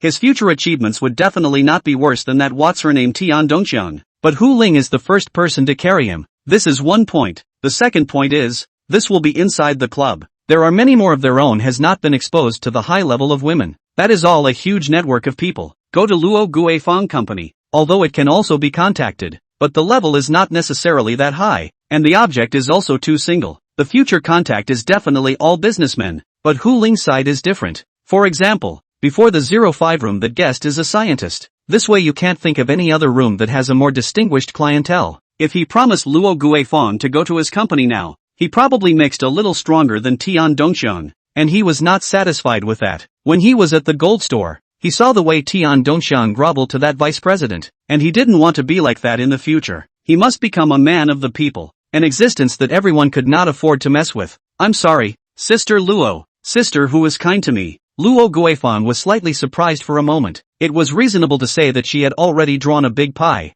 and the other party actually still didn't accept it. Oh, quite an appetite. Alright, since you don't want to come, I won't force you. If you want to come sometime in the future, you have my business card. Luo Guifang didn't say anything to death. Chenja nodded gratefully. Okay, Sister Luo. The car arrived downstairs at Chenja's and their clubhouse. Chenja respectfully watched Luo Guifang leave after getting off the bus. This scene just happened to be seen by Mei Xiaoting. When did you get mixed up with Mr. Lo? Chenja said truthfully, it's just that I ran into it just now at Qing Yingguan. It didn't bring up the fact that Luo Guifang had recruited him. Mei Xiaoting gave him a meaningful look. Your kid is still quite pleasing to women. This is a valuable person. And even sister who can rarely talk to her. The fact that she can let you rub her car and come back shows that she is still quite optimistic about you. No more. I'm just being cheeky. Chenja didn't dare to be complacent. Chenju invested all of his money into Changhua Group stock, about $3 million. The figures of these deposits didn't stay in his account for long, and he hadn't enjoyed himself as a millionaire for too long before this money crossed over.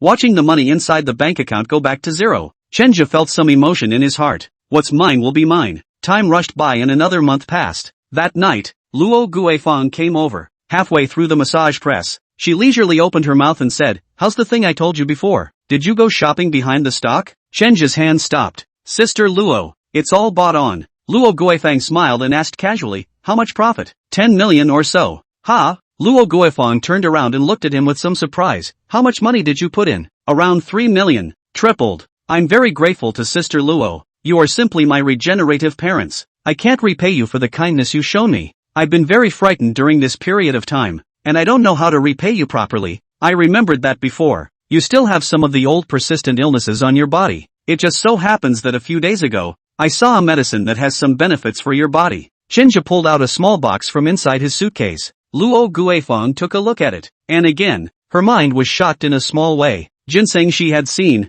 and had seen many, many of them. Smaller vintages and longer vintages are available. What surprised her wasn't the ginseng, but the fact that it was also a bit too big, and based on the market value then, it was worth at least more than $8 million. Chenja made $10 million through his news, and this guy actually dared to take more than $8 million out to himself. What a big deal. Luo Guifeng gave him a deep look, then pushed the gift back. A little too expensive. Expensive is for Chenja, for himself it is just ordinary. Chenja laughed, sister, the gift doesn't care about being expensive. It's just a matter of lifting your hand for you. I just think that this ginseng is unattainable and is good for your health. So I bought it, and I don't have much use for keeping it for myself. Luo Guifeng hesitated for a moment, then picked it up. Have a heart. She gave Chenja a high look. This kid is so daring to give. He will definitely be able to achieve great things in the future. She hadn't helped many people before. There used to be a guy from the same village who helped himself to over $20 million. Wouldn't have asked for anything in return. But when the other party came to deliver the gift, she felt a little insulted to the core. The man sent her some souvenirs. This is the taste of my hometown. Mr. Luo is so rich. I think it's too vulgar to mention money. You must not have eaten our hometown specialties for a long time, right? At the time, Luo Guifeng did not show any particular aversion. The gift was accepted and then he was told to back off. Only from then on she would no longer work with the man or offer him any help. After helping him earn more than $20 million, the other party is fooling himself with a souvenir that costs less than $100. Do you think you are stupid? Chenja's approach is the opposite of that person. He made 10 million, dare to take out 8 million to buy something for himself, and ginseng such things are very difficult to return. Once the deal, basically cannot be returned. So she felt that Chenja, a person who could achieve great things, also felt that her previous positioning of him was still too low. Maybe the marketing manager kinda really doesn't deserve him. Chenja continued to serve, his large hands cupping on Luo Guifeng's shoulders. Sister, I've asked around for you. The day after tomorrow Daoist Xie will be back. If you have time, I can accompany you there. The news surprised Luo Guifeng again. Really? Yes. I sensed before that you still cared a lot about Daoist Xie, and thinking about it, I went to ask the Taoist masters on the mountain, and cheekily asked them to help me a little, and they promised to tell me in advance if Daoist Xie came back. After hearing this news, Luo Guifeng was exceptionally happy and looked at Chenja with some gratitude. Good, then you'll come with me the day after tomorrow. Chapter 61, A Woman's Initiative Can Be Terrifying. Tonight, the fifth floor was shocked again. It can be said that not only the fifth floor, is the entire clubhouse is shocked. The fifth floor, that technician Chenja, again refreshed the upper limit of tips. Who could have imagined that? It's amazing that a person can get $10 million in tips. It's harder than winning the lottery. In the waiting room, Chenja felt the female co-workers looking at him like vicious wolves looking at meat. Even Mei Xiaoting came over to look at him. These women's eyes were devoid of jealousy and filled with admiration.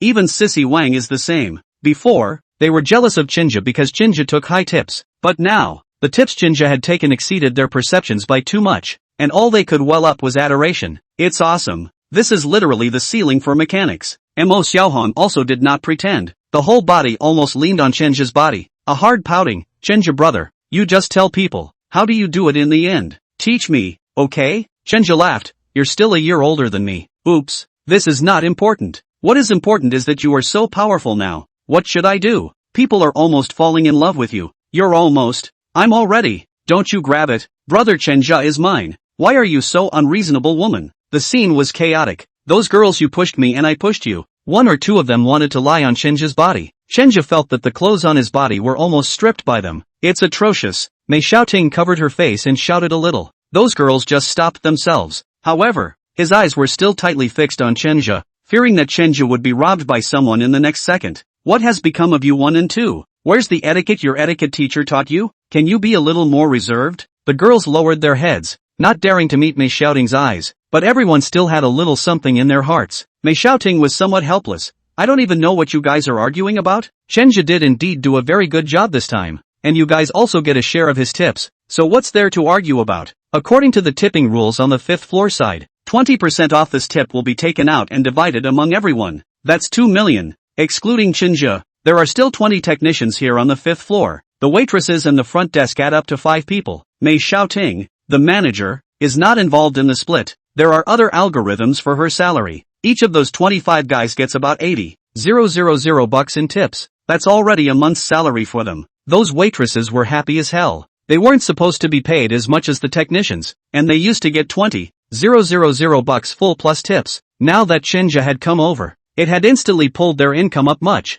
higher. Now Chenja was like a god in their hearts. Chenja, you come here with me for a moment. Continuing to leave Chenja here, these women might eat him up. So Mei Xiaoting called him back to the office. After returning to the office, Mei Xiaoting took out a tissue and gave it to Chenja. Wipe it off. You've got lipstick marks all over your face. Chenja was a little embarrassed as he took the tissue and wiped it off. Trouble Mei. Mei Xiaoting smiled with her arms wrapped around her. Chenja, you really are the most suitable person I've ever seen to eat this bowl of rice. Seriously, are you working as Mr. Luo's gigolo? Honestly explain to me, so that I can have a bottom in my heart. Chenja shook his head hastily. Sister Mei, absolutely nothing. That's strange. Is our honored client being kind? Chenja laughed, just slightly more considerate. Chenja knew in his heart that Luo Guifang was returning his money, the gift she had received, but returned it to him through the tipping channel. You are really strong to make me feel shocked. Before I thought that Sister Lin was already the ceiling, now Luo always this hand. Simply refreshed my cognition. You did not do other excessive things naturally the best. In this case I also have some account with Sister Hu. Sister Mei, don't worry. I promise there's nothing else. Aha, lock your room door tight when you get back from work later. Mei Xiaoting reminded. Ha, why? Chenja hadn't reacted at once. Mei Xiaoting blanked him. Didn't you see those chicks just now? One or two of them want to eat you. If you don't lock the door tighter, I'm afraid you won't be able to get up the next morning. The corner of Chenja's mouth twitched. This isn't that much of a stretch. They're just enthusiastic. Oh, passionate? I thought you know a lot about women, but now it seems that you still do not understand some. Anyway, you listen to my words on the right. This gang of little ninjas, I work with them for so long. How they think in my heart I know exactly. Although the previous that does not break the body of the provisions have been abolished, but you still have to pay attention to some. Do not give me to get into any trouble. Hear me? Chenja nodded awkwardly. Understood. Sister Mei. On this journey from the clubhouse back to the dormitory, Chenja could feel countless pairs of eyes looking at him. Almost at the dormitory, a bunch of heavily made-up women pounced on them. Brother Chenja, I'm Fong Fong. Can we add WeChat? Brother Chenja, I'm Violet. I like to wear purple. Do you like to see it? I can send it to you to see. Brother Chenja, I have long seen that you are a dragon in Phoenix among men, surrounded by a bunch of women. The waves were a little hard to break free of. Chenja felt like he couldn't breathe. Luckily, Mo Xiaohong and the others rushed over to drive all these women away. Shameless, all dressed up like vixens. They also dared to come over to seduce our brother Chenja. Believe it or not, I'll report Sister Mei. Mo Xiaohong's spirited voice came out again. More than 20 girls from the 5th floor made a common enemy, and had to protect the meat of Chenja. Chenja managed to escape to the elevator with great difficulty, and the buttons of the clothes on him had been ripped off. Thinking about that scene just now, he finally kind of believed Mei Xiaoting's words. Women are much scarier than men when they take the initiative. Having just returned to his dormitory, he couldn't wait to lock the door as soon as he entered his room. I want to be rich. I want to be human. I can't be tempted by beauty. Hold back. Must hold back. Took a few deep breaths. Calm your mind a bit, then go take a shower. After taking a bath, Chenja laid down on the bed, but he realized that something was wrong when he laid down on it. He felt someone hiding inside the comforter. He was startled and hastily lifted the covers. Su Xiaomei hid under the quilt and looked at him with an amorous brow. Turn off the lights, she whispered. Chenja swallowed a mouthful of water, and at this moment, Su Xiaomei was wearing a white lace nightgown that was very hot and sexy. Nima, what's going on here? Xiaomei sister, why are you in my room? I even locked the door just now. Su Xiaomei pulled out a silver key from her white chest. Somewhat smugly, he laughed. You don't mind if I made a key before while you weren't looking, do you? Don't mind? I can't believe you can say that. Goo. Don't squirm la. Most of them are adults. I am voluntary. Tonight you are good. I dipped your light. You don't need to have any mental negative. Su Xiaomei came over and hung her hands around his neck, her small mouth about to pout over. Chenja's cold sweat came down, and just when he didn't know what to do, the sound of the door of the room suddenly came from the sound of the lock being picked. Then a man sneaked in. Chapter 62 Little Taoist Xia is coming back. Chenja's back was a little sore when he got up in the morning. Don't get me wrong. It wasn't that he did anything bad last night. Rather, it's tired. Last night, all night, 7 or 8 girls came knocking on his door. He was delivering one after the other. Didn't get much sleep all night. Among this group, Mo Xiaohong was the most stubborn, and she relied on Chenja's bed, not leaving. Women are scary when they're bold. At first, Wang Cici was a bit shy when she saw Su Xiaomei when she pried the door in, but later, when she saw her like-minded co-workers coming over one by one, she was relieved. Mo Xiaohong in the back was even more unable to drive away. Chenja had no choice but to sleep on the sofa. When she woke up in the morning, Mo Xiaohong said grudgingly, "Not a man." With those words he huffed and puffed. Chenja laid back on the bed, smelling the 4 or 5 perfumes on the bed. A sigh of relief escaped. "I think when I first came here, I wanted to take advantage of a person, but I was severely beaten. I just went to work, and I was also subjected to several blank stares, but I didn't think that it was only for how long that the situation had changed so much. He knew these women weren't into themselves. Rather, he worships his ability, the kind that makes it to the top of the industry." Luo Guifang's hand of 10 million tips directly sent him to the altar, and no one else can surpass it even if they want to in the future. Those female co-workers will naturally go crazy when they see how good he is. A little something with themselves or being boyfriend and girlfriend would do them a lot of good. With his current abilities, he is qualified enough to give them a better life. What's more important is to be able to help them at work. He didn't care when Mei Xiaoting told him to lock the door a little tighter and thought Mei Xiaoting was over-exaggerating. But now, men are also contradictory creatures. When he is broke, he wishes he could enslave women with money when he is rich. But when he has money, he longs for a genuine relationship, for the woman who wants to have sex with him to genuinely like him. Maybe it wasn't just because of the money in this group. Maybe 1 or 2 of them liked themselves too. But Chenja couldn't tell the difference, and felt that it was only right to kick them all out. Knock knock. Mei Xiaoting knocked on the door. Seeing Chenja, who had a black eye on top of his head, he laughed a little. "Overworked last night? Sister Mei, don't make fun of me. I should have listened to you long ago." Mei closed the door behind him. "What? How many successes?" "No." Chenja shook his head. "No? I saw several people enter your room in the surveillance and you didn't take any of them down? You lied to me, didn't you? I obviously saw Mo Xiaohong go out just this morning." Sister Mei, how do you know?" Chenja sat up. Mei Xiaoting smiled. "There's surveillance in the building. Don't you know?" Chenja was a bit depressed. He had only slept for a few hours last night. "I don't have anything with red either. Honest." Mei Xiaoting came over and sniffed the quilt. "Believe you kid this time. Quite rare. This kind of opportunity will not necessarily have in the future. They are the 10 million washed out of the mind. Some on the head. The future is not necessarily so active. Doesn't matter. I'm here to work. You don't have to be too careful. Having 1 or 2 lose their virginity to you is normal for me and Sister Hu. Sister Mei, you don't have to test me anymore. There really isn't anything between me and them. If you and Sister Hu didn't care at all, you wouldn't have been able to come over early in the morning to see me, right?" Mei Xiaoting laughed. "When did you become so smart? This can't even fool you." "That's just it. I did come over to take a look." Sister Hu explained that it's better for you to keep a little distance from them. After all, you're now a hot figure. It's unlikely that any of your clients will fall in love with you. And if you're too emotionally complicated with these technicians, it might cause those clients to be dissatisfied. Sister Mei, don't worry, I have my measure. Well, it's good to have a sense of proportion. Alright, I'll leave you alone. Look at you. You're sleepy, aren't you? I can't sleep either. I have to go out later. Where to? Just wandering around. Chenja bought a lot of things at the market, and after putting them in the trunk, he drove to Qin Yun Mountain. Before, in order to inquire about the news, he bribed several Taoist masters. But there are always some Taoist masters who don't like money. For these Taoist masters who don't like money, Chenja can only inquire about their preferences. Some like antiques, some like paintings and calligraphy. It's not good to send something too expensive, and sending it to someone else will be stressful. He could only pick up some of the more upscale things in the market, such as inkstones made of precious materials, homemade brushes made by famous artists, and so on. Today he sent these things over. And by the way, he reconfirmed if Taoist Xia and the others are coming back tomorrow. Those Taoist masters were a bit embarrassed after receiving the stuff. Little brother, don't worry, I called again today to confirm with the master. They can arrive tomorrow morning. Which, Xiao Xia Taoist will not come back? Chenja asked with some embarrassment. Those Taoist masters knew his little mind. Ha ha, little brother, don't worry, senior sister will also come back, and don't you say it. This time when master was able to come back so quickly, it was also because of junior sister's drama. Hearing this news, Chenja was happy in his heart. Thank you, Taoist master. Then I'll go back first if there's nothing else. How embarrassing. You came up here specifically to give us a gift. Why don't you stay for dinner? No, I have to rush back. That's fine. Take care then, little brother. 5 or 6 Taoist priests stood in the doorway to say goodbye. They were very happy to get what they wanted. Lin Meiyu was slightly jealous. I heard a client tipped you $10 million?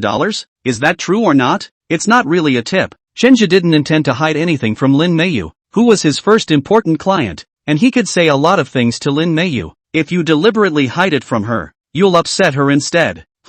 Not a tip? Then what is it? Is it a package deal? Sister Lin, is brother this kind of person? The thing is this. Chenja told him about his affair with Luo Guifeng, and Lin Meiyu nodded in some awe. You do this is indeed spot on. Luo Guifeng, although I'm not familiar with, but as a person I did hear of, even your boss who can't get close to her. I didn't think that you kid instead took a step closer to her. It's indeed rare. No, it's all luck. Hearing that was the answer, Lin Meiyu felt relieved. With his hand, he squeezed Chenja's arm. You kid, you're really good at what you do. No wonder Luo Guifeng would think of digging you over there. Sis, with you here, I'm not going anywhere. Lin Meiyu's body went a little limp after hearing those words. Good brother. Sister is a bit sleepy. Come, sleep with me. Chapter 63, Goodbye Xiaoyuhan. If you like something, you have to confess it, right? Once upon a time, Chenja thought and acted this way. In college, he fell in love with the outstanding-looking Su Weiwei. He searched a lot on the internet about confession words and techniques, and methods.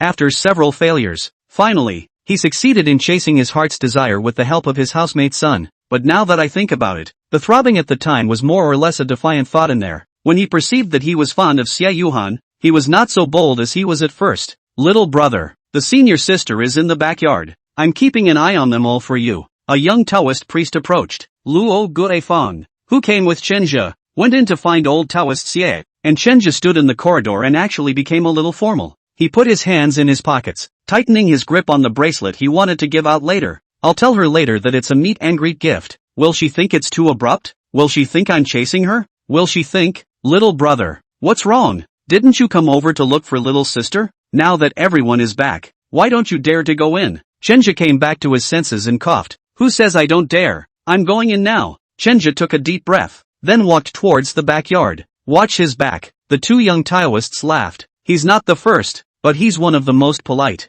You're taking favors from others to say that, aren't you? So what? Some rich gentlemen have given us gifts before. Have you forgotten? It was sent, but we didn't receive it at the time. Indeed, those people always have a sense of superiority, and frankly, they want us to be ruffians. I do think that this kid is quite reliable, and it wouldn't be a bad thing if little sister could make it with him. Who knows? Master is training little sister as a future successor, so he won't necessarily agree. You have a point. In the center of the backyard, a ginkgo tree was planted with lush branches and leaves spreading out to cover almost the entire yard. This is the time of year when ginkgo trees are at their best. Golden leaves fall on the ground spread all over the brick floor. The branches of the tree hanging wind chimes, the breeze blowing, ringing a pleasant sound, like a singer singing softly. Many red ribbons, one by one hanging down on the low branches of the tree. The bottom of the ribbons hanging one by one a small wooden sign. There are several couples inside the yard. They have a smile on their face, or shy, holding a freshly written sign. The taller boys reached out their hands, pulling the branches down. The petite girls' feet up to tie the red ribbons on. A little sign for two. Wobbly. In the corner of the courtyard, there is a quaint case with many small, yet unwritten, wooden signs hanging from the case's awning. Xiaoyuhan was dressed in a sky blue dello longsleeve, tied a cute pill head, holding a brush in her hand, and was smiling as she wrote to a couple. What's your name? Mang Xiangdong. What about you? Kong Chenglin. Hearing these two names, Xiaoyuhan smiled. Gu, you guys are still a family. Little brother, this is your grandmother. You've got it all down? The boy scratched his head in embarrassment. Little Taoist Xie, don't make fun of me. We're not in the same place. Ha ha ha, just kidding. It's written. Here you go. Good luck for 100 years. The young couple took it and said thank you, then happily went off to hang the sign. Xiaoyuhan propped her hands on her face and looked at them with an anti-smile on her face. Little Taoist Xie, get me a sign too. Okay. Xiaoyuhan just turned her head, and her eyes became a little surprised. What brings you here? I came for a while, just saw you busy, did not bother you, did not expect you Taoist temple also tube marriage na? Ha ha ha. In fact there is no such thing. The main thing is that idleness is also idleness. I'll earn a little bit of extra money. In the beginning, I do not know which one set a precedent. Like to scribble under this tree? This will continue to destroy this tree. It is better to circle it, leaving only a small piece of space for them. Xiaoyuhan unwrapped a sign. What are you going to write? Well, let's see. You just write me a world peace. Ha ha. Yes. Xiaoyuhan put up her pen to write. Her words trickled out and were clear, with a bit of cuteness. The word is as good as it gets. It's written and obliged for $5. Scanner or cash? Sweep. Chenja just wanted to pick up his cell phone and scan the QR code on the table. Xia Yuhan then took that sign away, then pulled out his cell phone. Sweep this. Ding. Do you add the other person as a friend? Chenja's eyes flashed with a flash of surprise, and Xia Yuhan coughed.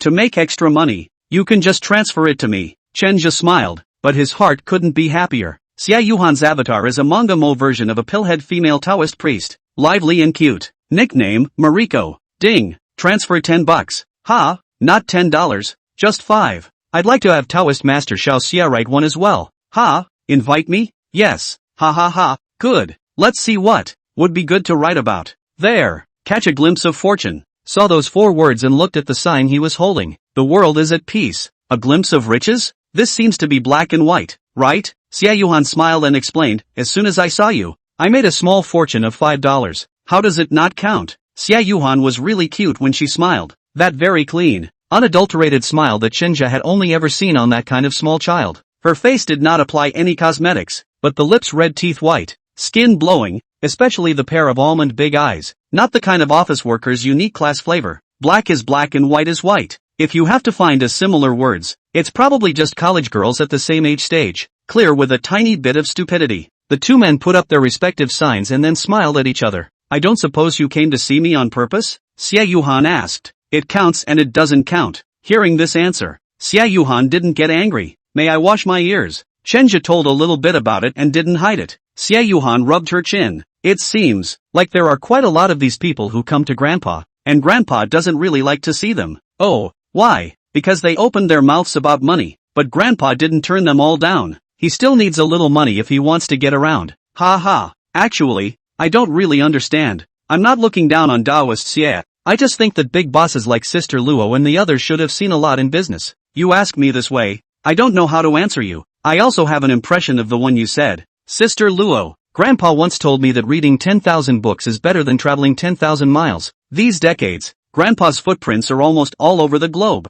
He's been to many places, and he's also seen a lot of things. A lot of people. Take the one you said just now. My grandpa is still really a bit of a say. He knew early on that the internet would sweep the globe, and could conclude that it wasn't the right time for Sister Luo to come to him at that time. Chenja suddenly realized, so that's how it is. Prior to this, Chenja's impression of Taoist priests, generally hiding in the mountains to cultivate but not ask about the world. But according to Xia Daolong's experience, he can indeed afford anyone's teacher. The rich are not stupid. Xia Daolong erudite and insightful. Chatting with him will certainly be able to absorb a number of things. Invisibly, this Taoist temple also formed a platform just like that clubhouse of Sister Who's. There are interpersonal interactions and information exchanges. Chapter 64, The Man Introduced by Luo Guifeng. On the way back, Luo Guifeng's spirit seems to be much better than before. Chen Zhe, you have indeed done me a great favor this time. After talking to Taoist Xie, I was enlightened and understood my future direction. I owe you a favor. Old Taoist Xie would not leave contact information for any outsiders. This was known to all those who came to him.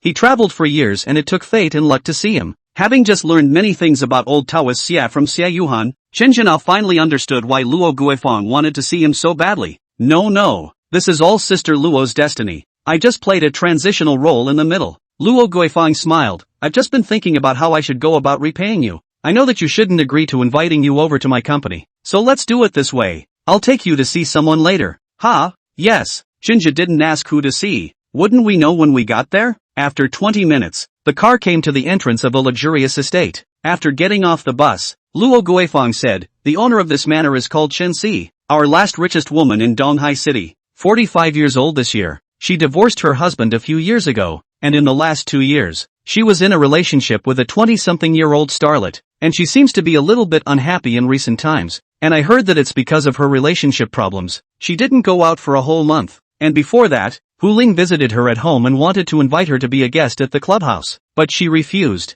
and wanted to invite her to be a guest at the clubhouse, but she refused. I brought you here today. If you have a way to pull her over, then you will be taken more seriously on Hu Ling's side. Chen Zhe's eyes lit up and he immediately nodded. Thank you Sister Luo for giving me this opportunity. Don't be too happy. Hu Ling can't handle her with all her 8 faces. All I can say is that I'm just letting you try. After all, I'm not exactly on good terms with her. I understand, and I'll be careful with it. Aha, let's go. Receiving the slippers from the nanny's hands, Chen Zhe walked into this kind of house that was as splendid as a palace for the first time. The grass outside alone covered an area as large as 3 soccer fields, And this luxurious villa was like a European castle, opulent and dazzling. They came in from outside, in one of those little carts that look like golf carts, driven by a butler in a tuxedo with a pair of white gloves and meticulously combed hair. The looks are also hard and handsome, rather like a middle-aged charismatic uncle. From the gate to the entrance of the villa, those workers who mowed the lawn, the maids, have bent down and saluted. For a while, making Chinja feel a little bit like a big shot in general. Be careful what you say when you go in there later, and don't be too forward. Understand? Okay, Sister Lo. In the hall, on a very luxurious European-style sofa, Chen Si, who was wearing a gorgeous purple robe, leaned there holding a Persian cat. She didn't get up when she saw the two coming. Instead, she said somewhat languidly, "Mr. Luo, did you come to see me just to bring this little boyfriend of yours to show off in front of me?" Luo Guifang naturally sat next to her. "Sister Chen, see what you said. I heard that you are not too comfortable lately, so I came to see you." This young man is called Chinja. His family has been doing traditional Chinese medicine massage for generations. I brought him over to give you a look. Chen Si raised his eyes and looked at Chinja for a moment. "Keep jerking off your own Persian cat. Thank you for your kindness. I don't think I need it." Hearing her say this, Luo Guifang didn't rush to push, but changed the topic. "I went to see Daoist Xie today." Chen Si's eyes brightened slightly. "Has Daoist Xie returned?" "That's right.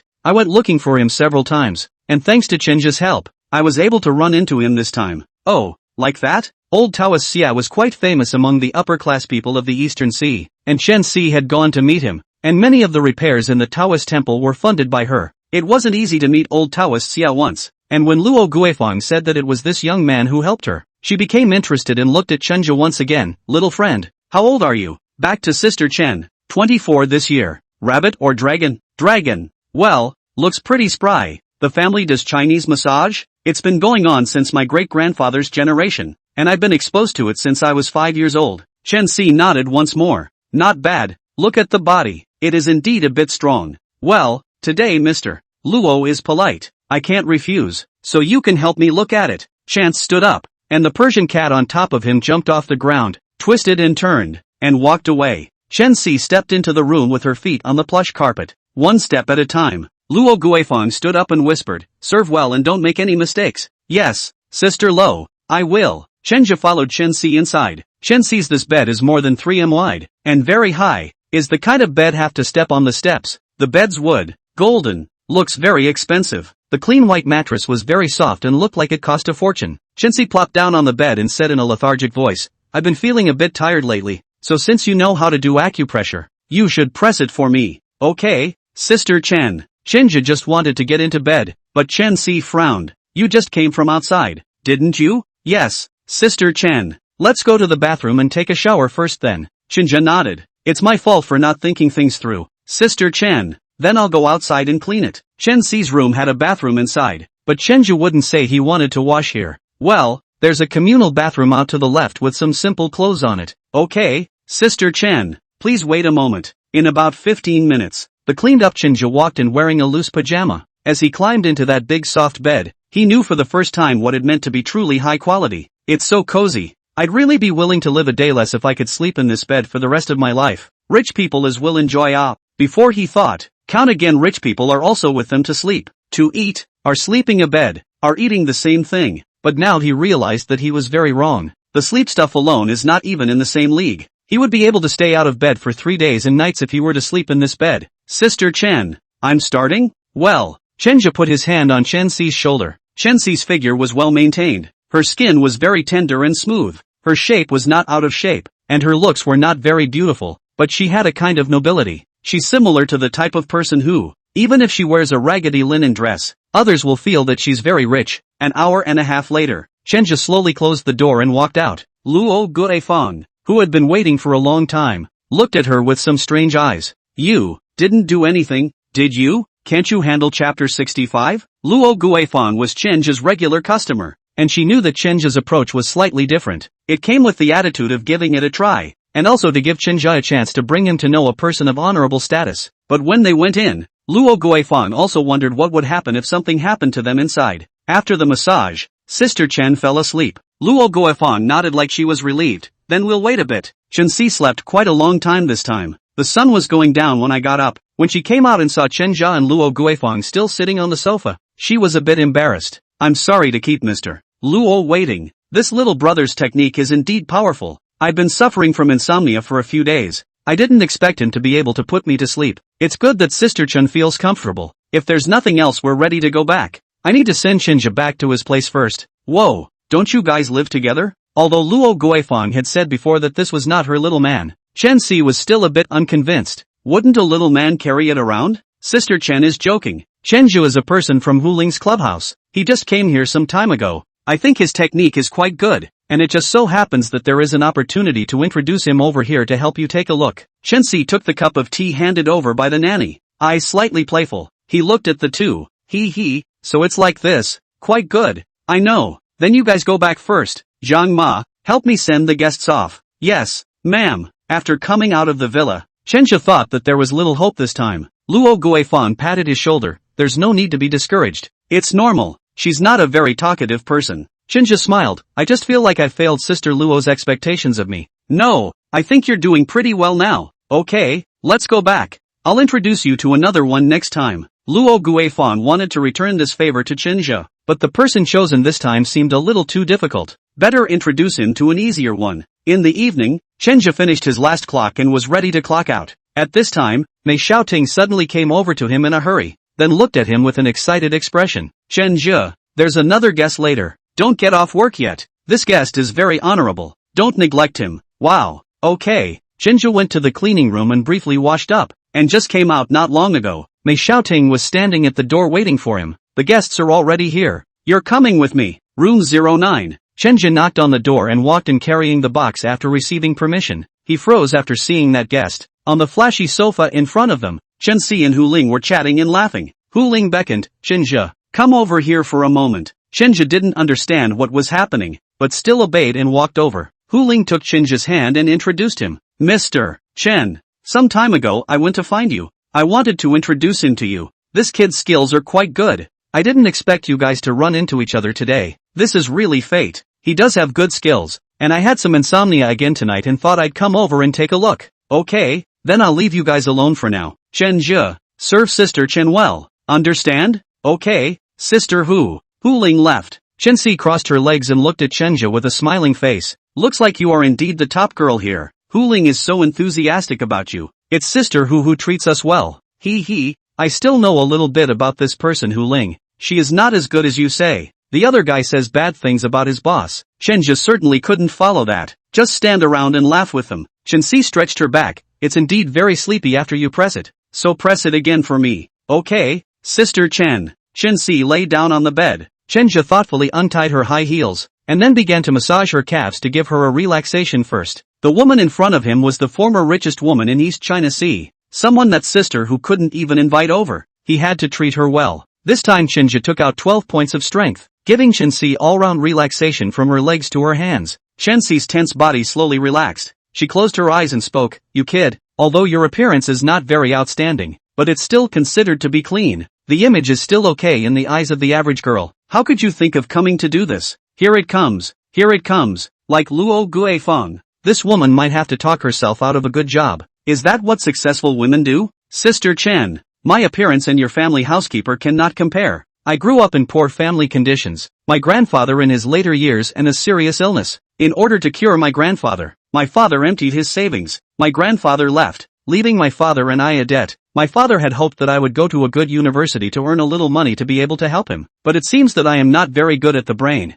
Only I'm good at this handicraft handed down from my ancestors. It just so happens that Sister Hu doesn't mind me, so I came over to work. Chen Si sighed slightly after hearing this. You're a bitter man, too. I thought so before, but now I've changed my mind slightly. Yo, how? If I were to get a job outside, then I would probably labor for the rest of my life like those ordinary people and would never be able to cross over classes. But I work here and I get to listen to the conversations of successful people like you guys, Sister Chen, and I feel that I benefit from them every time. Chen Si laughed after hearing this. What are we? Successful people? It's just a bonus of the times. Sister Chen is too modest. When I went to your side, Sister Luo told me that you are the richest woman in our Eastern Sea, and to be able to achieve your position, that's a phoenix among men. Good words are loved by anyone, even chance is the same. Oh, what does that woman Luo Guifang think of me? Sister Luo has a lot of respect for you, and has told me to serve you well. Oh, is she that good? Chen Si was a bit unconvinced. 1,000 times over. Sister Lo did tell me that. Well, then it's a good thing the woman knows the rules. So did she talk to you about my gossip? Ha, gossip? No. Really? No really. That's quite surprising. I've recently become a laughingstock amongst the upper echelons of the Eastern Sea because of my relationship. And she didn't say anything about it? Chenja's heart thumped. I don't suppose she's talking about that little boyfriend of hers? Indeed not. Oh, well, it doesn't really matter. It's just that I ran into a little scumbag and it put me in a bit of a depressed mood. If your sister is depressed, why don't you talk to me? I can be your listener. Chen Si hesitated for a moment, then spoke slowly. Then I'll talk to you. Chapter 66, Chen Si's past. 5 years ago Chen Si divorced her ex-husband. The two were a halfway house. This is Chen Si's second marriage. Her ex-husband was entangled with her children from her first marriage, which made her physically and mentally exhausted. After taking a year or two off, I met my current boyfriend at an event, Shen Ziheo. At that time, Shen Ziheo was just an obscure model, serving as a display model at an auction of gemstone necklaces for the celebrities and noble women present. The man was articulate and sweet-mouthed, and quickly coaxed Shen Si to be happy. Shen Si bought all his necklaces with a big hand. At the time she didn't really care. It was nice to have someone to amuse her. Shen Ziheo met her many times, constantly creating little surprises for her. Shen Si slowly fell. The two started dating, and Shen Si used her financial power to help Shen Ziheo bring in contacts and resources. And now Shen Ziheo is quite a famous male lead in costume idol dramas. After he became famous, he began to constantly speculate on CP with those female celebrities. Shen Si was a bit upset, but endured it. After all, that was how the entertainment industry worked, and there was nothing she could do about that. But I didn't expect Shen Ziheo to get real. He was photographed going in and out of nightclubs with those idol drama youngflowers, and kissing and hugging. This kind of behavior of his is completely not to put Shen Si in the eyes. Shen Si has brought him to meet a lot of bigwigs before, and those bigwigs naturally also recognize him. After the photos were sent out, some people called chance. So this period of time Shen Si's mood is very bad. 2 years of dedication. In exchange for this kind of end, she couldn't be cruel enough to break up with Shen Ziheo, and she couldn't be cruel enough to ruin him with her own hands. So there was nothing she could do but sulk at home alone. Chenja pondered in his heart after hearing this. Shen Si won't necessarily be happy if I berate that guy. She hasn't completely broken up with that guy now. That means she still has feelings for him. As an outsider, it might backfire if I rashly berate her boyfriend. Sister Chen, I'm so sorry to hear about your experience. I'm actually similar to you, my ex-girlfriend. Chenja told the story of his affair with Su Weiwei. It was now customary to tell his clients what happened between him and Vivian Su as a story. On the one hand, the client loved to hear it, and on the other hand, he wanted to use it to downplay Vivian Su's existence. Forgetting someone wasn't about mentioning her. It was about being able to talk about her with a smile and a laugh. Chen Si, a person who has suffered a love injury, analyzed from a psychological point of view, what she needs is an empathic person. A person who can understand her. And now to attack the other party's boyfriend, that is to deny her tastes. A person, especially those who want to move up the ladder, should never arbitrarily deny other people's tastes. People can curse, it's people making fun of themselves, but Chenja felt he couldn't, and he set his position as low as he could, because he was aiming high. Chance propped his head up and looked at him. It took several seconds before he spoke. You are indeed different from others. This kind of wimpy thing I also mentioned to others. When I said it, they without exception would all go to attack that scummy guy, seemingly thinking that it would make me happy, but in fact, it was wrong. I more or less liked that guy. The harder they scolded the more it showed that there was something wrong with my eyes. Although there was indeed something wrong with my eyes, and I did misread this person. Chance analyzed it rationally. After all, she was the last richest woman, and even if she was hurt in a relationship, she would still look at things rationally. I'm just that as a disillusioned person in a relationship. I can more or less sympathize with what Sister Chen was feeling at the time. Alas, in the eyes of outsiders I'm a successful woman. In fact, to be frank, I'm a complete loser in the middle of a relationship. The first marriage married to someone I don't like. The second marriage because of life's trivialities, which made me have a mental breakdown. And then there's this relationship. In fact, no need for you guys to say it. I know that I'm being used by others as a springboard. He was before to me obediently, treating me with thoughtfulness and care. It's purely because he wants to get my resources only. Sister Chen, I don't think you need to be so pessimistic. You are a very attractive person. It's his problem that he's not good. Taoist Master Xie said that there is a destiny for people to meet each other. The destiny begins and ends. There is a destiny in the underworld. He's not good, but you're very good. Shen Si was slightly moved. Her good friend scolded her for not having vision, not being able to see. No one at all knew how lonely she was in her heart at that time, even if it was fake. she wanted to enjoy it more. Thank you. Shensi gratefully patted the back of Chenja's hand. Now she is vulnerable. Not the strong woman others see, but a woman who has suffered a love injury. Chenja's hand pressed on her back, and the hot touch made her feel something strange, which she had noticed during the massage during the day. She had that thought in her mind, and it was growing stronger. She couldn't help but turn around and take Chenja's hand. Chenja froze slightly, but did not break free. He smiled slightly. Sister Chen, did I hurt you by pressing? Shensi shook his head, then ghostly touched his hand on Chenja's clothes. She was desperately longing in her heart right now, the kind that longed to be pampered and embraced by her lover. Chance was already over, and her hands were very bold. Chenja secretly said in his heart that it was bad. They are not allowed to have anything to do with their clients. Even if it happens, it can't happen here, and it's not the right time. Chance was totally using him as a stand-in for her boyfriend, out of some sort of psychological revenge. This woman wanted him now and was making it very obvious. If he refused her now, she would definitely flip out and might not come back in the future. But if he didn't refuse him, he might have transgressions with this woman. Chenja didn't want to tie himself to this kind of rich woman. If he had this idea, he would have already had a little bit of ultra friendship with Lin Meiyu with her hints, and he believed that Lin Meiyu wouldn't reject it, and Lin Meiyu still had him in her heart. This he could feel. Besides, Lin Meiyu was much prettier than Chen Si and several years younger, so if he wanted to be with a rich woman, why didn't he choose Lin Meiyu?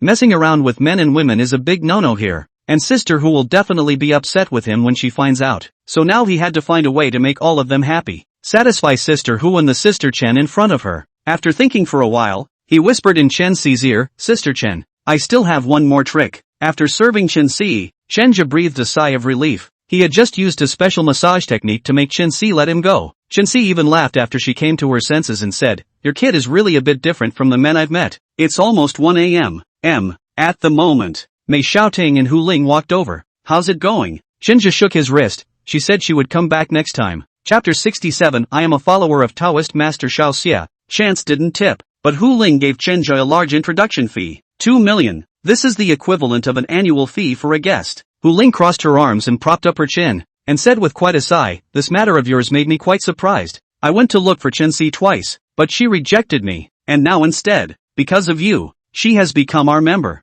Chenja scratched the back of his head and said modestly, luck. Oh, don't be modest, you kid. The first sister Lin might be luck, but what about General Manager Luo behind her? Those two ladies from the Zhang family, and now this Sister Chen? It can't be luck, can it? It was Sister Hu and Sister Mei who taught me well. I did everything you asked. Hu Ling nodded rather gratefully, then stood up and walked in front of him. Okay, you don't have to kiss our asses. I can't even handle the customers were handled by you. You are indeed quite good in this area. You do a good job. The clubhouse over in the East City lacks a manager. You know what I mean, right? Chenja's eyes lit up. Thank you Sister Hu for looking up to me. I will definitely work hard and share more of Sister Hu's worries. Well, originally I could have just transferred you over there, but I still want you to continue studying here for a bit, and learn more from Xiaoting in the future. People have to move up. A manager is just the beginning. Understand? Understood. Well, you go back and get some rest. Okay, Sister Hu, you too. Early the next morning, Chenja woke up very early. Last night, he asked Xie Yuhan that her grandfather was still in the view, and Chenja wanted to meet with him. After going back last night, he thought about Hu Ling's words for a long time. Hu Ling promised him a managerial position. Is that what he wants? It's not. He pretended to be excited, but in fact his heart was unruffled, because Luo Guifeng had promised him a minister a long time ago. If it was for this kind of position, he would have gone over to Luo Guifeng's side long ago, and the reason he stayed here was because there were still many undiscovered clients here. It's all about connections. Chenja had a little money in his hand, more than $10 million, and he thought about it and wanted to meet old Taoist Xie. So many entrepreneurs want to meet him. He's definitely got something going for him. He drove to Qingyun Mountain, but he didn't expect old Taoist Xie to be closed today. More people knew he was back and many sought him out. Xie Yuhan couldn't do anything about it. I'm sorry, Chen Zhe. My grandfather is just a donkey. I can't persuade him. Chenja smiled. I'm here to see you. Xie Yuhan was a bit surprised. Didn't you ask if my grandfather was there? That's right, because if your grandfather is there, you'll be there too. So I came to see you. Chenja loves to tell a little lie. Xie Yuhan blushed. What are you looking for me for? Xiao Yu, I want you to help me with your counseling. You and your grandfather have been to many places over the years. Which industry do you think will be better in the future? Xie Yuhan thought for a moment. I don't know much about doing business. I don't know how to give you advice, but my grandfather said that we people are too fond of earning money, And often those who are too fond of earning money often don't earn it, and what you ask for is what you lose. What does this mean? It's normal thinking to think that you should be able to make a lot of money, isn't it? Can you make money if you fish for 3 days and then fish for 2 days? Ha ha ha. I've never been to work, but I've been on the internet. Let me give you an example. In the old days, in the old society, why were those long laborers so loyal to help the landlord's work? Is this because they have no fields of their own? He can only help the landowner. It's one of the reasons. So let me ask you again. Why do people jump ship so often in those companies nowadays? It could be that the paychecks aren't being paid properly. You're right. Let's think about it again. Who does a company or factory run on? Great intelligence from the owner plus hard work from the employees. I have a different view. The wisdom of the boss and the diligence of the staff is certainly important, but I think the system is more important. Let's take another example. Even in the old society, every year during the festivals, or the master's family has a happy occasion, we'll give the workers underneath the bonuses or some benefits, or some reward money. Dare to ask how many of the company can do now? These words gave Chenja a blow to the head. He suddenly recalled his former company. The company deducted bonuses, not to mention the festivals, not even a decent thing. Last year's Mid-Autumn Festival only issued a mooncake. When all the colleagues feel that there is no face, mood is very low. More disgusting is that those managers and supervisors of the birth of a child birthday and so on, colleagues have to put together a share to him. Hard work for a month, several $100s with the out. You do not with the words. The other side will give you shoes. Really is a wimpy and depressing. Everyone is the pursuit of a happy life, no matter whether it is a boss or an employee. When his desire for a good life is not satisfied, a person will be negatively lazy. Just as fighting a war is the same. Wanting soldiers to charge, you have to satisfy their desires. A lot of armies after the victory will start to slaughter the city, or burning and looting. Is it really that the general is is it really because the general is brutal? Not necessarily, it's because he knows that only by feeding the people underneath, those people will sell their lives to him. These truths are actually very simple, but often some entrepreneurs come over to ask grandpa questions thinking about how to make money, how to go about reducing the welfare of their employees and increasing their own income. Such a selfish and self-interested person. Do you think that his company will make money? Will it develop well? Chenja was speechless. He didn't expect Xie to have so much wisdom at such a young age. Originally he just wanted to casually ask. Now he felt that he was still too underestimating Xie. In fact, to earn money or not, with the product and the direction of the future has no absolute relationship. A lot of the future is uncertain. The important thing is to see how this person to do. Clothing, food, housing and transportation since ancient times is the basic requirements for survival. The previous sale of fans, the back of the sale of fans, and then the next sale of air conditioning. In fact, all to solve the scorching heat is not it? If the needs of the employees are solved, as well as the needs of the customers, do you think this company can't make money? Chenja suddenly realized. Little Taoist Master Xie, I understand. What you said makes perfect sense, and it enlightened me to hear it. Xie laughed out loud. Are you now firmly a believer of mine? Ha ha, that's right. Believer Chenja is the most loyal supporter of little Taoist Xie. Ha ha, you're so poor. Chenja left satisfied, feeling that he no longer needed to see Xie Lao Dao again. Xie had already given him the answer that there is no absolute good business. Good business is made by people. Chenja came to the Fairview Heights clubhouse and found Wangde. Brother, you haven't been here for a while. Let me tell you, our recent business is really quite good. Sister who really understands this business. I feel that we can share a large sum of money at the end of the year. Wangde is very happy. Recently his divorce lawsuit is also settled, and the store business is getting better and better. He basically does not have to do anything, just need to wait for the dividends, and in his spare time to run a taxi again. Brother Wang, let's do something else. Dude, say it. Chenja had a lot of credit for getting himself to where he was today, so Wangde was very trusting of Chenja. I've decided to open a supermarket. Ha, Chapter 68, I want to open a supermarket. Hearing that Chenja wanted to open a supermarket, Wangde's reaction was huge. Dude, no fever today, right? No, I'm normal. Why do you ask? Brother, why would you open a supermarket if you didn't have a fever? Do you know how many supermarkets have closed down? Not to say far away, on our street that one, this half a year, have changed 2 bosses, the end of this month and will be closed. I heard that is unable to pay wages, the boss ran away. Those employees are still there to make trouble. I know. You still want to do it? Do you have a lot of money to burn? Panic? Listen to my brother, a word of advice. Now dry supermarkets have no advantage. The price of the internet is cheap. Everyone likes to go online to buy. As big as washing machines, rice cookers and other household appliances. As small as paper towels, garbage cans, can be bought online. the fastest day can be sent to you, and the price is cheaper than the brick and mortar store twice. That one's clear to me. 2. Why do you still want to do it if you know it well? Seeing that you're really confused, I think you might as well follow Sister Who properly. Sister Who treats us well. Brother Wang. That's the reason. What's the reason? We've had some footbaths go out of business around here too, right? Wang De froze for a moment, then nodded. That's right. Ever since we opened this one, the business of the others failed, and they slowly couldn't last. Then, Brother Wang, if you were the owner who was about to go out of business, would you think that the footbath store industry couldn't go on as well? How can this be said? They can't do a good job. It's a problem of their resources and connections. We have Sister Who as a backer. It's very stable. Brother Wang, let me ask you one thing. Has Sister Who been here since this store opened? Wang De thought for a moment, then shook his head. No, isn't that right? This store is now managed by that store manager, and Sister Who hasn't been here, so how come business can be so much better than others? Our technicians are prettier, and those people like pretty. Not necessarily, right? I remember a couple of clubs next door that had pretty good technicians too, and they were pretty young girls. That's different. We're not only young here, but the service is good, and most importantly, the technique is good. Chenja spread his hands. Look, isn't the problem found?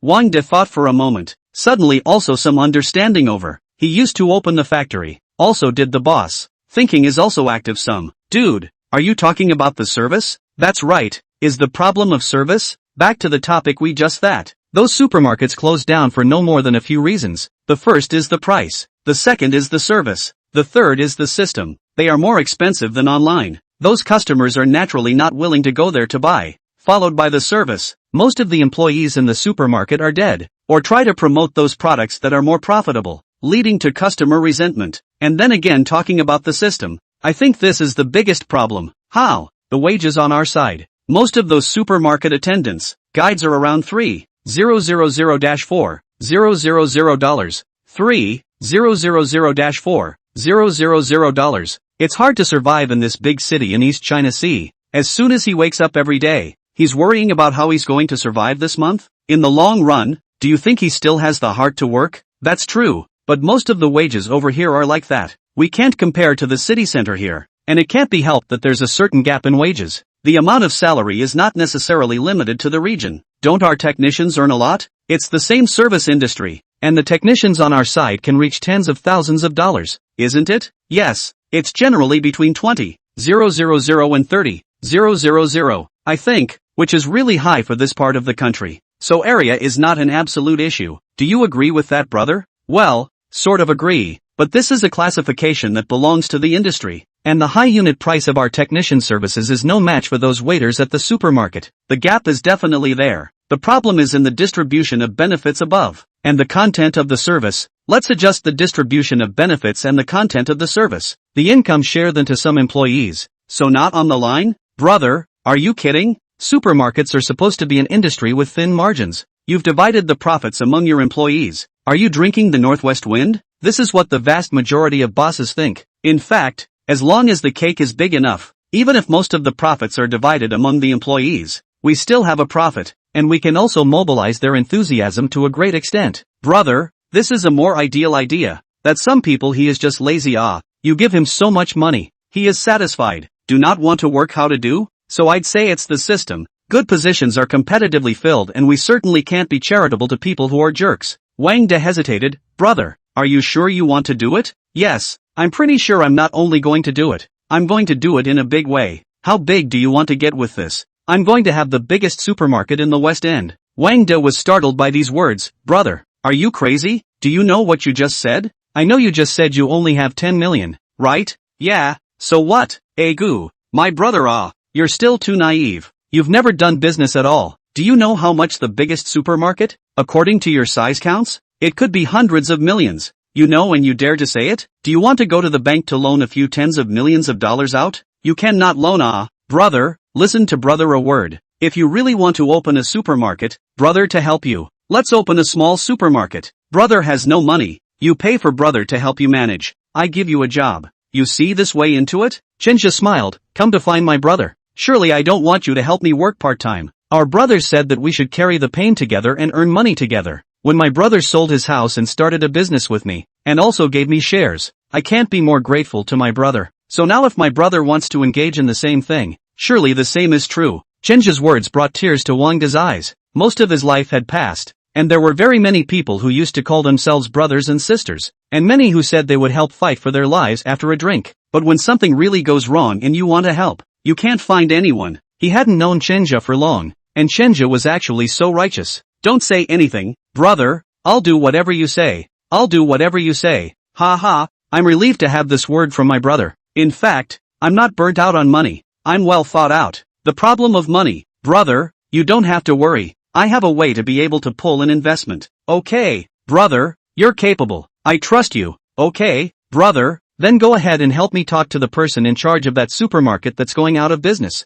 I'm going to acquire that supermarket together. Good. I'll be there later. Okay, I'll go first then. Chapter 69. The first step in starting a business. Financing. If you have to borrow money. Lin Meiyu, the client with whom she had the best relationship, and Hu Ling, the boss who now held her in high regard, were the best choices. But the first person Chenja found was Luo Guifang. He asked while massaging, Sister Luo, I want to open a supermarket now, and I want you to help me get an idea. Hearing that it was a business question, Luo Guifang was more than willing to answer. Tell me about it. I have a brother in Xicheng district, along Hubei Road, that area. There is a supermarket there on the corner is about to close down. I want a disc down for him to manage, but I have not done supermarket business. Luo's sister can help me a trick? Luo Guifang thought for a moment. About how big is that supermarket? Around 1,000 square feet. How's the crowd? There are several neighborhoods, a couple of office buildings, and a new construction site around it, and there are a lot of people coming and going. Which are some of your precise customers?